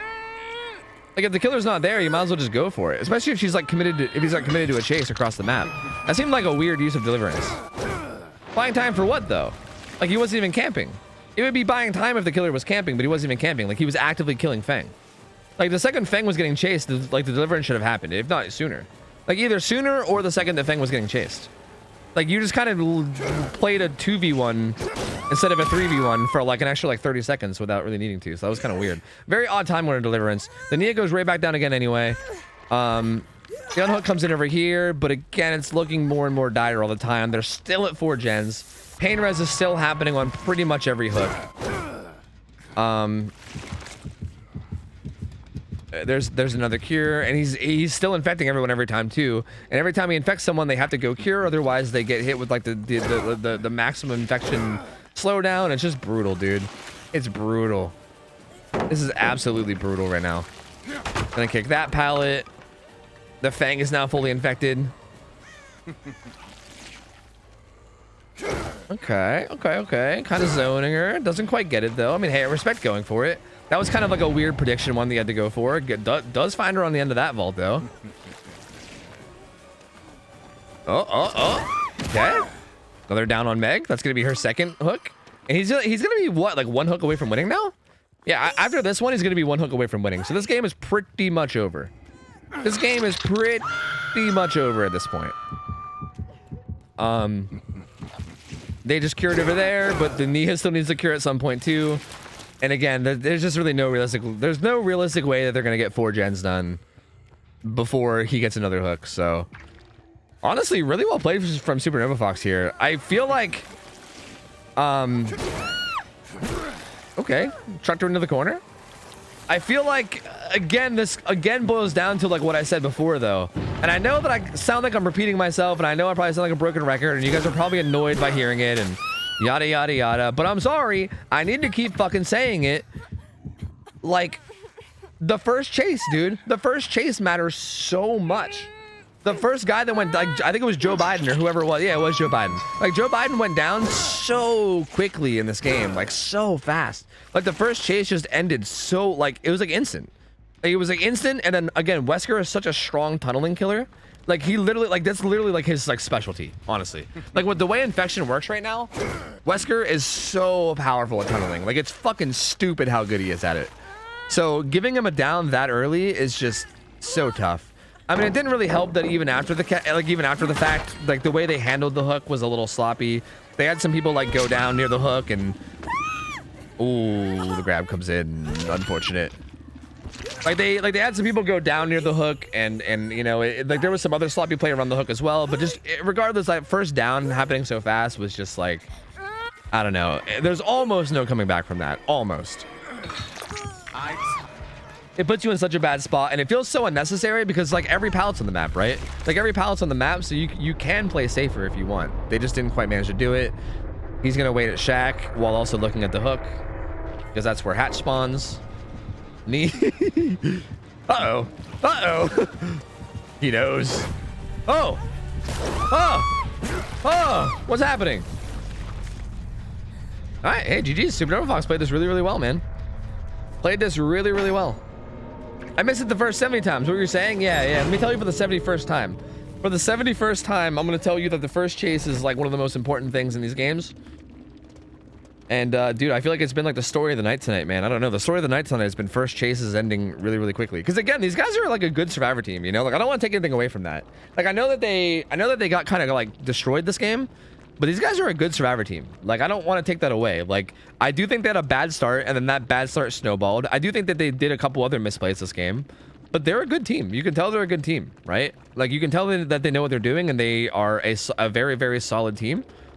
And, Supernova Fox is, like, role-playing or something. What the fuck? What the fuck are you doing, Supernova Fox? Anyway, you can tell that they're, like, a really good team. But yeah, just that sub up early is just really hard to come back from, and I just feel like again it's something that we've been seeing from everybody. But hey, I hope to see these guys back because these guys did play really well. I mean, they played really well in the Pinhead game. I do feel like they played well in this game, aside from obviously like the bad start. And I hope to see them back, man, because I want to see more of them. I definitely want to see more of them. Geez, was that game live? Yes, all these games are live. Yes. All of these games are live. Outcast Andrew, thank you for the gift sub, man. Appreciate it, buddy. Thank you, dude. I like you. I like you. I like you. You like spicy mayo? Yeah, man. I love my sushi especially. Hell yeah. Oh, dude, this is the one, baby.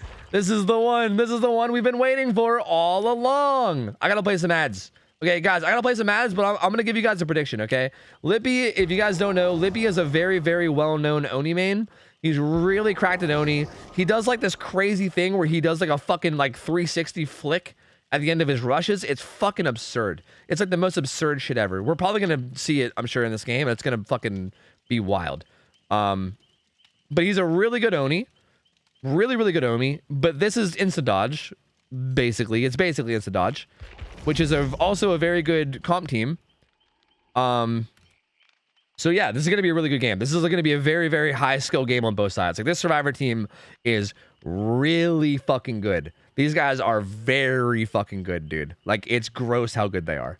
So again, we'll see. I mean, Lippy is also fucking disgustingly good, so I really have no idea how this is gonna go. I need to play ads. I gotta play ads because I do not want ads to play in the middle of this game, and they're supposed to play in 7 minutes. So I'm gonna play ads right now just to make sure that ads do not play during this game. So bear with me. Give me a minute and a half. I'm gonna put up a prediction though, okay? Oni's played on Rancid Abattoir, by the way. So keep that in mind. But feel free to gamba away. Gamba away as you please. Map is Rancid. Is it Abattoir? Is that how you spell it? Or Gamba reasons?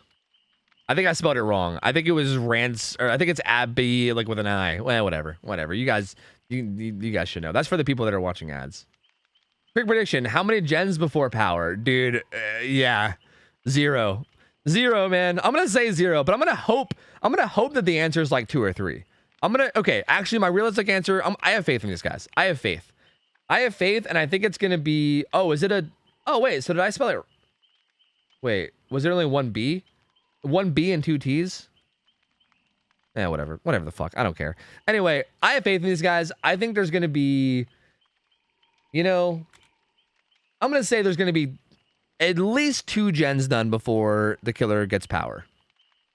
At least 2 is what I'll say. I'll say 2 exactly. I'll say 2. I'll say there'll be 2 gens done when killer gets power. I have faith in these guys. I believe in them. Which is probably wrong, because that's what I said throughout the entire Swiss tournament. Throughout the entire Swiss tournament, every single time we had an Oni game, I was like, let's go. I believe, I have faith. And then every single time people got hit like immediately at 5 gens. So, you know, Foreign Palace are safe as fuck if you pre-drop. Yeah, like this seems like a particularly rough map, honestly. Like this seems like a tough map for Oni. Like realistically speaking, I feel like if I was a gambling man, I think like the odds here should be in the Survivor's favor. Like this seems like a relatively tough map for him, especially with like our rule set where we allow basically everything too, right? I think it should be tough. Should be, I think. Would you say the first chase matters? Okay. In an Oni game, you know how I've been going on and on and on about the whole like first chase matters. With Oni, it's not even the first down, it's the first hit. Like this is going to be really like what's going to be important here is the very, very first hit. Because if you even just hit a survivor once, you get you get half of your power almost, and then they start dropping blood orbs, which you can literally just follow around and start like sucking up. And then once you get a power, and then once you get your power, you just fucking snowball like crazy. So the big thing to pay attention here is going to be how long it takes for the killer to get his first hit. The survivors are going to be doing everything in their power to basically avoid getting hit even once. Like not even going down, just getting hit even once is going to be like the start of the Oni snowball. So what you're probably going to see is them playing really safe, positioning really carefully. They're going to be like pre-dropping pallets. Like they will probably just throw Shack pallet at 5 gens without even looping the window. Like they won't give a fuck. Like they're just going to play super safe and try to deny him power as long as they can. Because once he gets his power, it's going to be fucking tough. He's got Corrupt Intervention, Noed, Deadlock. Play with your food. That's spicy. That's interesting. I wonder if that's to help him get his hit early. That's an interesting thing to run on Oni. Huh. He also has Akito's Crutch and then Splintered Hull. So no Lion's Fang. So these add-ons, basically, Akito's Crutch makes him go faster in his power. So he literally runs quicker when he's dashing. And then this one makes, Splinter Hall makes them drop more orbs more often. Monka? So like Nancy's sitting in a jungle gym. You can see Swish is sitting here at like a really safe tile. Gamer's hiding. They're playing really safe, right? They're going to be playing really safe. Again, no risks. They're going to be doing no risks whatsoever. I wouldn't even be surprised if they like were waiting out Corrupt for the most part, although I do think I saw some people on gens. But look, you see like how safe they're playing? Big preemptive head starts, getting way the fuck away. GPU taking no chances, immediately running towards Shaq. 0 chances.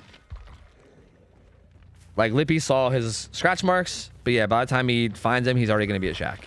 He might commit to him, I'm not sure, but if he does, he's just going to run to Shaq. And again, these guys will not shy away from just throwing like Shaq Pallet if they need to, right? Like he'll run around here, but he's probably just going to throw Shaq Pallet here. I'd be very surprised if he doesn't.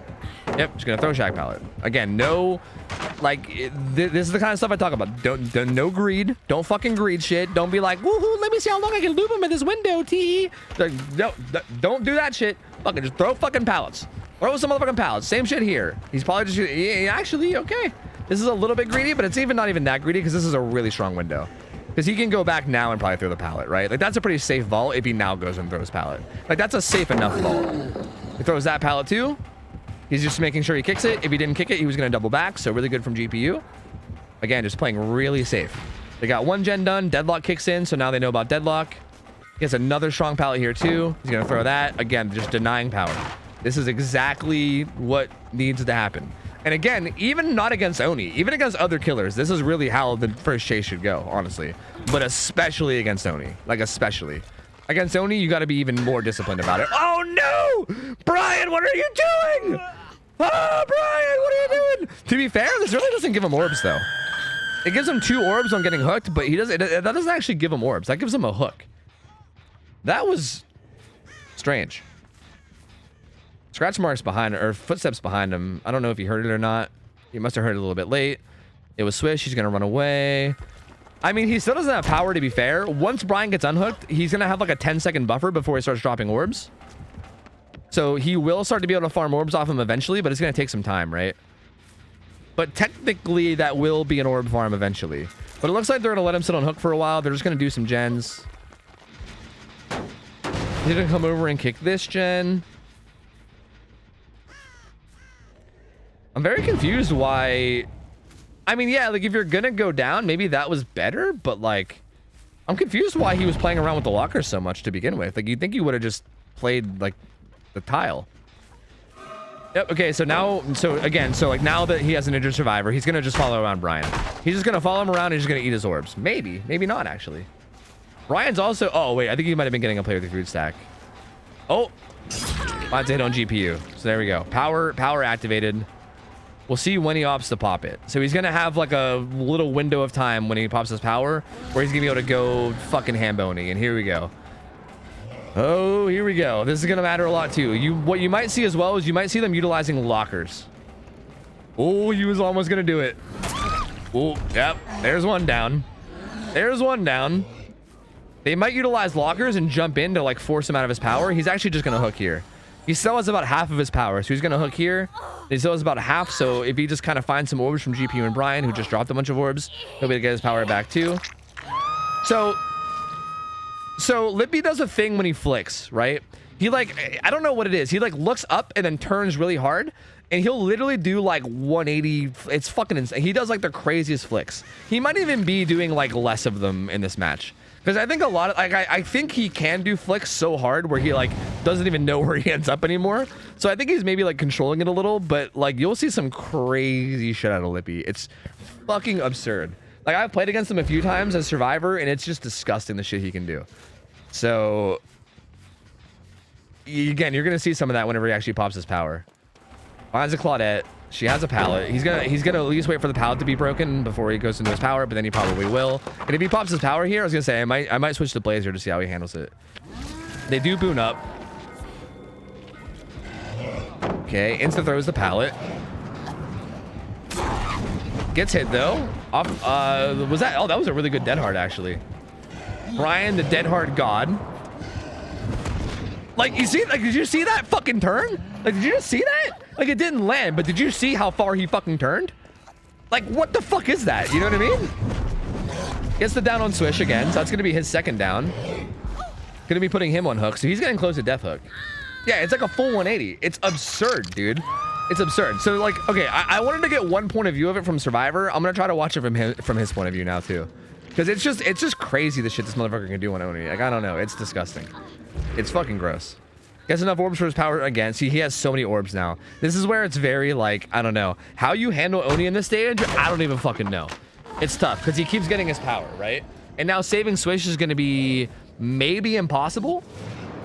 But also the gens are, like, decently spit out. Oh, he finds somebody here. Finds the Lori, and she goes down right away.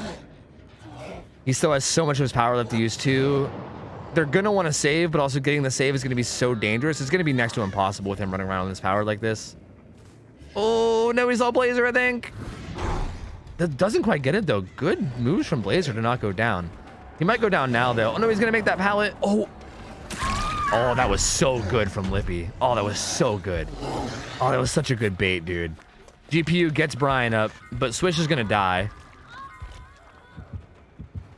It looks like Blazer had reassurance, so maybe he just wanted to come try to get reassurance off. Not going to work. Swish is going to die. Now it's going to be down to a 3v1 with Blazer getting put on hook. Okay. So yeah, it's rough. Yeah, they needed to make sure he only gets 1 down per power, exactly, but they didn't. He got 2 downs there, which is a huge snowball, right? Like, that's going to be big, because they had to take a bunch of time off of, like, everything else to pick up Brian and get him safe. And now Blazer's on a hook, so now they're in, like, a weird spot where it's a 3v1 with Blazer on a hook. And, like, they still have 3 gens. He still has no end in the back pocket, too. He's getting his power because there's just orbs all over the map, so he's, like, constantly getting his power. We'll see who he opts to go after here. Finds... I couldn't even tell who that was. Was that GPU? I don't see any blood, so I think it was GPU. Yep, finds GPU, the only full health survivor. He goes down 2. Yeah, this looks like it might be swinging to the win for the killer here. Basement's here as well, so he's gonna put him down in basement. God, Lippy's fucking gross, dude. This motherfucker is gross at Oni. Gets that hook in basement. Brian's doing a generator here with Prove Thyself with Blazer. They're trying to knock that out. That's way over the seawall. I mean, GPU does have a full stick of butter to play with, so that's kind of nice. I mean, Blazer has reassurance, but basement's going to be hard to get the reassurance off on. He's also heading... Oh, he had deliverance too, which I didn't even pay attention to because I'm an idiot. So good deliverance. He gets his power again. Oh, accidentally runs into the wall. Akito's crutch a little bit too fast. Goes for the effect, but doesn't quite get it. Palace Stun comes in instead. Blazer should be able to make that. Okay. Can't tell if he's giving a Nodders mid-rush or what exactly is happening here. He vaults out. He's just bringing it around town, dude. Coming back to this gen that he figured they'd be working on, and he was right. Baiting out Dead Hard. I mean, that was smart too. The reason why there was that funky interaction is because he knew Brian had Dead Hard. Brian's already Dead Harded his power before, so he was baiting out Dead Hard with that, and he got it. Brian's gonna get put in basement for his second hook. They only have 1 gen left, but the killer's also only 2 hook stages away from having the win. So, little rough. Little rough. Gonna get this gen kick. He's also hooked kind of into 3 gen as well. Kinda, sort of. I mean, there's not really like a super big 3 gen, but there's still kind of a 3 gen, right? Like there's still like there's the one that's kind of out in the field. Like this one is like a bit far away from basement, but it's not super far away. It's still a pretty good 3 gen. This is still a pretty solid 3 gen, all things considered. And Brian's hooked kind of like right in the midst of it, which is not great, right? It's definitely not great too. So they're obviously doing the right thing of pressuring the gens the furthest away from the hook. There's a bunch of orbs here. Oh my god. He has like a bunch of little blood banks like stashed around the map that he can go to at any time. He's gonna kick this. He does have his power. They just got to hit out of basement. Looks like he's gonna try to stay over here rather than going for the basement people. He did see scratch marks. Okay. The little like up nudge thing is so interesting. I wonder if there's like a reason for that. Okay, GPU just making him See, again, this is something that I thought they were going to utilize. This is something I thought they were going to utilize sooner, because something you can hypothetically do, and obviously it's only useful in certain situations, but in certain situations you could just jump in a locker and force them to pull you out, because it kicks him out of his power right away, right? Like, it kind of forces him to just basically end his power and just have you as the hook, as opposed to like getting multiple downs with one power use. It's like a way to like optionally stop his snowball, but obviously it's not right in every scenario to do. There's like certain situations where it's right to do and certain ones where there's not. So GPU opted to do it right there, but again, just don't really know. At this point, he just needs one more down. He sees Nancy, gets the off the record hit. Lori was getting out of a locker. No one's doing gens. Down she goes. Down goes Lori. Yep, that's gonna be it. That's gonna be it. That's gonna be all she wrote. That's all she wrote. Dude, I mean, this match was just as good as I was hoping, honestly. This was just as good as I was hoping. Oni's just such a nuts killer, dude. Like, these guys even did a good job, right? Like I was right, I think. Right? I think he got his first hit at 3 gens. The problem is that his first hit was a hook. Like, that was rough. Like, Brian getting pulled out of that locker early was... I'm not sure what happened there. I mean, Brian's not...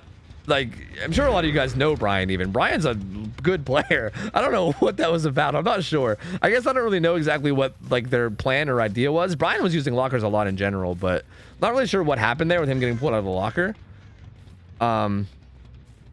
But yeah, I mean, outside of that, they were doing a really good job early game of just starving him of power. It's just once that happened and he was able to get his power, it kind of all just fell apart from there, you know? Again, maybe the way they handled his power was wrong too, but honestly, it's hard for me to even know, because I don't, like, once Oni gets his power, I'm not even really sure exactly what the right play is. It's such a weird thing to play around. So, like, maybe they would be able to give me more insight on what they did wrong, because I'm honestly not even 100% on it. It just seemed like anytime that Lippy found them, they basically just died because he just is fucking cracked, you know? Like, he had really good mind games. Obviously, Oni is just really strong in general.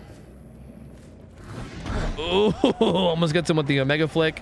His power's almost out, so he might not even be able to get this down. He won't be able to get this down. So that's interesting. He actually uses his entire power there and didn't get it down.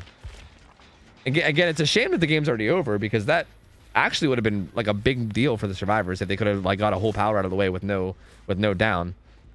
But that also probably only happened because it's a 2v1 and because the game is like because the game's almost over. He finds GPU, I believe. He was chasing around Miha. Yep, gets stunned. I mean, maybe Blazer's doing a gen across the map. Yep.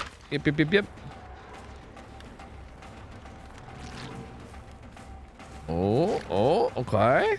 Again, like I said, I feel like he has like a bunch of like little blood banks around the map. I feel like that was one of them. I think he still had another one that was like down on the other side too. Oh no! Caught him fucking caught GPU slipping over here on the slow vault back in. So he gets his power. He also has GPU at T-walls, which is not a very strong tile to begin with. So he might even just not use his power here. He might just chase normally and then save his power for Blazer afterwards. Because, yeah, this tile is not very good. It is not very good. An isolated L wall, especially on Cold Wind, not really the best. The GPU is going to go down. That'll be his death hook, and then Blazer will be the only one left, and he's just going to run towards Shaq, I would assume. Or maybe he's just going to, yeah, he's going to give him the nodders. Like, yeah, yep. Yep. And there you go. GG's. GG's, man. Fast call out on the corner up. That's just muscle memory. Yep. True. So, hey, well played from both sides. Again, I mean, I still think it's a good lesson to take in terms of like how they played early game. Because again, I think that's what people should be striving for. I think any like survivor team that is like, any survivor team that's been like playing in Scrim Nights that wants to learn to improve, I think should look at like these survivors and how they play to like help you. Again, I know it kind of fell apart once Oni got his power, but it's really hard to avoid that when you're going against a really good Oni like this. But like that early game was so good from these guys up until the locker pool, right? It was so good. So like pay attention to that kind of thing. It's very, very important. But again, Lippy, fucking nuts, dude. Like Lippy's just so fucking good. He's so fucking good, dude. Man is disgustingly good at Oni. And well played by him. Very, very well played. He might be live right now. I don't know if he is. I mean, feel free to go say hi to him. That is his Twitch. His Twitch is literally just Lippy. Dude is very, very cracked. Man is very, very good. That's going to be his only game he plays. What we're doing right now, by the way, if you didn't catch it, is we're doing 3 best of 1s. Basically, this survivor team is going to play against 3 different killers that are all like very high hours, and I think maybe have comp experience and are just very, very good. So this was the only match. Lippy got the better of him, so GG's to him. And I think we're gonna have like a dredge next. I think is what it was. I think there was an Oni, a dredge, and a blight. I think we're gonna be the 3 killers. So yeah, I think it's Shua's dredge is up next, I believe, if I'm not mistaken. But man, GG, that was fucking great. I love that. I love watching Oni games, dude. I gotta be honest. Like watching like really cracked Onis is like, it's like, you know what? Earlier, whenever Andrea asked me, Tofu, who's your favorite killer to cast over? And I said, I don't know. I don't think I have one. I think it depends on the player more. You know, maybe I take that back. Maybe Oni's it. I think Oni is actually I think Oni's actually probably the one. I think that's probably the one. Oni's like, he's one of the only killers that like really makes me still feel like tense. Like I literally feel tense when I watch an Oni. Like when he pops his power and you're like, oh God, how many people are gonna die? Like how many people is he gonna kill on his power? Oh fuck. Like it literally, like it makes me literally tense up. And like I have 10,000 hours, you know, like nothing should be making me tense up in DBD anymore. But I feel like an Oni player, especially if they're an Oni player that you know is good, right? Like if you know they're a good Oni player, like I kind of get the same feeling even when we watch Fluffy Doggo, Combustible Fluff play. Like he's like a 2,000, 3,000 hour Oni, but he's fucking cracked as shit too. And I get the same feeling whenever he plays too. You're just like, oh God, how many people are gonna die? Oh God, like it's just such a fun feeling. You know what I mean? I don't know. I love it. We're moving on. Shua is up next. We're gonna be doing another game. This one's gonna be a dredge game. So yeah, let me pay out the predictions. I'm not playing. No, I'm not playing at all. Let me pay out the predictions. Here you go. Bada bing, bada boom. He wants to play another? That would be up to the survivors and as well as everyone else organizing. I don't know. I think we're guaranteed getting these other killers in because we've already kind of had a schedule to have these guys all play. So I think we're going to have these guys all play no matter what.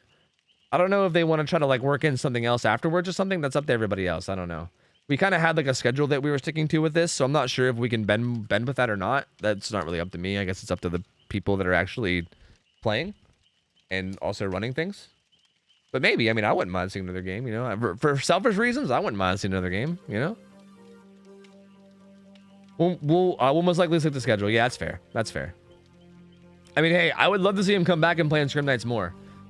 I'm hoping that with us having an earlier start time, maybe we can get more like teams like Instant Dodge that have like comp practice and like comp experience to like come in. Because here's the thing, I think, if I'm not mistaken, I think we have a lot of like crazy cracked out killers like Lippy with like really high hours and shit, but a lot of the times we just don't have opponents to give them, you know? Like we're kind of at the mercy of whatever survivor teams sign up in terms of games that we get. So I love watching good killers like this play, but I feel like we just very often don't have teams for them to play against, right? Because we can't put a killer like that against a team that isn't like insane, you know? Yo, TJ, thank you for the 2 months. Welcome back, buddy. Appreciate it, man. Thank you. Our scrim's gonna be this early from now on. I think I want to try it for like a couple weeks and see how it goes. I can't say whether or not it'll be permanent. I don't know. Maybe. But I'm gonna try it for a few weeks, see how it goes. Maybe we can get some more signups and stuff. Oh shit, I gotta play ads. Fuck, I gotta play ads. I'm sorry, I gotta play ads though. Okay, before I play the ads, I'm just gonna give you guys the prediction, okay? This is a dredge. Dredge gets played on Sanctum of Wrath, I believe. Sanctum of Wrath is the map. It's a dredge. They have 6,500 hours. We've seen Shua play before. What did Shua play before? Did Shua play the Slinger? Oh no, Cenobite, right? Cenobite. I think we saw Shua play Cenobite. Or no. Maybe? Was Shua the person that played Cenobite with Engineer's Fang? Was Shua the reason why we banned Engineer's Fang? Is that what it was? I'm pretty sure that was it, right? I'm pretty sure Shua was the one that played Engineer's Fang with Pinhead and like went ham bony, and then we literally had to ban Engineer's Fang afterwards because it was just like way too strong. But anyway, yeah, Shua's a very good killer. We've seen them play. They're very, very good. Obviously, the Survivor team is very, very good too. So I'm gonna give you guys a Gamba. I'm gonna play some ads. Once the ads are over, we'll start the game. Okay. So feel free to Gamba away. Shua played artist? No, that was Koida. Koida played artist. I don't think Shua played artist. Yeah, Shua played a really good Cenobite. Yeah. I can't remember who the...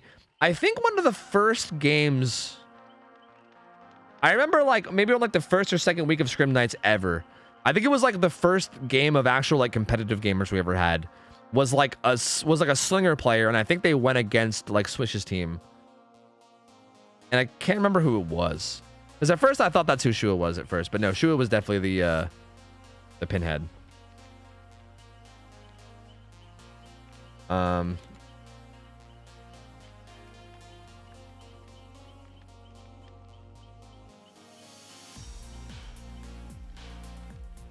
Bum, bum. He's Adge. Adge is right. Adge. Ray Passer, what up, buddy? Why ban Engineer's Fang? The reason why we ban Engineer's Fang is because Cenobite plays on Dead Dog Saloon. Dead Dog Saloon almost always has a really, really powerful 3-gen in like the back area behind the gallows. So basically Engineer's Fang makes it so it's like almost impossible to attack that 3-gen area because you just like get hit if you even get close. It's not impossible to beat, but it's like very hard to beat and also very miserable to beat. Like if you're gonna beat it, it would take like 30 years or the killer would have to throw really hard. It just kind of like, it's just kind of annoying. It's annoying and like very strong in a way that's very obnoxious. Like it's not even just strong, it's like strong in like a super obnoxious, like making the game last 30 years type of way. To the point where like, would rather just not have it, you know? For the good of everyone involved, would rather just not have it.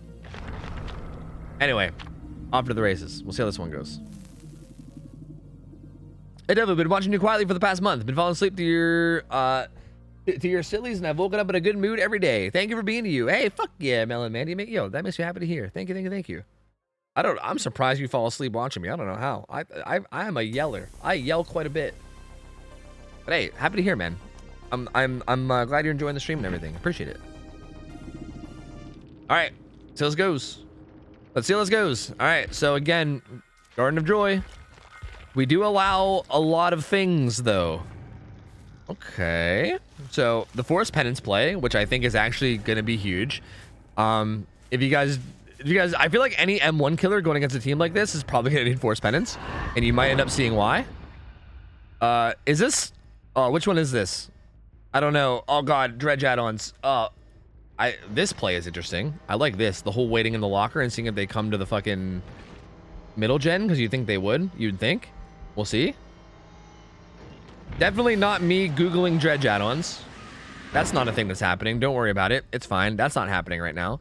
I know these add-ons, and I know that one of them is Automarian Writing. Reduces the cooldown of the glooming by 4 seconds during daytime. What the fuck is the glooming? Is that like the teleport power? Probably. And then the other one is boat key. Okay, I thought it was boat key, which makes you teleport faster during daytime, and also all locks get broken in endgame collapse, which is good. So, yeah. Oh yeah, it's also charging Nightfall. Yeah. It's also charging Nightfall. You're not wrong. So it's like kind of camping the gen in the middle while also charging Nightfall. So that's true. Looks like you should get a hit here on Blazer. So good opening hit, which will also charge Nightfall quite a bit. And once Nightfall kicks in, I imagine that's going to be when the power spike comes in. But honestly, you're still kind of an M1 killer, so I'm still curious to see how much of a power spike it's going to be. Good locker teleport. Blazer, aware of it, vaults the window and gets the fuck out of there. Running into the, like, he ran into the corrupt spawn, so obviously this is what you'd expect to see. Like, basically, when he gets chased, he runs into the area where there's no gens, so his teammates can freely do gens. Good zoning from Shua, though. Good dead hard bait as well, so down goes Blazer. These guys are going to get the mid-gen done. This is going to get deadlock, so they're now aware of deadlock. And they at least got that mid-gen done, though. Oh, he's recovering under pallet. All right. He does have kinship, though. This kind of seems like a take the chase build, so I think it's good that he went down first. He has kinship, so it seems like he's meant to be the one to be chased and hooked. Swish gets found though, and now he's gonna be chased. Interesting that he might be, yeah, he kind of gave up that hook. They picked up Blazer. He kind of gave up that hook. He teleports back in Nightfall because he teleports hella fast. And this is where Force Penance is going to come into play because he's going to make Brian broken now. Against M1 killers, you would normally see a ton of body blocking. Force Penance, I think, is going to make that not as much of a thing, but you would definitely see it a lot otherwise. Ooh, the teleport. Brian vaulting out, though. Oh, okay. Bounce landing, or maybe live. I think it was more like bounce landing. He's going to get out of here. Good locker teleport, though. Brian's still calling it out, running the other way, but he's gonna still go down eventually. It's gonna take a little bit of time, but he's gonna go down. So there he goes. So this will be the first hook, though. And again, like, I feel like that whole situation of like Blazer not getting hooked and him like chasing away Swish and hitting him, like he ended up with the same result, right? Where like you're still just getting the first hook, everyone's back to full health. GPU's blessing up again. Bless up, bless up. But hey, I mean, here's first hook. There's still 4 gens left, so not bad. I mean, not terrible. Gonna teleport across the map and see what he can find. Damn, he did go straight to the correct gen too, which is really smart. I'm not sure if there's something that's letting him know like what gen they're on, or if it's just like a game sense thing, but really good of him to go to the exact gen that they were working on. I know they had 2 people there. Gonna try to zone there. Gonna try to zone here too. Interested to see how Swish is gonna play this. Huh. I kind of want to see this from Swish's point of view. I'm just curious. Damn, doesn't quite predict right there and gets hit. He's going to get the Folk out of dodge. Is he going to go to the locker? No. There's a pallet there that he ran away from. Definitely not a very good pallet considering there's a locker there and also you can zone it. Although he can go try to get some distance here at double drop-offs, which is not good. But he does have a pallet here. I don't think he makes it though. He's going to die. Down he goes. He's also kind of near basement. But also, the unhook happened, and Brian's kind of just sitting pretty. So, oh my god, what? Booty! Whole lot of booty! Who's got Deliverance? Nobody has Deliverance. They're literally not even running Deliverance. Really? No one has Deliverance? That's crazy. That feels like it has to be an accident. What is that? That's crazy. He comes into Shack, he breaks out the locks on the lockers on Shack, so Shack is now teleportable. Swish, unfortunately, is the reassurance survivor, and he also does not have, like, usually these guys, what I see from these guys in particular, usually what I see is the person that has reassurance usually has kinship. This time around, they didn't. They had somebody else with kinship, which I think it means that they wanted, like, I think they wanted Blazer to be the one to be hooked so that he can then get reassuranced and then kinshipped. But it was Swish that was hooked, and Swish can't reassurance himself, so unfortunate. They're going to get out of there. They get the unhook. Blazer takes 1 hit. They're gonna go, although Nightfall exists, which is terrifying. He has this really shitty pallet. He's gonna take the window and try to get out. I don't think he's gonna make it very far, though. Don't think he makes it very far. He's gonna go back down. But they're down to 2 gens. Okay. We'll see where it takes him. Noed's still gonna be in play late game. Looks like we got a Resilience Blazer over here doing a gen. It's hard to tell like where they're doing gens. There's a Nightfall. Like I want to talk about like their gen split, but I can't even tell what the fuck it is because like everything's so goddamn dark. Okay, this was the gen that Blazer was doing. I don't know. Do they still have 3 on the side? I'm not sure. Door stuck. Can't move. Genuine dick sucker. Blazer gets some distance. So good for him that was locked. Ooh, finds the Lori out over here though. Swish gets unhooked. So Swish needs to play really careful now. Luckily, there's no There's no Nightfall. So it won't be quite as free for Dredge to find him. But he still has an idea of where he's going to go, right? Which is back here. Yeah. So he finds him. I feel like they should have maybe even went even further away. But maybe that's just me. I don't know. I mean, I guess either way, as long as he can go to a locker, who knows? But basically, he's going to try to kill Swish now because he knows Swish is on Death Hook. So he's going to try to get him out. GPU is obviously there to protect at the moment. He's going to take 1 hit for free. Swish is just going to pre-throw this and make him kick it. Although... Blazer just died. Or sorry, not Blazer. GPU just dies for it. Blazer's here too. I'm guessing... I was going to say, I thought Brian was going to be doing a gen, but maybe not. Yeah, now he is. So basically, these 3 are just trying to buy time for Swish's life. So that Brian can, or sorry, so that Brian can get as much gen progress as they can. And they're doing a really good job of it. Somehow, I didn't even see exactly how this happened, but somehow they got around, and now Switch is running away with Blazer doing a really good job of body blocking. He's gonna take a hit. Somehow that wasn't forced penance. I don't know how. Somehow that was not a protection hit. That's fucking weird. Ooh, good play from Switch to use the bridge. But I think he goes down here. Oh, GPU! Oh, whoa, I can't even believe he got that. He gave him the reach around there. I don't even know how he did that. He gave him the old fucking reach around because it looked like GPU got in the way there, but I guess he didn't. Brian has this gen about half done. And there goes Swish. He's dead. Comes right to the gen that's being worked on, so he's going to be chased off that now. And now we're down to that 3v1 scenario, right? We're down to that 3v1 scenario. Everyone's injured right now too, which is kind of scary. Like, Nightfall is active and everyone's injured, so this is actually a really dangerous stage of the game right now. Like, hypothetically, this could snowball kind of hard. They have a pretty good split of gens, although the gen split doesn't really matter during Nightfall, but once Nightfall is gone, it'll matter a little bit more because then teleporting will be a little bit slower. Finds GPU over here, I believe is who it is. Oh, no, it's actually Blazer. I can't tell because it's just like a white aura. Gets it down, though. That was pretty good usage of Husk. The down goes Blazer. Brian's going to heal somewhere. GPU might be healing as well. Let's see. No, he's actually just chilling, reading the map, hanging out, looking at the map, vibing. Hanging out where gens are. Oh, I think he's trying to find a place to boon is what he's doing. He's hanging out in an area where I think he's trying to find a place in where the gens are done, basically, like away from all the objectives where he can boon and have like a safe boon area. I think it's probably going to be back in like that corner somewhere. Looks like Shu is a little worried about this gen, so he's going to come back and kick it. Or, well, sorry, make sure it's still regressing, I should say. The unhook comes in. So he actually, I don't think he booned, right? I don't think he found a boon spot. I think he just unhooked instead. He might be looking for a boon spot now. Maybe? Brian's back on the gen. Finds Blazer again. Hits him with the old, I'm running right, just kidding, I'm running left tech. Finds a pallet over here as well. Oh, good play from Blazer. Okay, good play.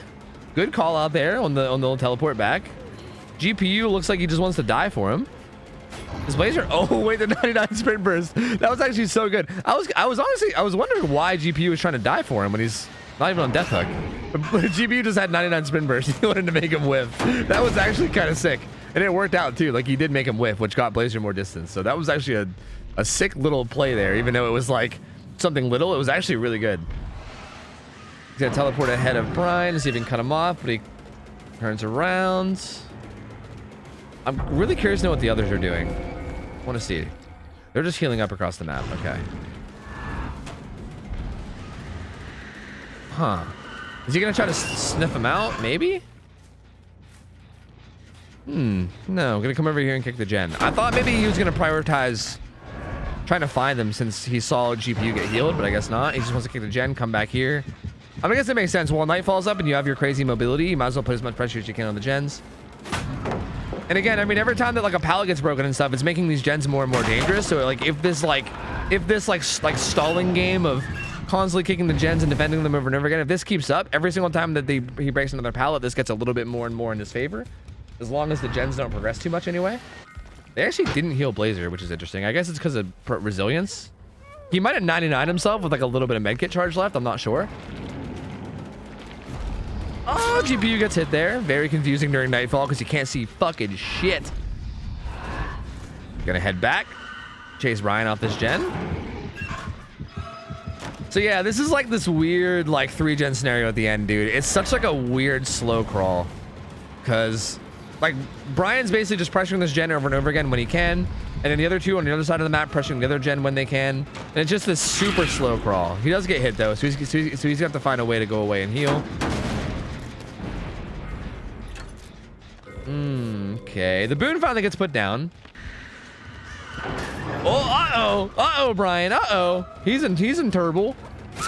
Brian goes down. Uh-oh. Didn't expect that one. Looks like Blazer's actually doing the other gen, the one like near Shack. GPU's healing. He actually didn't pick up right away. Is he worried about that gen? He might be worried about that corner gen. I'm not sure. But interestingly enough, I'm pretty sure they're doing that gen over there now. So, like, there's kind of two gens that Shua's been going back and forth between. And I think, yeah, Blazer's now doing that one. So he might be suspicious of it, seeing as how he didn't see anyone on the far gen. He's probably like, what the fuck? Where are they? And it makes sense because they're over here. This pallet's gone. It's already been used. Unfortunate. Actually, it's not broken. Never mind. It got used, but it's still there. Okay, let's go with his power. Base the dead hard. The fucking patience of the dead hard gamers.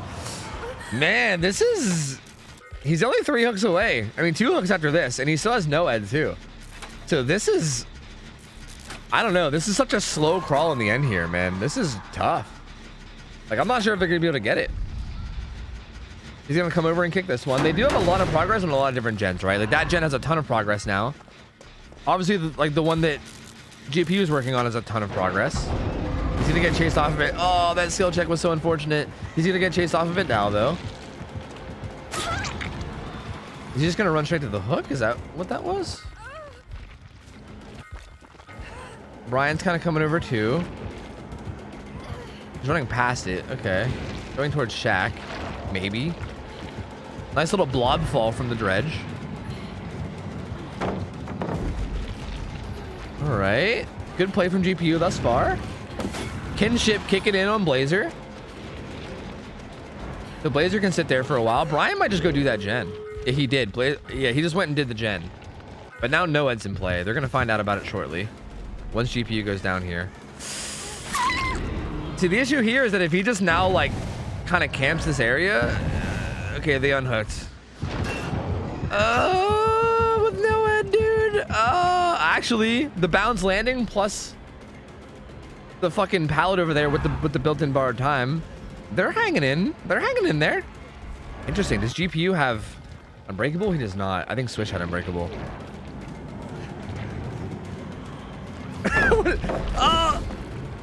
Okay. Okay, Blazer. Okay. I see you. Oh, he's going to die, though. He's going to die. There he goes. Gets grabbed. See, the problem now is, like, yeah, I think it's over now because if he hooks Blazer, then he hooks GPU, it's over. And, I mean, it looks like GPU tried to crawl away and get somewhere a little bit safer, but... Like, he has nobody. He's going to be patrolling the area. Brian needs to, like, basically sneak in and get GPU up and get him out if they want to win, and I don't know if that's going to happen. Yeah, I don't know if he's even going to try. He has to try, but I don't think he even can because Dredge is, like, in between him and... Yeah, I think he has to just leave. Well, wait. Hatch. Wait a minute. Hatch. But Hatch spawns inside in Shaq, right? Oh, he knows, though. He's coming back. Yep. Nope. Yep. Nope. I think their plan was let GPU try to get close to Hatch spawn and then have him leave. But yeah, I'm pretty sure. Does Hatch spawn inside? I think it spawns inside on this map, but I'm not sure. But yeah, Brian's just kind of like, you know, chilling. He's Bing chilling. He's Bing chilling in the exit gate, holding his firecracker, having a party, blinding himself. DZ. Oh man, close one, dude. Very, very close one. Interesting. I'm actually surprised that this turned into a dredge win. I really thought like when it was like a 3v1 with 1 gen left, I thought that they were gonna be able to win that. Like, that's interesting how that played out. It's tough because I feel like he just got Nightfall so often, and when he did, he just did a really good job of like pressuring the gens and like never really letting up on it. And also like the game sense, I mean, I gotta give props to Shua because he played it so well. Like, the game sense was just there all the time. Like, it felt like he always knew what gens they were on. It always felt like he knew what they were trying to pressure and what they were trying to do. Obviously, Noed played a pretty big role in the end as well, but really, really well played from Shua. That was super good. Like, that was extremely good. And yeah, I mean, the Survivors, super close game. Super close game. I mean, it was literally like a 1-point difference in the end, so good try. And GG's. I think we have one more game. I think we have one more game with Insta Dodge, and then we're back to Supernova Fox's streak, I believe. Yo, Brevin, thanks for the raid, dude. Appreciate it, man. Hope you had a good stream. Thank you, bud. Thank you, buddy. Data Dog, what up? Good to see you, man. Very, very interesting. I'm all in for these crack games, dude. They're fucking fun, man. They're fun. Okay, this guy is a blight. I believe he is a blight player. If I'm not mistaken, I do believe he is a blight player. Yes, and blight is played on Groaning Storehouse. Okay, Groaning Storehouse is blight's map. So blights are like good blight players very rarely lose in Scrim Nights. Like I feel like it's very rare. So I'm curious to see how this one goes. Although this team did beat a good blight before. We definitely saw that happen one time in the past. But for the most part, blights tend to dominate. We put blight on Groaning Storehouse because Groaning Storehouse should be a somewhat hard map for him. So hopefully there's at least somewhat of a chance for the survivors to beat him. I think there should be. Oh, I'm still in. Oops. But yeah, feel free to Gamba away. Gamba it up, dude. Gamba it up. Can you hop on Discord real quick? I need to ask you something. Wait, what do you mean? What are you talking about?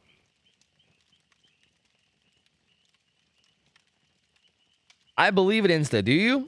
I feel like I should play more ads just in case this ends up being a long one. I have 22 minutes before more ads play, but I'm just a little bit scared in case it ends up being a long one. I'm gonna run more. I don't care. I'm doing it. Okay? I'm doing it.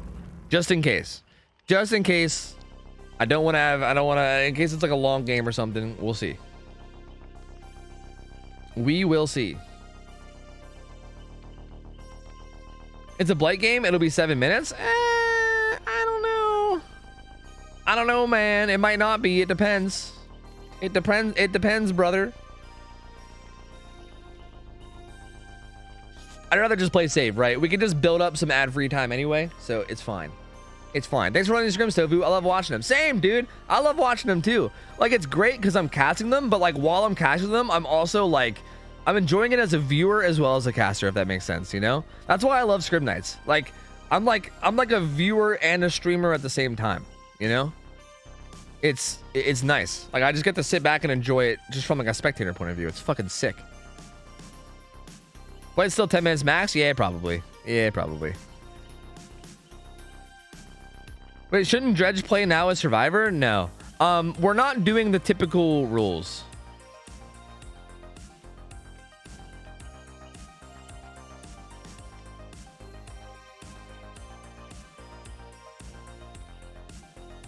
Toby, please answer my question. Wait. What was your question? Iced Pumpkin Spice. Thanks for the Prime sub. Welcome in, buddy. Appreciate the support, man. Thank you. But yeah, sorry. I completely got sidetracked. Trickster plays on Pale Rose is the map that he plays on. Pale Rose. Also, these 3 games we're doing right now are kind of like 3 show matches. These aren't like, we're not following the typical rules of Scrim Night for these matches because we basically had one really high tier team, which is this team, and we wanted to give like 3 different killers a chance to play. So we're basically just having this one high tier team play against these 3 killers, and they're all just doing, it's just like 3 different best of ones. And then after this one, we're gonna go back to like the normal rotation, where like when you win, you stick around, and when you lose, you get rotated or whatever. So this is kind of just like a little section where we're kind of like differing from the norm, if that makes sense. What's the map again? For Blight, Groaning Storehouse. The map for Blight is Groaning Storehouse.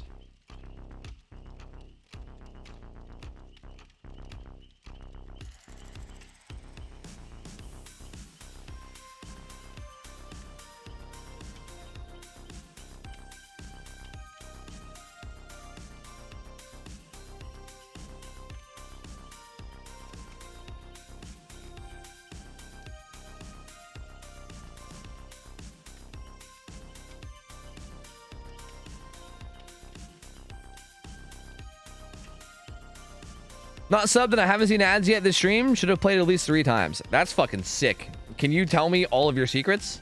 Can you tell me what browser you're using and what exactly like what fucking extensions you're using?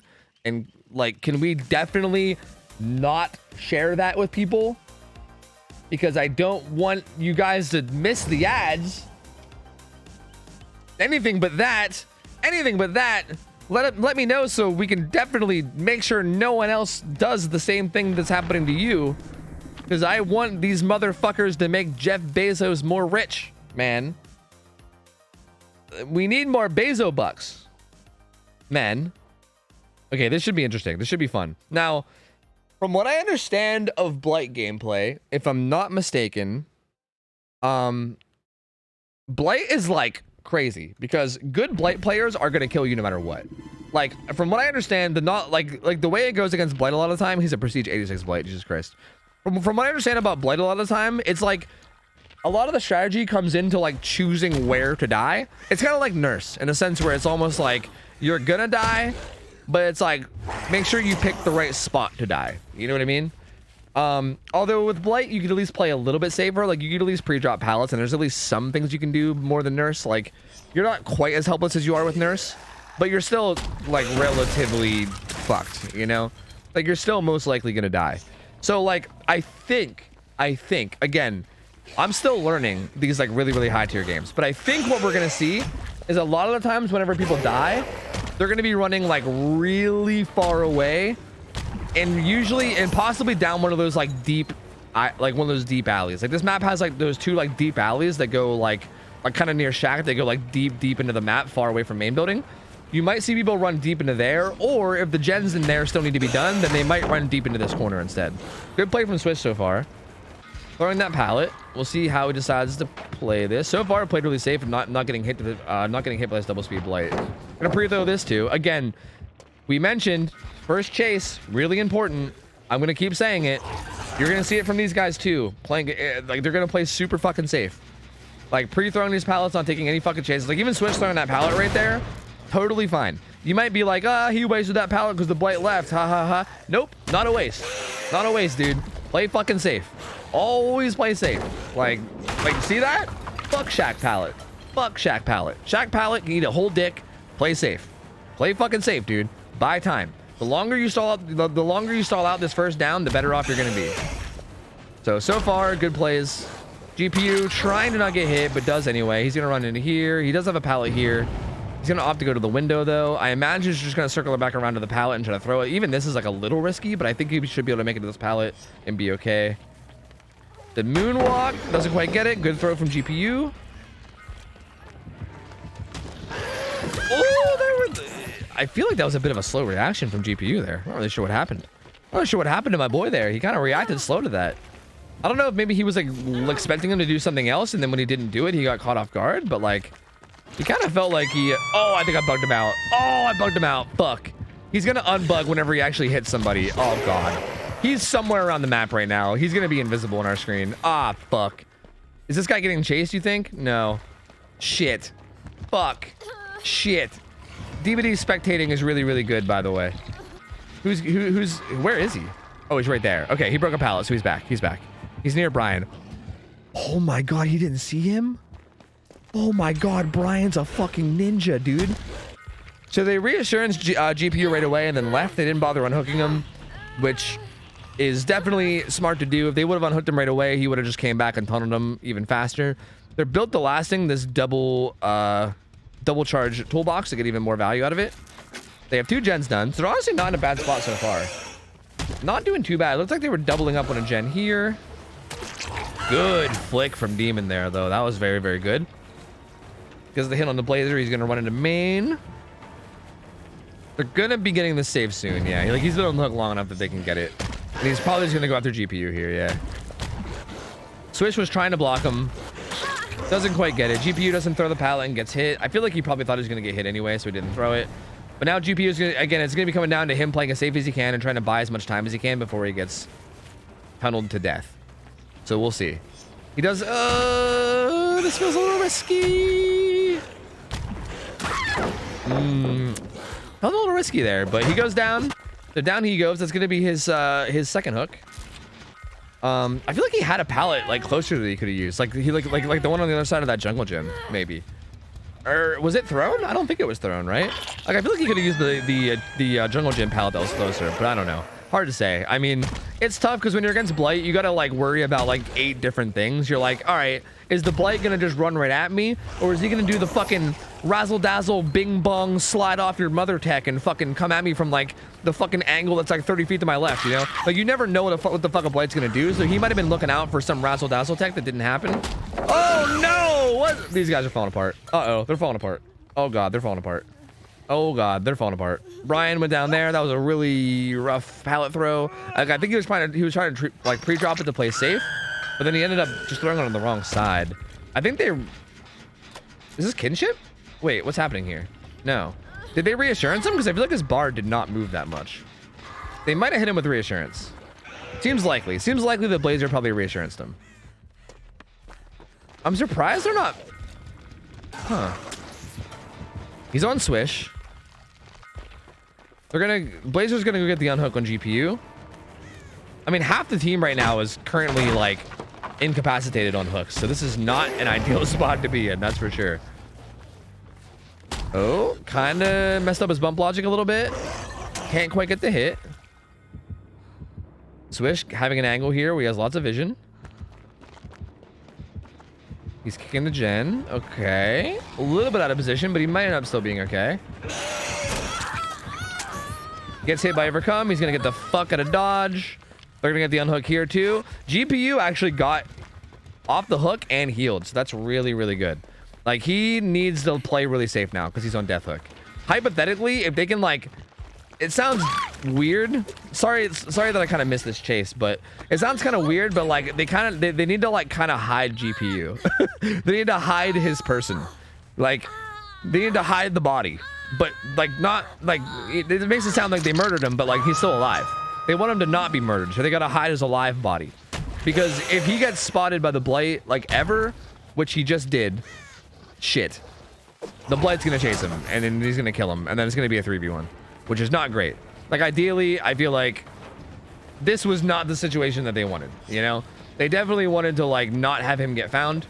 So this is very unfortunate. He gets hit once, and he's going to stay on him, and when he does go down, that's going to be a death hook.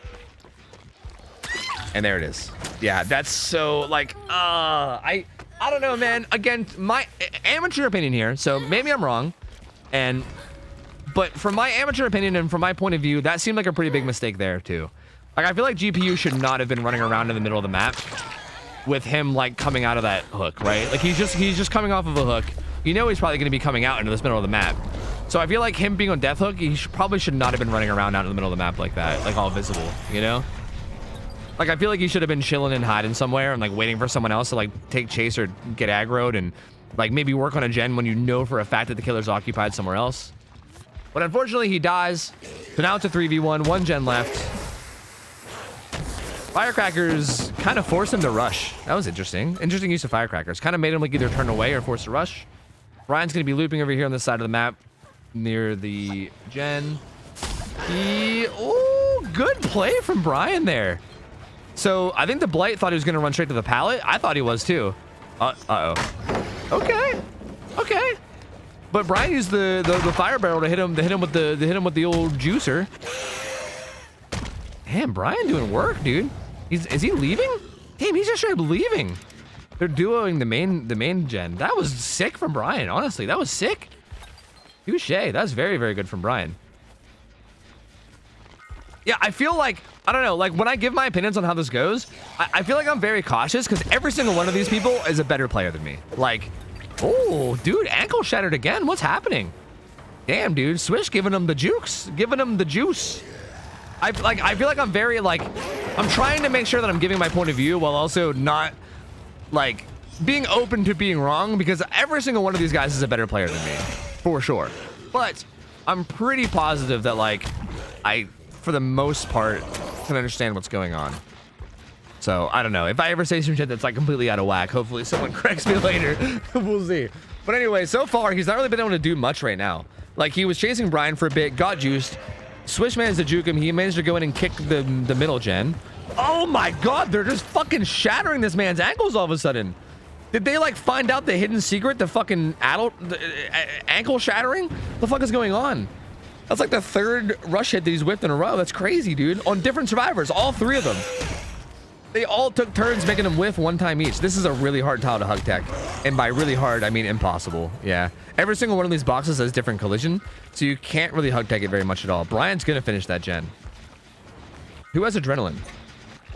He has adrenaline. He's gonna get hit into adrenaline. Hit and watch. Ready?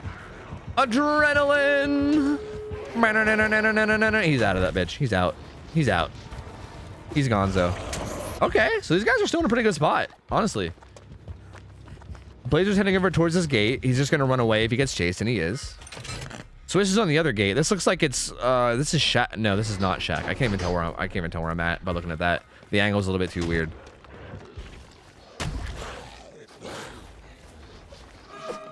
Oh, okay. One Blazer. Oh, okay. Okay, yeah, it's on the other side of the building. I see. So it's in the other corner. Yeah, Swish is gonna get that open. It's open. And yeah, they just gotta try to make sure like Blazer's a fresh hook, so getting him out's important. So that's why Swish is gonna just jump in front of him. He also has overcome, so he can take that hit and just bolt away. Yeah, they're out. They are out skis, dude. Out skis, my dude ski. And Brian's gonna sneak up all sneaky beaky like. All sneaky beaky like. And get the fuck out. Touche. Really, really well played from these guys. Really well played. I do think there was a couple slip-ups. I do think there was a couple slip-ups by them that they could have done better, but for the most part, yeah, I think they played really they played that fucking phenomenally. I mean, fuck, they made him whiff a few times. I mean, I feel like Demon seemed to have like a little bit of a rough game. Like he played really well, but there was a couple places where he messed up his bump logic. He also, obviously he like got, you know, juked a couple times as well. But generally speaking, I just felt like that was a really good performance from the survivors. So really well played. Like all of them just played that super fucking well. Like the plays that Brian was making over at that like isolated gen were so clutch. Like that was so fucking good. I don't know, that was just phenomenal. They did a really good job of playing safe. They did a really good job of just slamming gens, like getting like having a good gen split, pressuring the right gens at the right moments. Just overall really good, smart play from these guys, which, you know, you love to see. So well played, dude. Well played. There you go. GG's, boys. GG's. There you go. Dredge objectively better than Blight. Buff Blight. Yeah, you guys heard it here first. Double speed Blight is too weak, so they need to buff Blight and buff speed add-ons. And nerf Dredge because he's too strong. So there you go. That's the that's clearly the conclusion that we're coming here to. Okay, let me pay out survivors. Also, coming here to is not the proper English sentence. Just say that, whatever. I think you got what I was trying to say. But GG's. That was dude. Those were a really fun set of 3 games. Those were really good. I thoroughly enjoyed watching them. I thoroughly enjoyed it. We'll see how this goes. Where can we read the scrim rules? Exclamation point rules will give you a list of rules.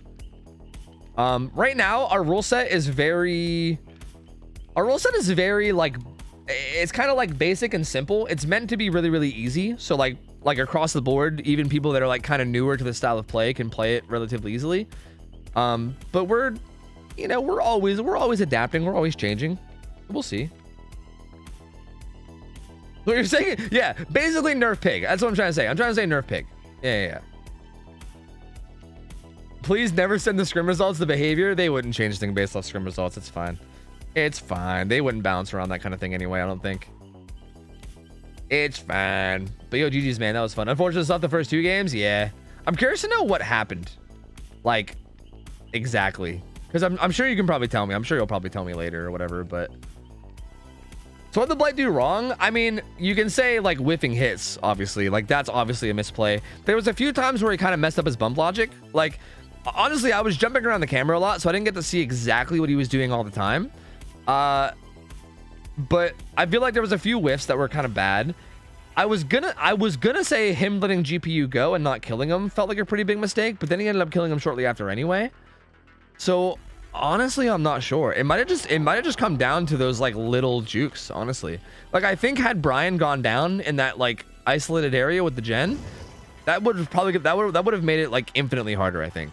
Like the fact that he had to just leave Brian in that corner and just let him do that gen. I mean, that was the last gen that got done, right? Like the final gen that got done was that gen that was deep in that corner where Brian was, and he literally Brian did that from like basically 0 to 100 after the Blight left him. Like had the Blight downed him instead of leaving him, that could have been a whole different thing, right?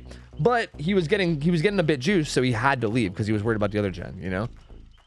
So yeah, it was just, I mean, I don't know. I think it might have came down to those missed swings, to be honest with you.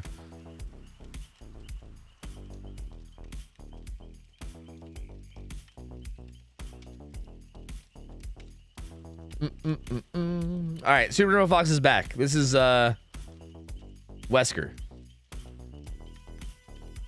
Good old Wesker. Who is oh, we're getting the EU team in. Okay.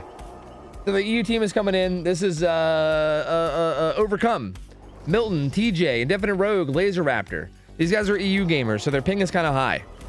And we're going back to Snoover Fox, the tunneling god himself, the tunneling role-playing god himself. Man, typing out fucking fucking Wesker paragraphs in chat and shit. The psycho. Was the Wesker running Superior Anatomy? No, he was not. Shippies, what up, buddy? Hello, hello. New to DBD. Why do people hate Hag so much? I don't know. Because Hag kind of changes the entire way the game is played. And instead of being like a chase game where you basically are running around and interacting with the killer and survivor, you're kind of just interacting with the map and her traps. Like, she just sets a bunch of traps, and if you step in a trap, you get hit.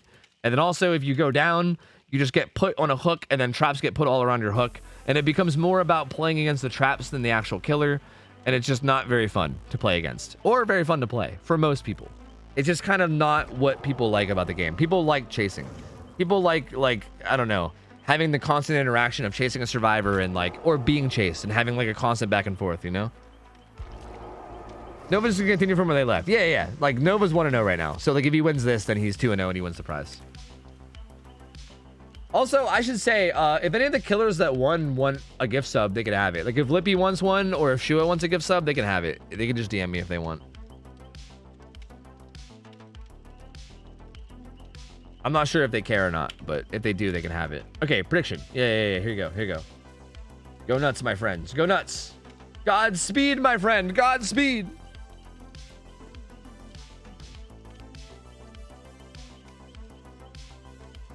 I mean, this is a cracked blight. I don't get it, man. I need a 10-minute explanation. I feel like the explanation was that he just wasn't able to down Brian in the corner. I mean, that's also a rough map. Like, you got to keep in mind, that's not necessarily the best map, you know? Especially, again, for what happened. Like, the fact that he didn't get Brian down in that corner and the fact that he had to leave. Like, the reason why we put Blight on Groaning is because Groaning is so big. And if you have survivors pressuring, like, each side of the map, even Blight with his speed that he has, it takes him a while to get from one side of the map to the other, right? And when he does go from one side of the map to the other, he has to use all of his charges to get there. So even when he gets there, he has to wait for his charges to come back before he's even a threat. So like, the map being big and then splitting the map really well with gens and making him have to travel around the map kind of took a lot out of him. And then I also think he just whiffed some important hits that he needed to get. Like, I think had he hit some of the ones that he whiffed, I think it would have been a whole different game, you know? But it happens, you know? It happens to the best of us. Everyone whiffs hits sometimes, you know? Some people like me whiff them way more than others, but it happens to everybody, you know? First down took too long. I mean, I feel like the survivors just did a good job of playing safe, you know? Like, I don't think that he fucked up with the first down. The survivors were just doing good, you know? Unless your name is Array. I mean, I still want to see Array play against it. I would love to see Array play against Instant Dodge. I would love to see that, man. Like Array played against a sort of version of Instant Dodge, but not really. It was Swish and some others, but he was also running Alchemist Ring. That was the first week. He was running out. That was before we banned a bunch of stuff, and he was running Alchemist Ring and all kinds of crazy shit. I would love to see an Instant Dodge versus Array game. That'd be great. I would love that.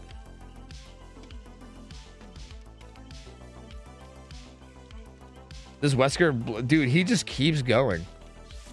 He just keeps going, man. This man Googled Wesker quotes, and then he's over there just copy pasting shit, you know? Just fucking copy pasting stuff. Picking a new paragraph and just punching it in, you know? He's really fucking committed, dude. He played against Petroleum on stream a month ago. Yeah, he does scrims on stream a lot. Yeah, I mean, he's a cracked blight. He's really good. But also, again, Storehouse is not an easy map for blight. I definitely think it's a very winnable map for survivors, I feel like. Yeah. Also, Groaning Storehouse also has a lot of path palettes. Path palettes are really, really hard for blight. You can't really utilize Hug Tech at all on path palettes. And even Bump Logic is it's doable, but it's difficult at times, especially if the survivors are good. So yeah, it's definitely on the harder end of maps for sure. He's using text-to-speech? Do you think he's sitting there like in his chair wearing sunglasses and like a trench coat, and he's just like using text-to-speech? He's like sitting there like 6 billion cries of agony will birth a new balance. Unfortunately, it's too late for you. You will not live to see the dawn. And it's just picking it up, maybe? I hope so. I hope that's what's going on. That'd be great. That'd be fucking amazing. I would love that. 100% cosplaying Wesker right now. Dude, I believe it. I 100% believe it. Wesker does sound like Mandark, dude. He's a Mandark looking ass. I'm pretty sure Mandark grew up to become Wesker. I'm pretty sure that's what happened. I'm almost positive.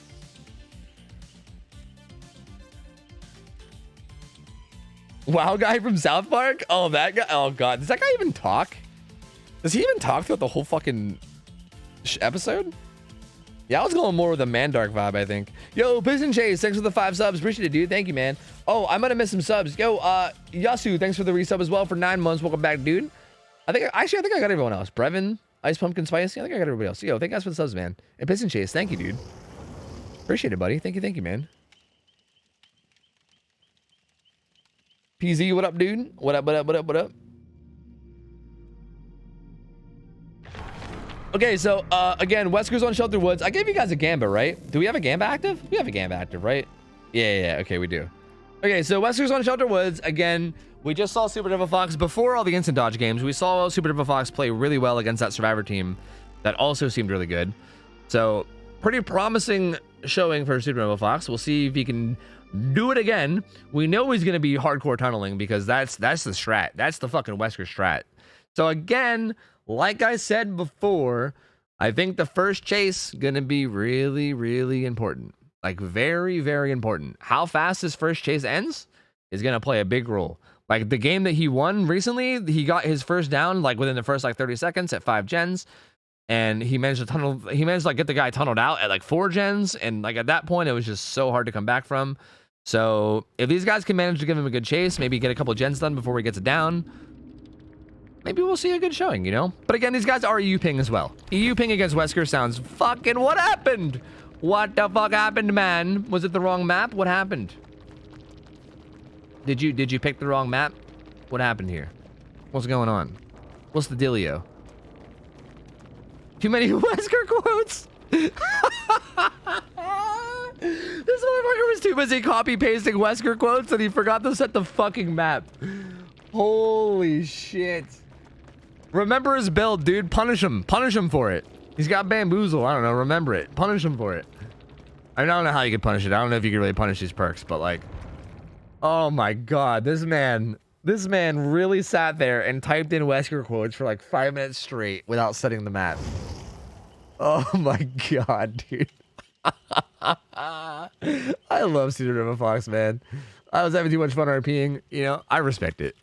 I respect it, dude. I respect it. That is so fucking ridiculous. I feel like you just can't even make that up. That's so absurd. Punish whispers, yeah, easy. Punish whispers, easy peasy. I mean, they could at least know about bamboozle, you know? Oh Lord. How can that affect the match? Usually what happens if the killer picks the wrong map is the killer can't change their build, but the survivors can. So basically, everyone gets to look at each other's builds, and the survivors are allowed to, like, because everyone can see each other's builds in the end game, right? There's really no way to stop that. But basically, we just say, okay, the survivors can change their build if they want, right? Like, they can change, like, who has deliverance and who has reassurance and blah, blah, blah, blah, blah. Because that's obviously important information to have. But on killer, you can't change your build at all. Like, you're the one that fucked up, so you can't change your build. Whatever you were running, you have to stick with. So, like, hypothetically, if Super Devil Fox was running something like, I don't know, like Devour Hope or something really, like, you know, sneaky, they would then know about it and he wouldn't be able to change it, you know? Luckily for him, he really wasn't running anything that sneaky. The only thing that might have surprised him is maybe Bamboozle. Like, maybe Bamboozle could have caught them off guard before they recognized it, but I mean, maybe Call of Brian too. I mean, them knowing about Call of Brian might be nice, but I don't know. Join scrims, RPs as the killer, gets penalty, refuses to elaborate. Giga Chad, dude. Fucking Giga Chad.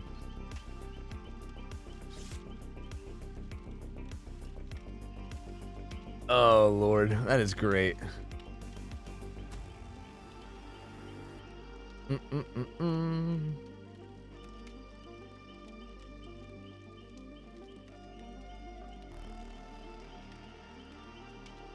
Should have thrown it on garden instead of the -2. You're right. That's a good idea, dude. Like, oh, you picked the wrong map. Oh, I'm sorry. I guess you're playing RPD now, pussy. Sorry. Oh, your punishment is straight to RPD. Sorry. Well, actually, I don't want to make the survivors play RPD though. That's kind of brutal. I feel like that's a punishment to the survivors too. I don't know about that. That's a little too much. We can't even send Wesker to the game as punishment because Wesker's actually kind of good on the game. Well, he's not good, but he's not like bad. Like honestly, Wesker is like, I feel like the game is less brutal on Wesker because a lot of the pallets are actually like not horrible when you can just vault them. RPD scrim night when? Bro, never, dude. Never. Should we have a penalty if the killer puts up a wrong map? Or forgets one? I'm not really too worried about it. I mean, it happens, dude. I don't know. I think the penalty we have in place is already fine. Like the whole like scouting thing, I think is fine. Like for instance, even though Supernova Fox's build isn't that big of a deal, like I still think it's kind of a big deal in the same time, if that makes sense. Like they can know about Call of Brian for like when they're doing a gen after it was kicked to know that they're like giving them explosion or notifications. They know about Bamboozle to preemptively look for it. You know, I don't know. I still think it's okay. I figured the scouting was enough of a penalty. Yeah, exactly. I think it's fine.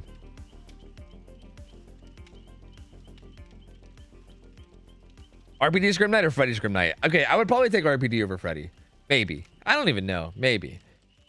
Like, I don't know if I was sick of Freddy or if I was sick of fucking Shelter Woods. I mean, we're going back to Shelter Woods right now, but like, I don't know. We'll see. We will see. The penalty will be listening to Wesker quotes for another 10 minutes. Fucking true. Put a headset on him. Omelette du fromage.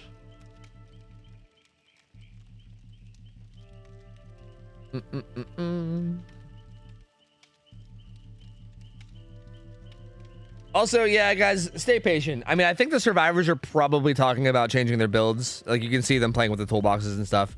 I mean, Supernova Fox got to see all of their builds because of that fuck up. So they're probably just like changing around who has what, you know? Because again, it's really important, especially like with the way Wesker's played. Wesker's a very tunnel heavy killer. So like hypothetically, if you're able to like target the person that has reassurance or something, like if you know who has reassurance and you target them or something, like that's kind of a game changer, you know? Like knowing who has what, or even like if you target somebody else and then just know who has reassurance so that you make sure they can't get near the hook even, right? Like things like that. Like there's a lot that like having information of your perks can do, especially in a situation like this. So be patient, give them a minute to like figure out their builds, you know? I know that we're all impatient we're all impatient Zoomer fucks that just want gameplay immediately, but like, you know, hang in there. Hang in there. We'll get there. We'll get there. Trust me, we'll get there. Just give us some time. Is this the last game of the night? I know it's scheduled to go till around midnight. I don't know. I think we still have one more survivor team, right? Are the Australians still around? I would go a little bit longer to see the Aussies, if that's possible. I think the Australian team was still lingering. At least they were on the schedule. I don't know if they're still around. But assuming they're still around, I would be down to at least get through. I'm down to at least get through them, because I think that's the last survivor team of the day. So we might as well just, like, if it's only one more, we might as well get them all in as opposed to just bailing one short, you know? I just don't know. It might be too late for him. I'm not sure. Or too early. I don't know. What fucking time even is it in Australia right now? Is it like the morning or some shit? I don't even know what time it is for them. I have no idea. Hi, Crystal. What up? 3:30? I mean, I guess it depends on what part of Australia, right? What about like the earliest? Like what's like in like Western Australia? What time is it? 3:30 p.m. in Sydney. Sydney's Eastern, right?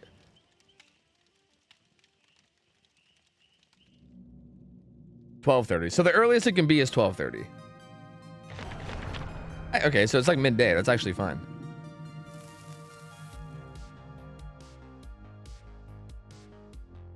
Who's the Australia team? They're called Team Achille Gang. Achille Gang? They're actually the Achille Gang? They're gamers, dude. I love those guys, man. They fucking play on NA servers with like 300 ping, and they do really well. I don't know. we as admins actually have like, we can see like the team's chats and stuff, and it was funny because I saw them like strategizing. I saw like Gafik like posting like tips on playing with 300 ping, and it was fucking hilarious. He's like, throw pallets super early, like super fucking early. He's like, don't even try to unhook if the killer's anywhere near, because he can literally grab you for like a whole fucking like half a second after the bar fills up. Don't even try it. Like, it was just funny like hearing them like talk about playing on 300 ping. So absurd, dude. But they do good. They do good on 300 ping. Oh, finds a Jake right away at Shaq. Good juke from the Jake though. We'll see how this go. Again, the first chase again is going to be so important. Good bait and then vault there from the Jake. He's going to be in trouble here though, because he's going to be able to zone him out with his power here. We'll see how he opts to play it. Just, oh, okay. Just vaults it and actually gets him off guard. I don't think Supernova Fox expected him to just vault like that. I mean, who would? You obviously expect like a fake or something. He like went to the side and made it look like he was going to fake, but then didn't, which is actually really cheeky. Finally gets hit though. Oh, doesn't quite take damage. If that would have damaged him, he would have been just dead right here. So almost really bad, but still pretty bad. It gets thrown into the wall, gets hit. He's now infected. So now he's like kind of on a timer, right? Even if he does a really good job of juking, he's eventually going to get slowed down a lot. He should just throw this pallet. There he goes. He can probably circle back around, but this is a little scary. He's going to go to the window instead. Bamboozle's going to come into play, but he can go back to the pallet. This is great. Super good chase here. Playing this fantastic. Vault's there as well. See, but here's the issue, right? He's gonna get slow here real soon, and this is why that add-on is so fucking brutal, dude. Oh my god, the not looking behind him jukes is fucking legendary. How's he even doing that? See, and here's also an issue, is that he's gonna go down near Shaq. This is like this is the double issue. Honestly, that was a pretty solid chase. Honestly, like they're pretty much gonna get 2 gens done. He didn't go in basement though, so that's good. At least he didn't get put in basement. Like, if he would have got hooked in basement, that would have been really, really bad. I mean, it's still not great. That gen gets done. There's no deadlock or anything. So then the other gen gets done. So 3 gens actually. So there you go. See, this is better. This is what you like to see. Like, technically he went down at 5 gens, technically, but right, like it was basically 2 gens. Like they basically had all 3 gens done. He bought enough time for his team to get 3 different gens done around the map. So that's a really good start. That's exactly what you need to start out games, right? Like that's the kind of thing we're talking about. Just play safe, play careful, have a good chase, throw pallets if you need to. Like he even played a little riskier than like I would expect, but I mean, it was a really, really good chase, so good on him. That's exactly what they need. I'm curious to see how they opt to handle this. He does have reassurance, so it's kind of unfortunate. Like he did happen to target the reassurance survivor, but he also has kinship. So once he goes to struggle, they can hit kinship on him and he'll like last a long time. This is not really ideal though. They're kind of all hovering without, he's gonna go to struggle. If they're gonna all hover like this, they need to get the save before he goes to struggle. Because if he goes to struggle while they're all hovering, this is such a waste. This is so, oh, this is so bad. This is so bad. This is over. This is game over. This is, wait, he didn't go to struggle. Wait, is that a visual bug? He went to struggle, right? I saw him go to struggle. Wait. Did he not go to struggle? I can't tell. Did he not do the struggle thing? Yeah, kinship activated. It's a UI bug, right? He's dead. Well, assuming he's in struggle, assuming he's on death hook right now, then this game's fucked. I shouldn't say this game is fucked, but that play was definitely fucked. Assuming he's on death hook. I think he is. Okay, it's either the UI is bugged or maybe there's like desync and maybe he wasn't actually in struggle yet or something. But I think he is. I'm not sure. Yeah, I mean, we saw the struggle animation and we also saw kingship activate. I guess we'll see. We'll see in a second. Yeah, he's dead. It's just weirdly bugged. So yeah. So just to explain, like, they had all 3 survivors not doing gens, right? Like all 3 of the other survivors were like hovering near the hook and not doing gens. And if you're gonna do that, like if you're not gonna get any gen progress while the person's like sitting there on hook, then you need to get the unhook before struggle, like no matter what, you know? Like that was possibly like worst case scenario for these guys. Like they didn't get very much gen progress while he was dying on hook, and he went to struggle right before they unhooked him. They wasted kinship, They also unhooked him right into him getting tunneled into like into death hook, and they like also got slammed into each other. Like it was just like a worst case scenario there on the unhook, which is so unfortunate because it was such a good start. But shame. Nia gets hit. She's gonna try to make it to this pallet, and she will do so. Tries to dead heart it, but she's a tofu gamer, and she's going, I press E, because I feel that, dude. That would be me too. I feel that.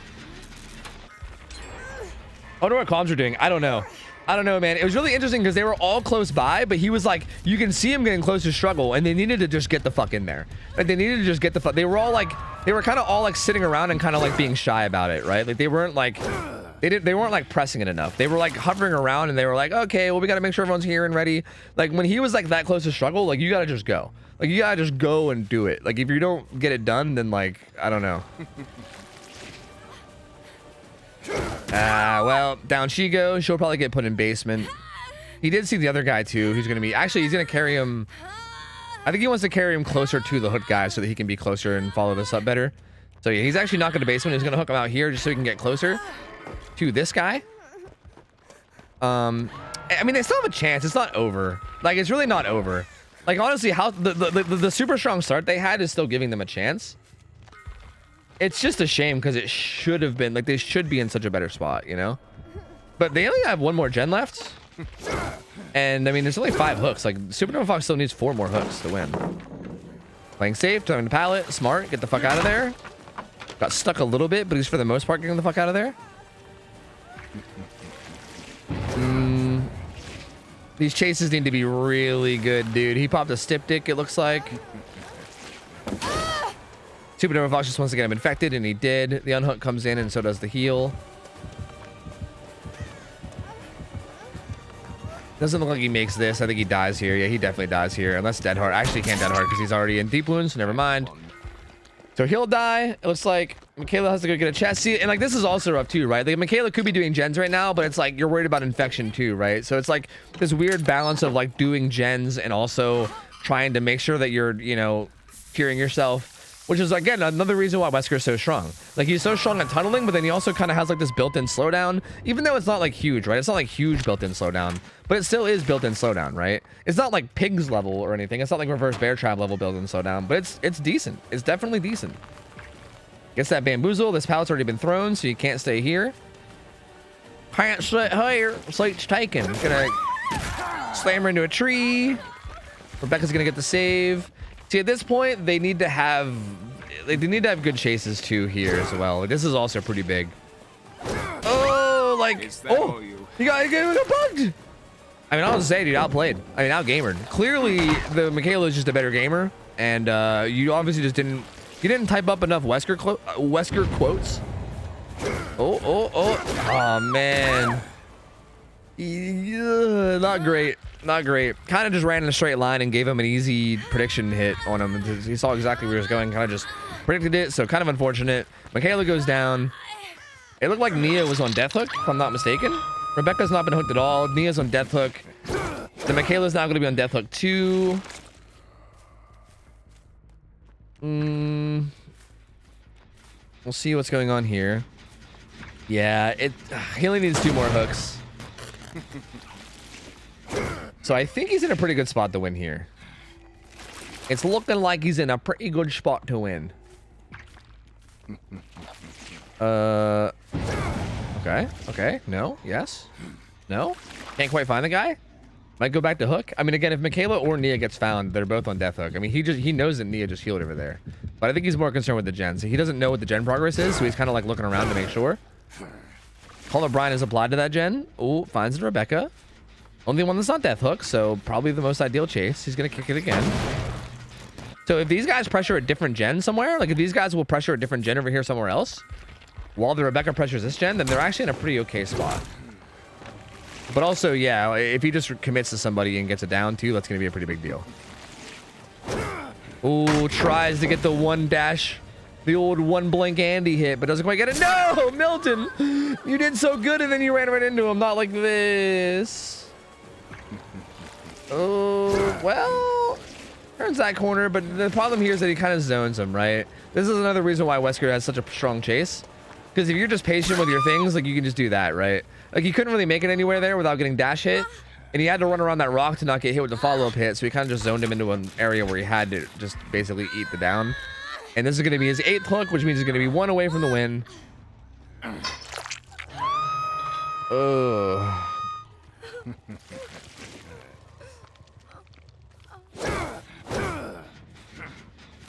Okay, comes back over here and sees somebody. It's Nia. Reassurance, sorry, not reassurance. Deliverance, baby. I forgot the name of perks. Let's go.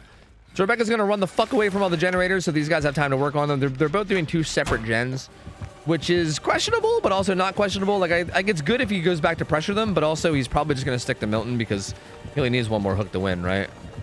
Has off the record, so he has some endurance. Gets hit, triggers off the record. I mean, see, again, though, the issue here is that he only needs 1 more hook to win. There is some pre-thrown pallets here. Good juke so far.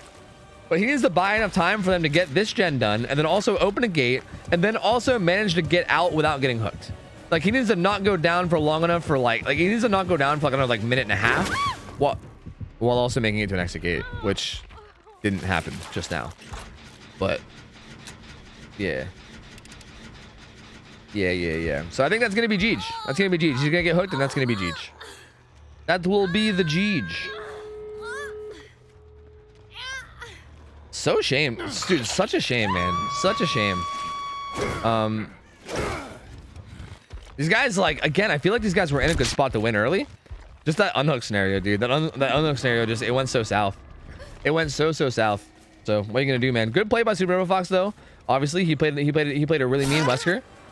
Good old slow vault, giving you fucking a hit for like goddamn 10 minutes afterwards. I imagine them being on a U-ping probably made that look even worse than it looked for us, even, which is probably pretty hard to believe.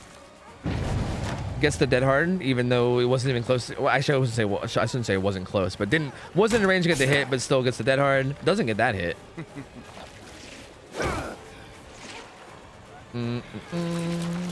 Why do people double up on gens and scrim/comp? The reason why doubling up on gens is like rarely done is because if the killer comes and chases you off the gen, he's pressuring 2 people at the same time, and also you actually do gens a little bit slower when you double them up. Like, you get like a 15% penalty to your gen speed. Like, for instance, like if you have 2 people doing the same gen and you do that one together and then you run to another gen and do that one together, it takes longer than if you just split up and do them both separately. But I would say the bigger thing is more just like pressuring around the map, right? Like, if you have one person doing a gen on this side of the map and someone else doing a gen on the other side of the map, the killer can't be at both places at once, so we can't like interrupt both, right? Like, you like at least one person will always be able to stay on the gen no matter what. Whereas like if everyone's doing a gen together and the killer shows up, everybody's off gens for a short amount of time, which is not ideal, you know?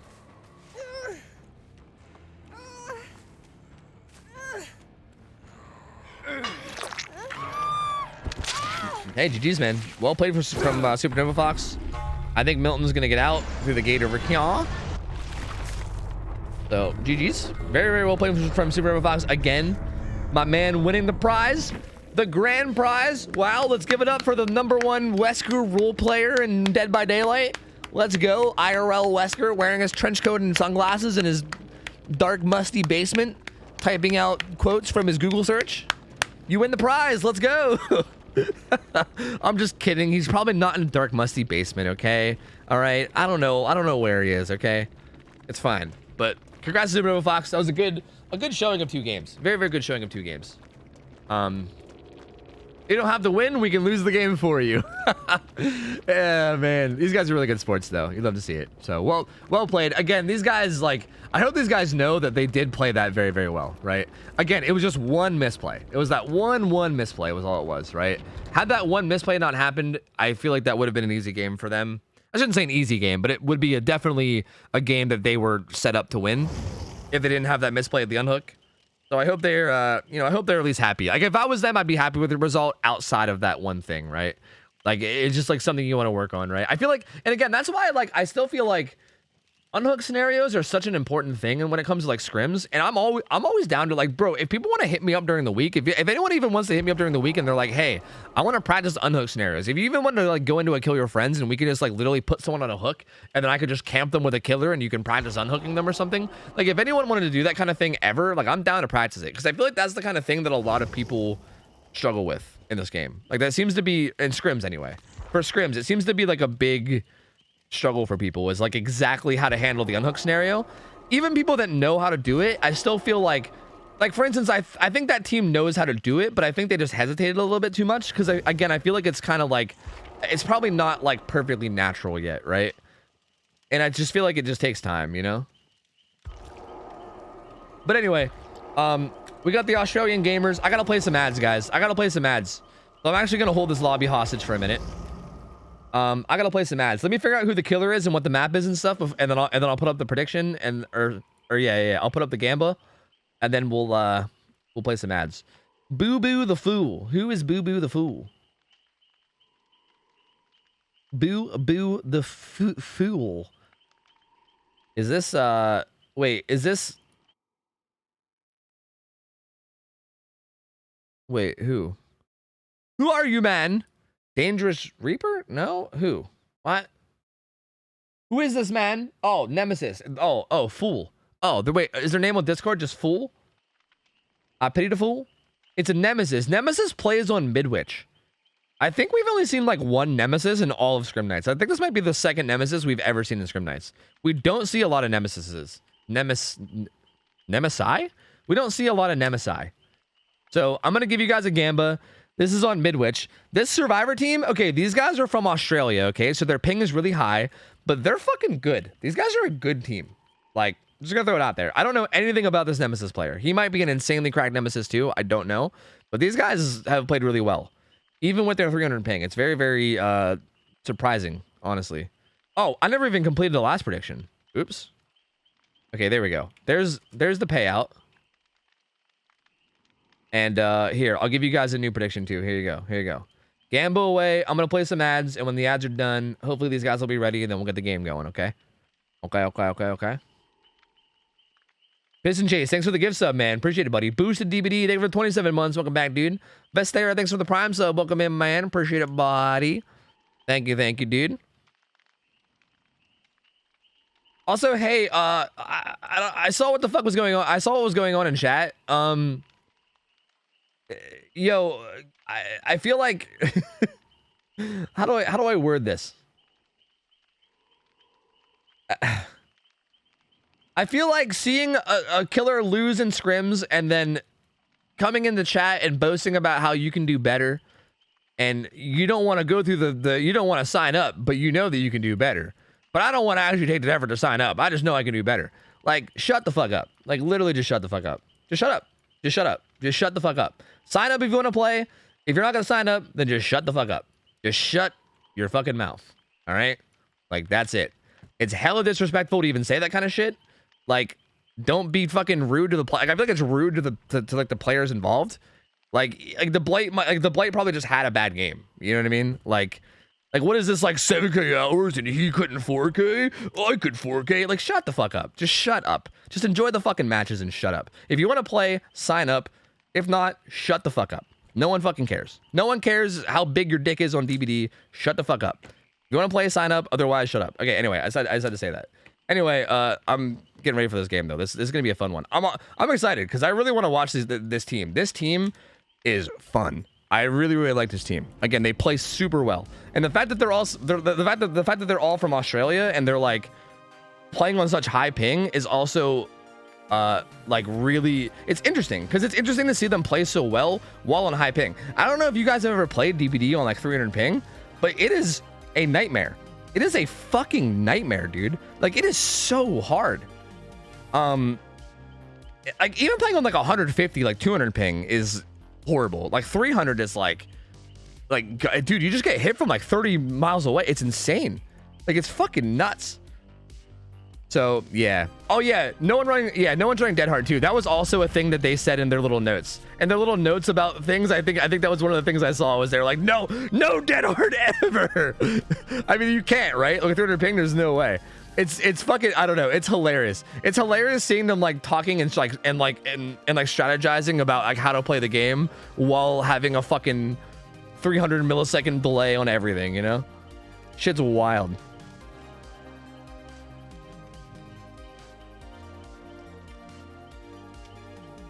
The Aussies spoon food themselves Vegemite to fuel up. I agree. I mean, I agree. I agree. I'm not surprised is what I meant to say. I'm not surprised.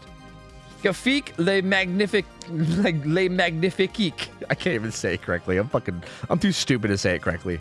Yeah, apparently his name is not pronounced Gafik. It's probably like Gaffic or something. But I call him Gafik. Look, man, I didn't even know they were Australian when I first saw them. I thought maybe they could have been like Middle Eastern for all I know. I didn't know. Gafik is what made the most sense to me. All right, so I was just like, sure. But apparently that's not how you say his name. But I'm just sticking with it at this point, you know? I'm sticking to it. Going with the old Gafik.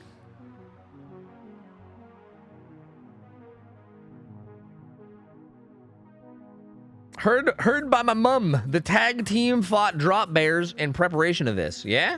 Were they out there boxing the drop bears? I've heard stories. Yeah, C11, yeah, they knew. Just don't do it. You just don't do it. You just absolutely don't do it.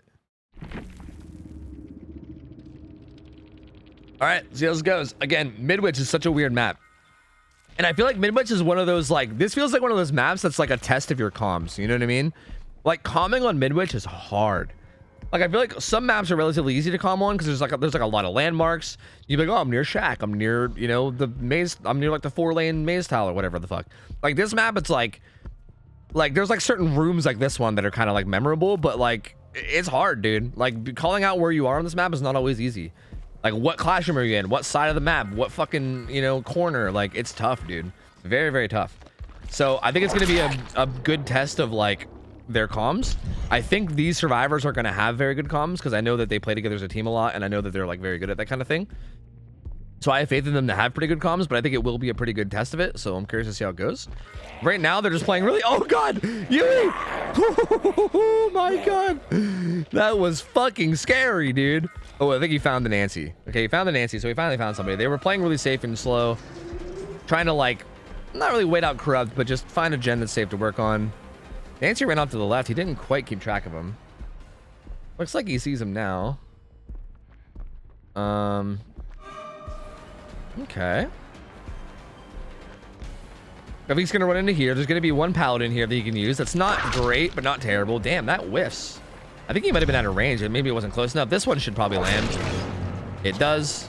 He's gonna throw the pallet, try to play safe with it.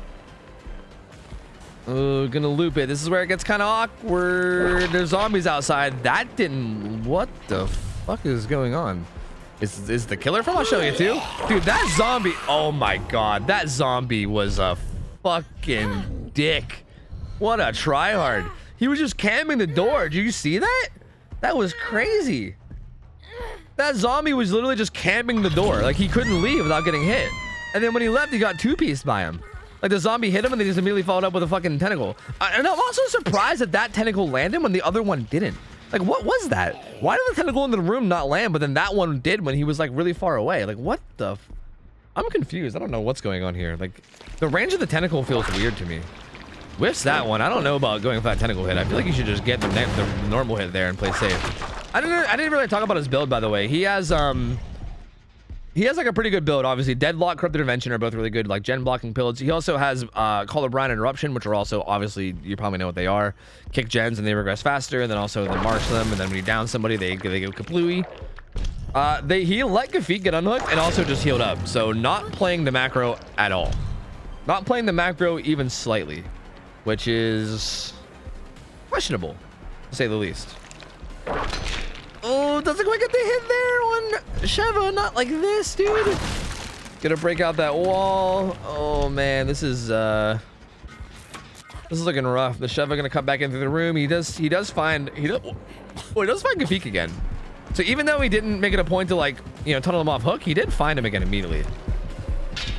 Oh my God, the gamer, dude. The gamer. That was a good play, but then he ended up getting caught out by the body block, so kind of unfortunate. But that was a good play. I respect it. I respect it, man. Still no gens done. Oh, Elodie strolling out.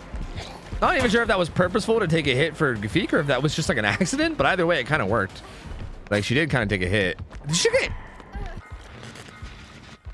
she just die to it? What just... Did she get hit twice by a zombie? She was full health. What happened?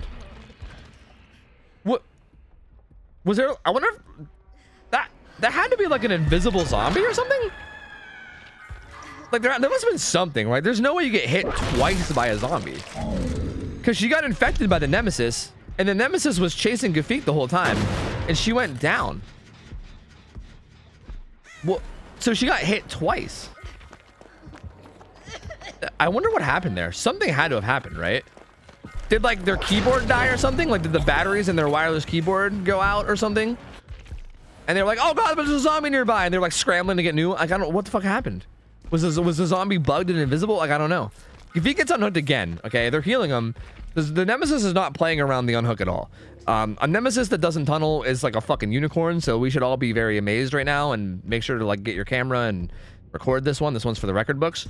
But it's really, really important that Gafik stays safe. Not getting hit there. That's interesting.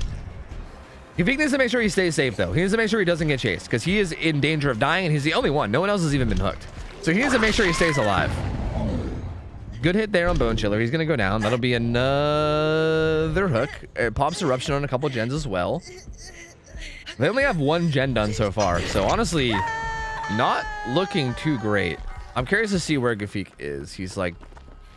See, I don't even... It's hard for me to even know where he is. I'm pretty sure he's on the opposite side downstairs. Sheva kind of gets spotted somewhat. Yui's on a gen. He also doesn't have any of the perks that have to do with, like, hooks. So he doesn't really need to, like, be the one going for hooks ever either, you know? Like, he doesn't have reassurance or anything, so I think he's kind of just being chilling. Looks like Nemi is gonna... He sees a zombie with his hands up, so he knows. He knows something's up here. Maybe. He thought something was up. I thought something was up too. I don't know. I don't know either, man. I'm confused. That zombie was looking like he was chasing somebody. The zombies are kind of patrolling this hook and helping, which is nice for Nemi.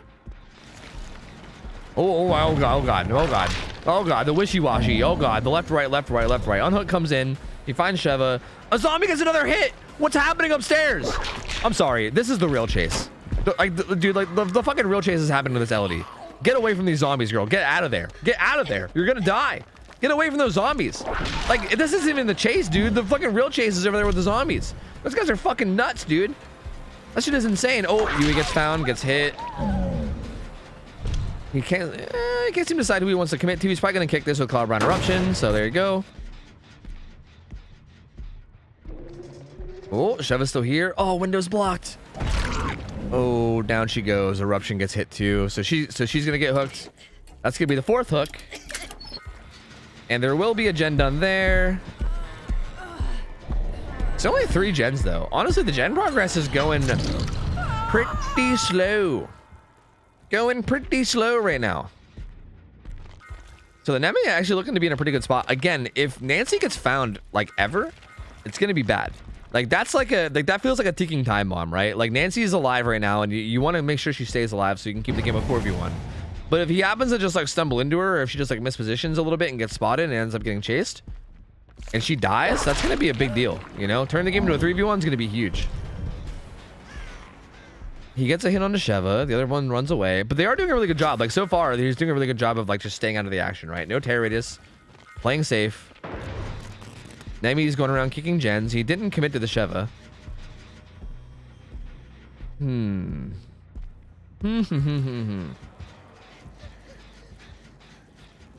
Interesting. Yeah, everyone, like, it's important. Again, I'll remind people that everyone in this game is playing on 300 ping. Not everyone, the survivors, I should say.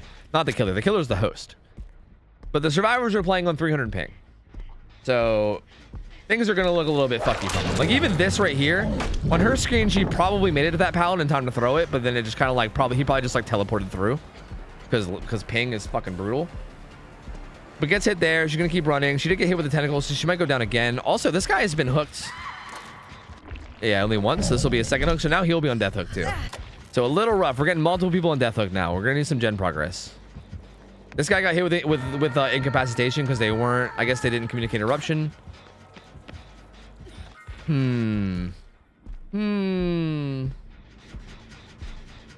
He's gonna come down and re-kick this. The eruption's not back up yet, so that was just colorblind, not eruption. Can't hit over that. No way. A little too tall. A little too tall, my friend. I remember that one maybe though. Whoa! Waited a little too long there. I think he could have got it on this little straightaway, but he kind of waited a long time. Zones him out there though. He's in a really bad spot. The zombie! Dude, these zombies are fucking busted. This is why we picked this map for Nemesis, by the way. Everyone was always like, whoa, like I remember we told people, they were like, whoa, Nemesis on Midwich? Why? These fucking zombies are OP as shit, dude. They're OP as fuck on Midwich, man. I'm telling you, they're nuts. They block doors and shit. What do you like? What the fuck do you do? It's like nothing. Good juke. Gafik's on death hook now, so this is definitely not ideal. But again, so is Bone Chiller. So like half the team's on death hook at this point. So I guess whatever. Like what are you gonna do at this point? Hopefully you can have a good chase. Gets hit once. These guys need to get a bunch.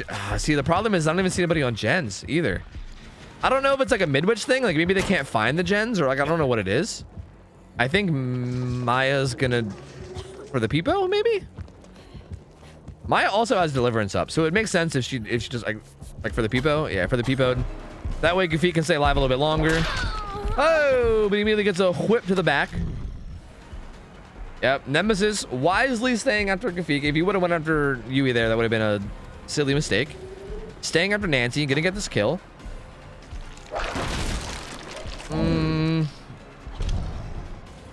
I mean, we'll see how long the chase can last. There should be a. I think there was still the pallet down there, right? I thought.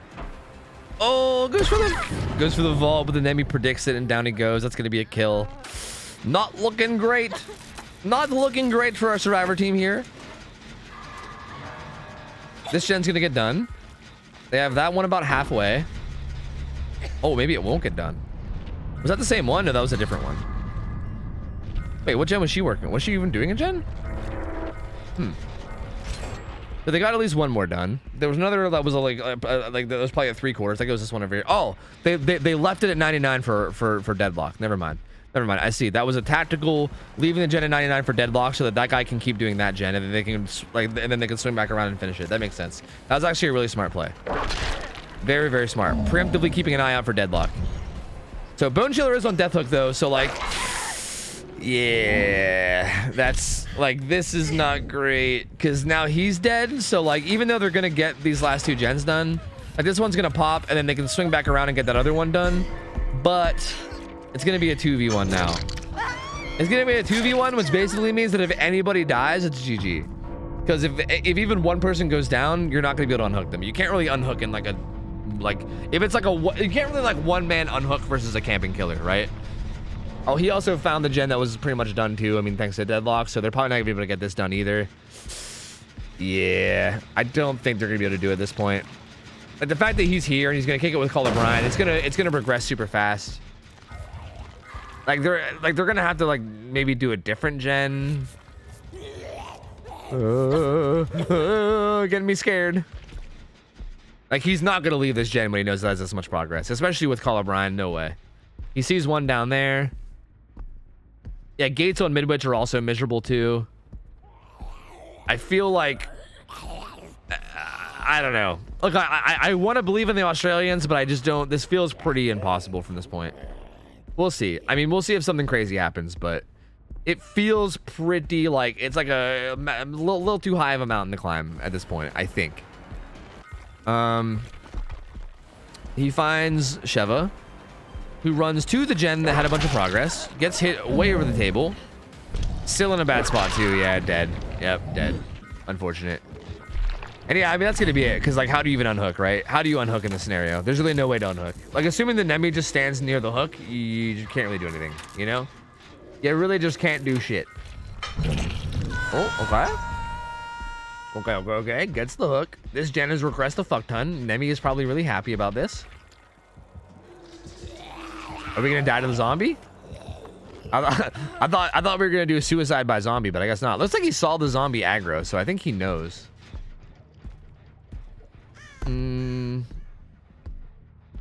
Yep, zombie still has his hands up. Sees from far away. Gonna take the little back room shortcut. Yui's still going, though. Getting the fuck in there, bruv. Oh, to be fair, I guess maybe if Maya went down, I guess maybe Deliverance could have been... Like I said you couldn't unhook with one person, but I guess with Deliverance, maybe you could have gotten around that rule or whatever. But, yeah, at this point, it's too late. It doesn't matter. He doesn't want to commit, which I guess is fair. I mean, you can secure the win by just standing here, so I guess I don't blame him, right? You might as well just fucking do it. Was that kinship, though? I think he has kinship, doesn't he? Yeah, he had kinship. I was going to say, the bar did not move. So that must have been kinship, and it was. So this guy's hook state got delayed a little bit longer, but again, like, what the fuck can you do, right? Like, what can you do? You can't unhook as long as the enemy stays near it. He also is occasionally seeing scratch marks, and also the zombies putting their hands up for tracking, so he's kind of seeing where she is. And yep. Unlucky, dude. Very, very unlucky. Well played from the Nemi, though. I do gotta say, well played from the Nemi. I do think there was like a couple minor slip-ups by him. I also think the zombies came in really clutch at times, but overall, he played really well, I'd say. I mean, I do feel like he went a little bit easy on like the macro, and I feel like it could have been punished harder, and almost was. But I don't know. I'm curious to like I'm curious to hear from the survivors, because like I feel like gens didn't get done that fast this game, and it felt like even sometimes when I was like cycling through survivors at like certain times when I thought he's pissed at those chairs, he's angry at those chairs. But even when I was cycling through survivors, it felt like there wasn't enough people on gens that there usually is. And I'm wondering if it's because they couldn't find them. Because I know Midwich is like kind of notoriously hard for that. Midwich is, as far as I'm aware, I think Midwich is the only like indoor map where there's not some type of a way to know where gens are on, and unless there is and I just don't know what it is. Like I know maybe like flickering lights in certain rooms or whatever, but for the most part, I don't think there's like a go-to way to know that a gen is in a room. Like finding gens on Midwich is hard. You just kind of have to look around and try your best. Like on Larry's, there's like the flashing signs. On RPD, there's like the fucking like the little like nipple lights. Yeah, death by zombie. Yeah, go out with style. Yeah. But on this map, it's hard sometimes, man. Like finding gens can be fucking difficult. So like if someone's like getting camped to death and you're just like, fuck, let's do as many gens as you can. Sometimes you're just like, oh god, I can't find a gen, you know? So I'm wondering if that's like what happened here. I really don't know. I'm really not sure. Okay, but now this raises the ultimate question of what the fuck do we do now? Because this was our last survivor team. So like, what do we do now? Do we give the Nemi like, do we just give him like a random survivor team that has already played just to give him a second match, and then no matter how it goes, we end after that? Or like, what do we do? How do we proceed from here? Overcome is playing again. Okay, yeah, that makes sense. Yeah, we can bring back Overcome, let them play again, but then no matter what happens, it'll be the last game. Because Overcome already lost, so like, they're not really eligible to get like the 2-win prize. But they can play one more game to try to give the Nemi the chance to get his 2 wins in a row. And then we'll see how it goes. Yeah. Well played. Again, shout out to this Australian team for even coming in and playing. I imagine playing on 300 ping is probably not great. You know? Probably not the most fun thing to do ever. But I appreciate them coming through anyway and doing it. It's always fun to watch them. And good try on this map, but Nemi, the zombies in particular, but also the Nemi, just too strong, you know, just too strong. What are you gonna do? Too strong. This day has been pretty dominated by killers, though. We've had like, I don't think a single, yeah, we didn't have a single survivor team go 2-0 today, did we?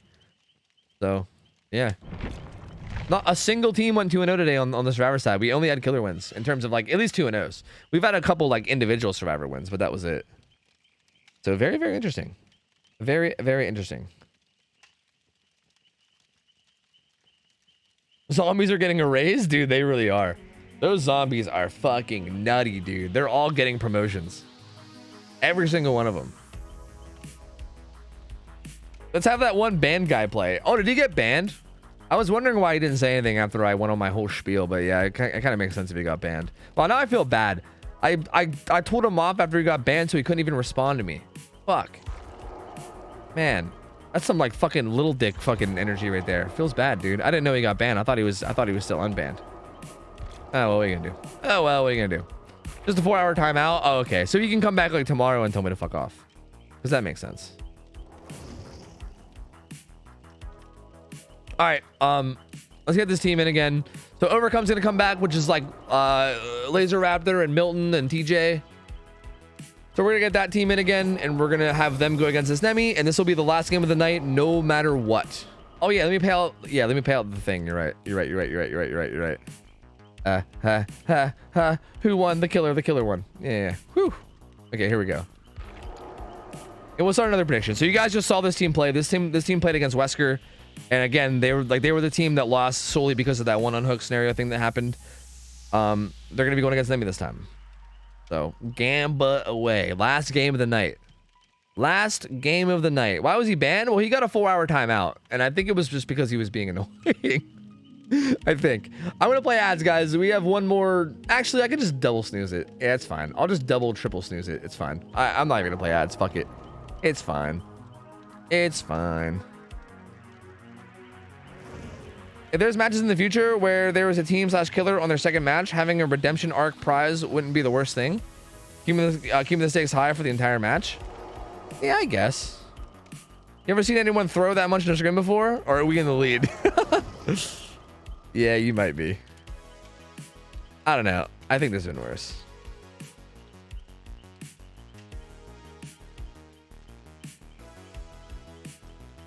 It's a special skill. I possess it too. Don't worry. Oh, I said I possess too. I'm going to say I possess it, but eh, whatever.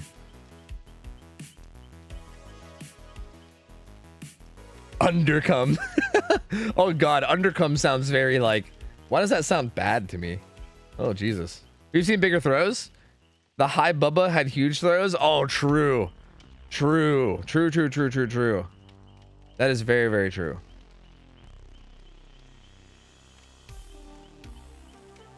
There was matches in the future.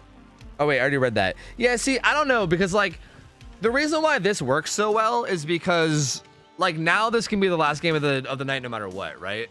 Like if the survivors win, then like we just end, like we don't have to like give them another game to see if they can have a streak. Like if we do the whole, like if everyone has a chance to get a streak, then we're kind of stuck in this loop of like having games forever because there's just always available streaks, you know? But like this way, this is just the last game no matter what, you know? Imagine an end of year OhTofu Scrim Awards. That's right. Best role-playing killer goes to Supernova Fox. Most cracked blight. We could have a whole fucking award show, dude. It'd be great. We played like 15 games today and only had 2 streaks so far. Or sorry, only 2 streaks end so far. True. Yeah, killers have just been kind of dominating today. Killers been kind of shitting on people.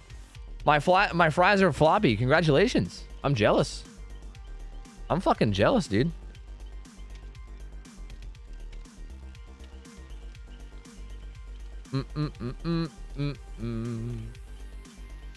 Wait, why did you ban Cinecookie?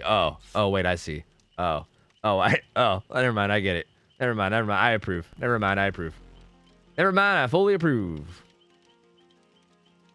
Was there any Huntress players? You know what? Surprisingly, there was no Huntresses today. I feel like Huntress is usually the killer we see the most of, but there was not a single Huntress today. Isn't that weird? A little bit odd. Probably because of all the Freddies we had. We had 3 Freddies today. Well, only 2 of them played, but we had 3 potential Freddies today. Strange day. Strange day. In terms of, like, killer choices. Will you be starting the stream after the match? Yeah, I'm tired. I'm fucking tired, dude. I've been up since, like, I don't know, noonish or something. And I haven't even done stuff that I need to get done. Please forget offering so we have 10 hooks. Or wrong map? Yeah, I think they would need wrong offering for that, perhaps. Bone Chiller, thanks for the raid, buddy. Appreciate it, man. Thank you. Yo, appreciate it. Thank you. Yo, hope you had a good time playing with your 300 million ping. And I appreciate it, man. Thank you. Where's the third Freddy? I think he got skipped because of hours. Yeah, I think he got skipped. When killers win a lot of games, then other killers get skipped. Because, like, for instance, if killers are winning a lot, then that means we're going up and up the hour range a lot, right? Like, we're skipping up to, like, the 2,500 hour survivors. So we have to find them a 2,500 hour killer.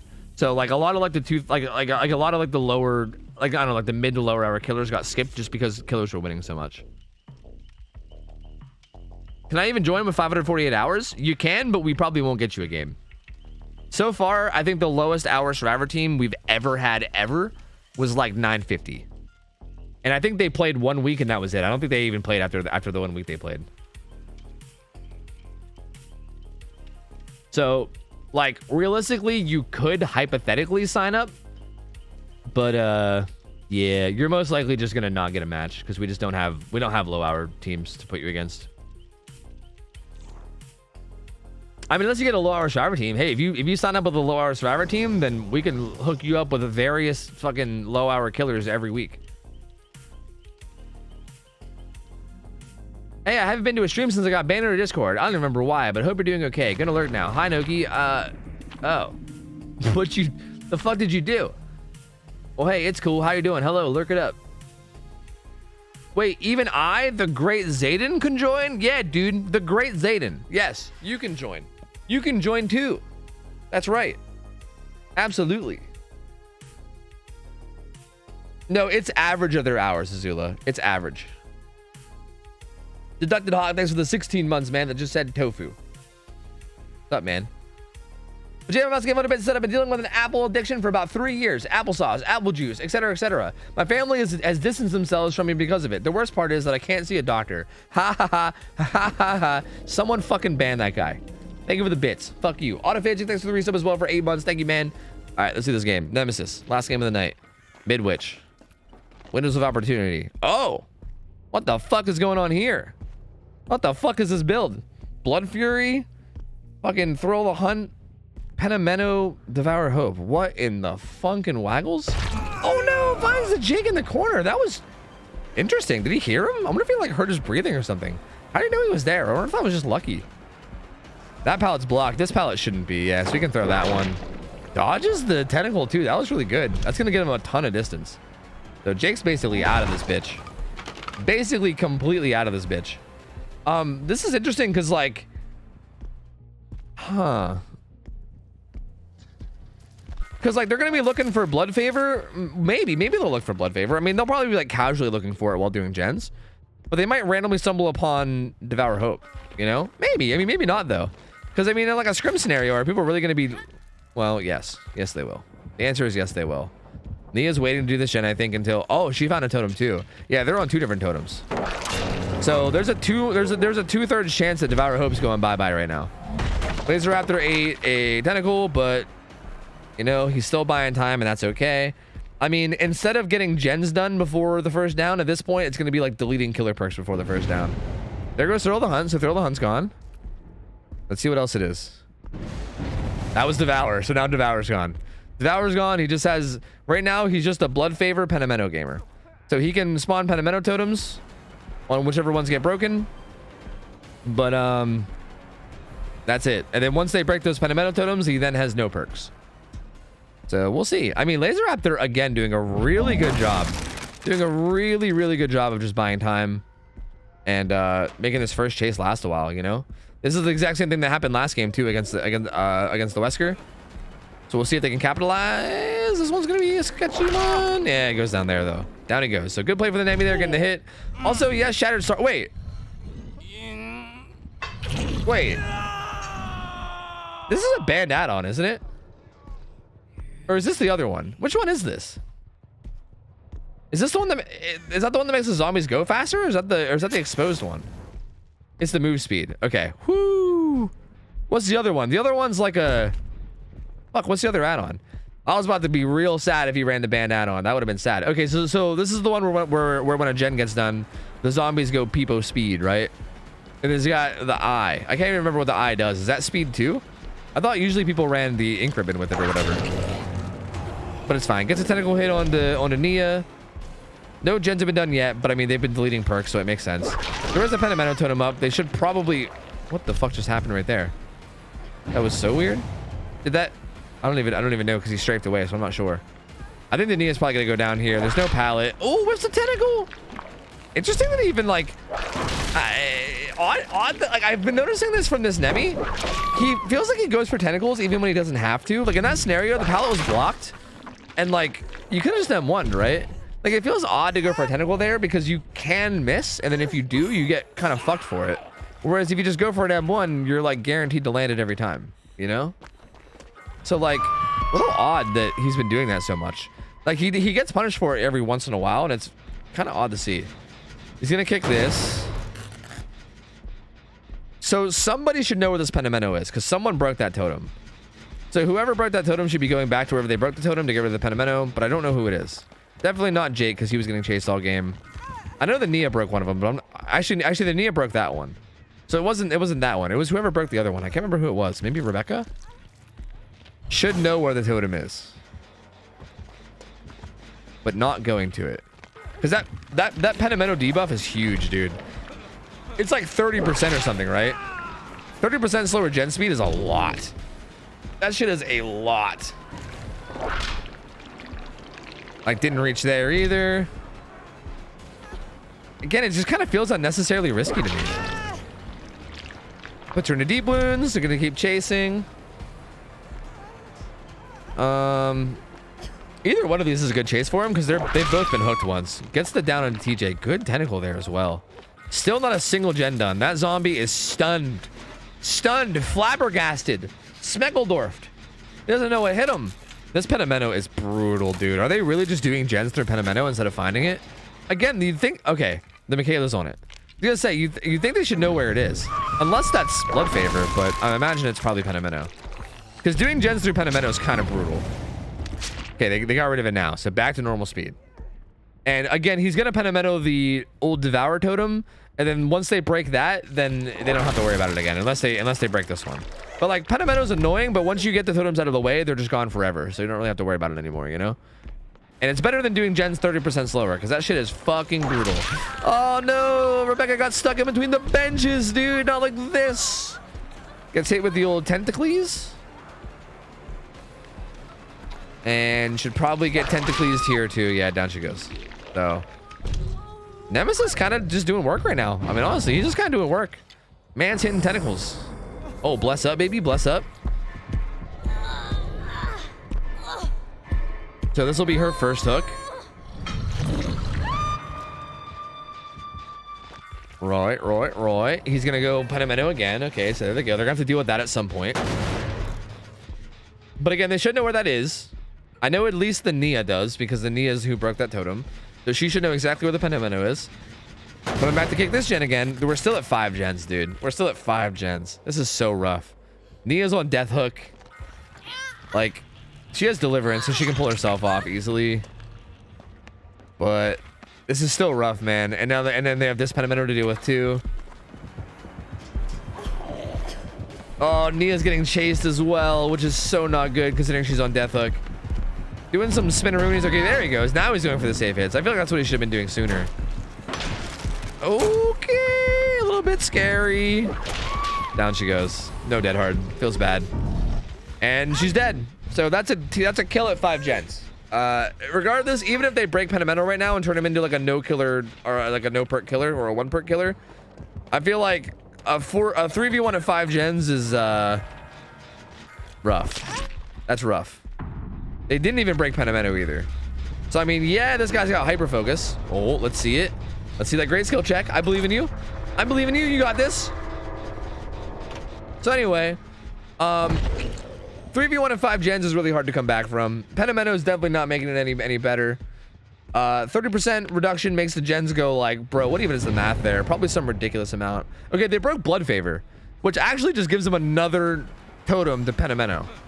So, like, of course getting rid of Blood Favor is good, I guess, but also, like, this is even more potential Pentimento to deal with, which is a bummer, man. Like, I don't know. Like, I don't see them coming out of this one alive. Still 5 gens, still not a single gen done. 2 potential Pentimento totems that they still have to find and break, while also doing gens, while also not going down. Oh, he's just gonna Pentimento it right now. Okay, interesting. I thought he would wait like he did last time, but he just sent that shit right now. I guess he didn't want to have to run over to it later. Gets the initial hit onto Michaela.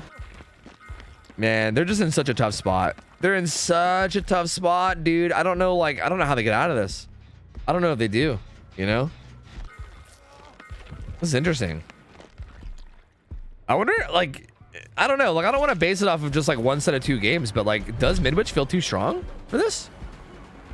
Is that a thing? There's no way it's a thing, right? Maybe? Maybe not, though. I don't know. Doesn't quite get that tentacle. I wonder if you can tentacle through that. You might be able to. He's gonna just circle around though, get that hit. I mean, yeah. I mean, that's just tough. It's tough to deal with it. These tiles are just really hard. There's really not a lot you can do here against an enemy's tentacle. Like maybe there's a little bit more you can do, like if you loop around like the sides that aren't. But even then, there's only so much. They're even healing slower due to the 2 stacks of Pentimento, so even this is taking longer. Oh, it's just brutal. Oh, it's brutal. One of the Pentimento tombs was like right behind him. But they're not even breaking it. Yeah. Yeah. Oh. Yeah, that zombie wasn't looking so good. If I could put him down like old Yeller. Put him down like old Yeller. He ain't looking so good these days. Dude, they did a gen. Let's go, dude. Oh, they did a gen. Poggers, dude. Moral victory. Let's go. I respect it. Kinship's gonna kick in, so his bar is not gonna move for 34 seconds. This is a long fucking time. Rebecca gets hit on this vault. Like this pallet, for instance, like what the fuck do you do here, dude? Because even if you play safe, he can zone you like this, right? Like you're just so fucked here. You're so fucked. What do? You just die. You just simply die. Did he just 360 down her? Did he just like phase up? Was that a trick shot? That was pretty sick. Gonna throw her on the hook. This will be hook number 7. The unhook will come in down below. 2 hooks away from the win. 4 gens left to go. 2 Pentimento totems still exist. Pentimento adds a max of 27 seconds to a gen. That's so much though. That's so much. Does the math not equal out to just 30 seconds? Because like 30% of... Wait, no, that'd be 33%. No, you're right. No, never mind. That does make sense. Yeah, no, never mind. That makes sense. Oh, the zombie! The zombie! Look out! Look out! Oh, brother. I'm telling you, these zombies are fucking clutch too, dude. Like, this map seems really brutal for zombies. Like, they just do work on this map, dude. There's so many, like, little doorways and hallways that they can just completely block. And he might just opt for the stand in front of the hook and finish out the game strategy, but maybe not. He's gonna walk away. He's 1 hook away. He's gonna double back. He might think that they're gonna drop down. I don't know. They did not. How do they handle this? He's looking up and listening, but not hearing anything. The zombie is looking around. Oh, he's looking around. They're looking around. He's looking around.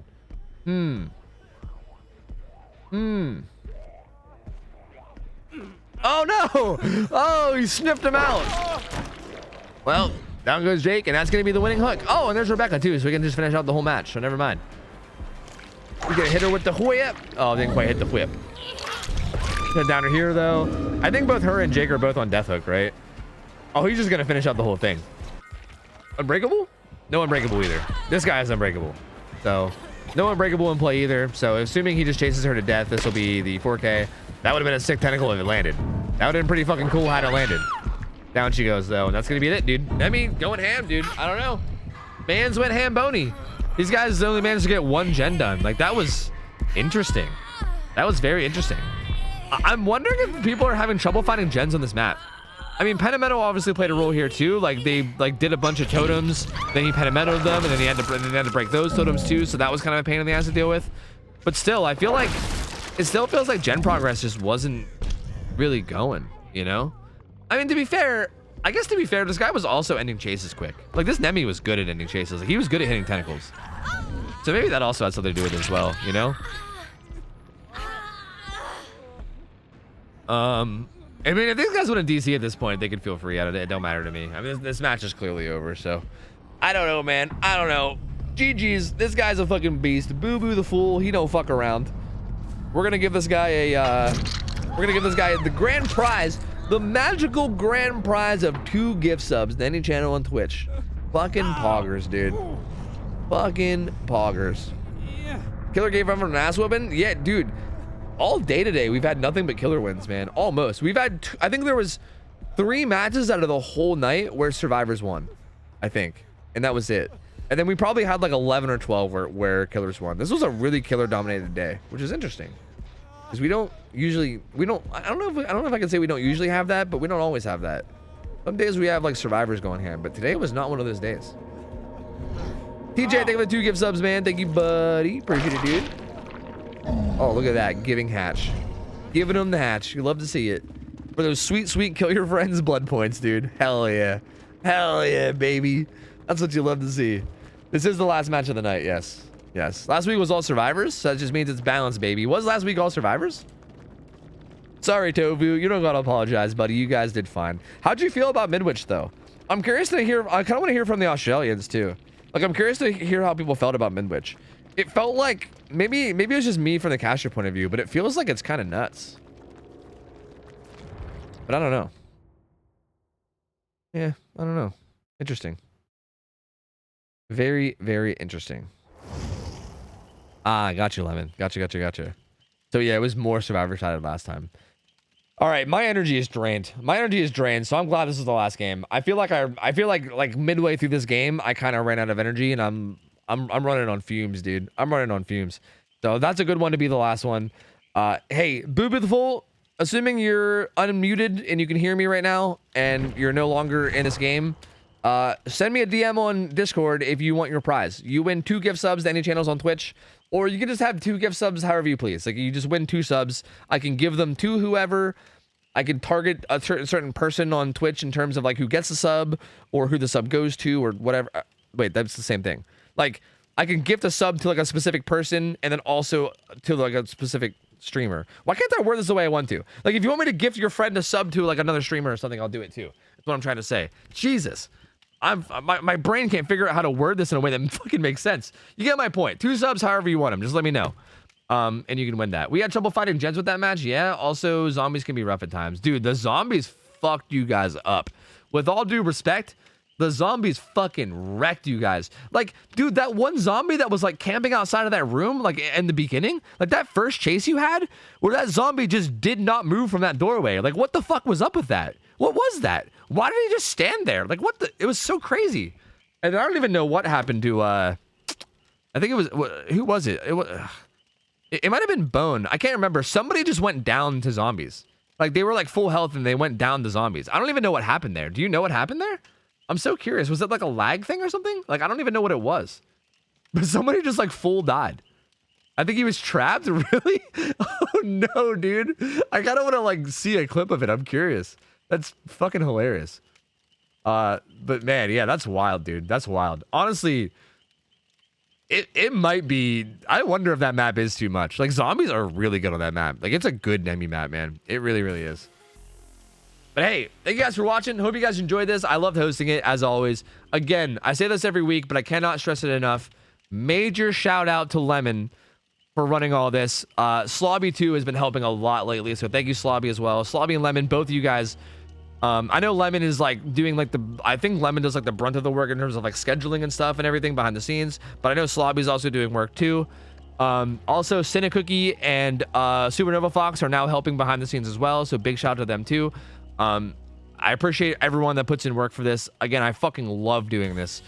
This shit is so fun. I love just chilling and casting games, getting to have everyone from the community come in and, you know, show off their skills or lack thereof or whatever. It's just a really fucking good time.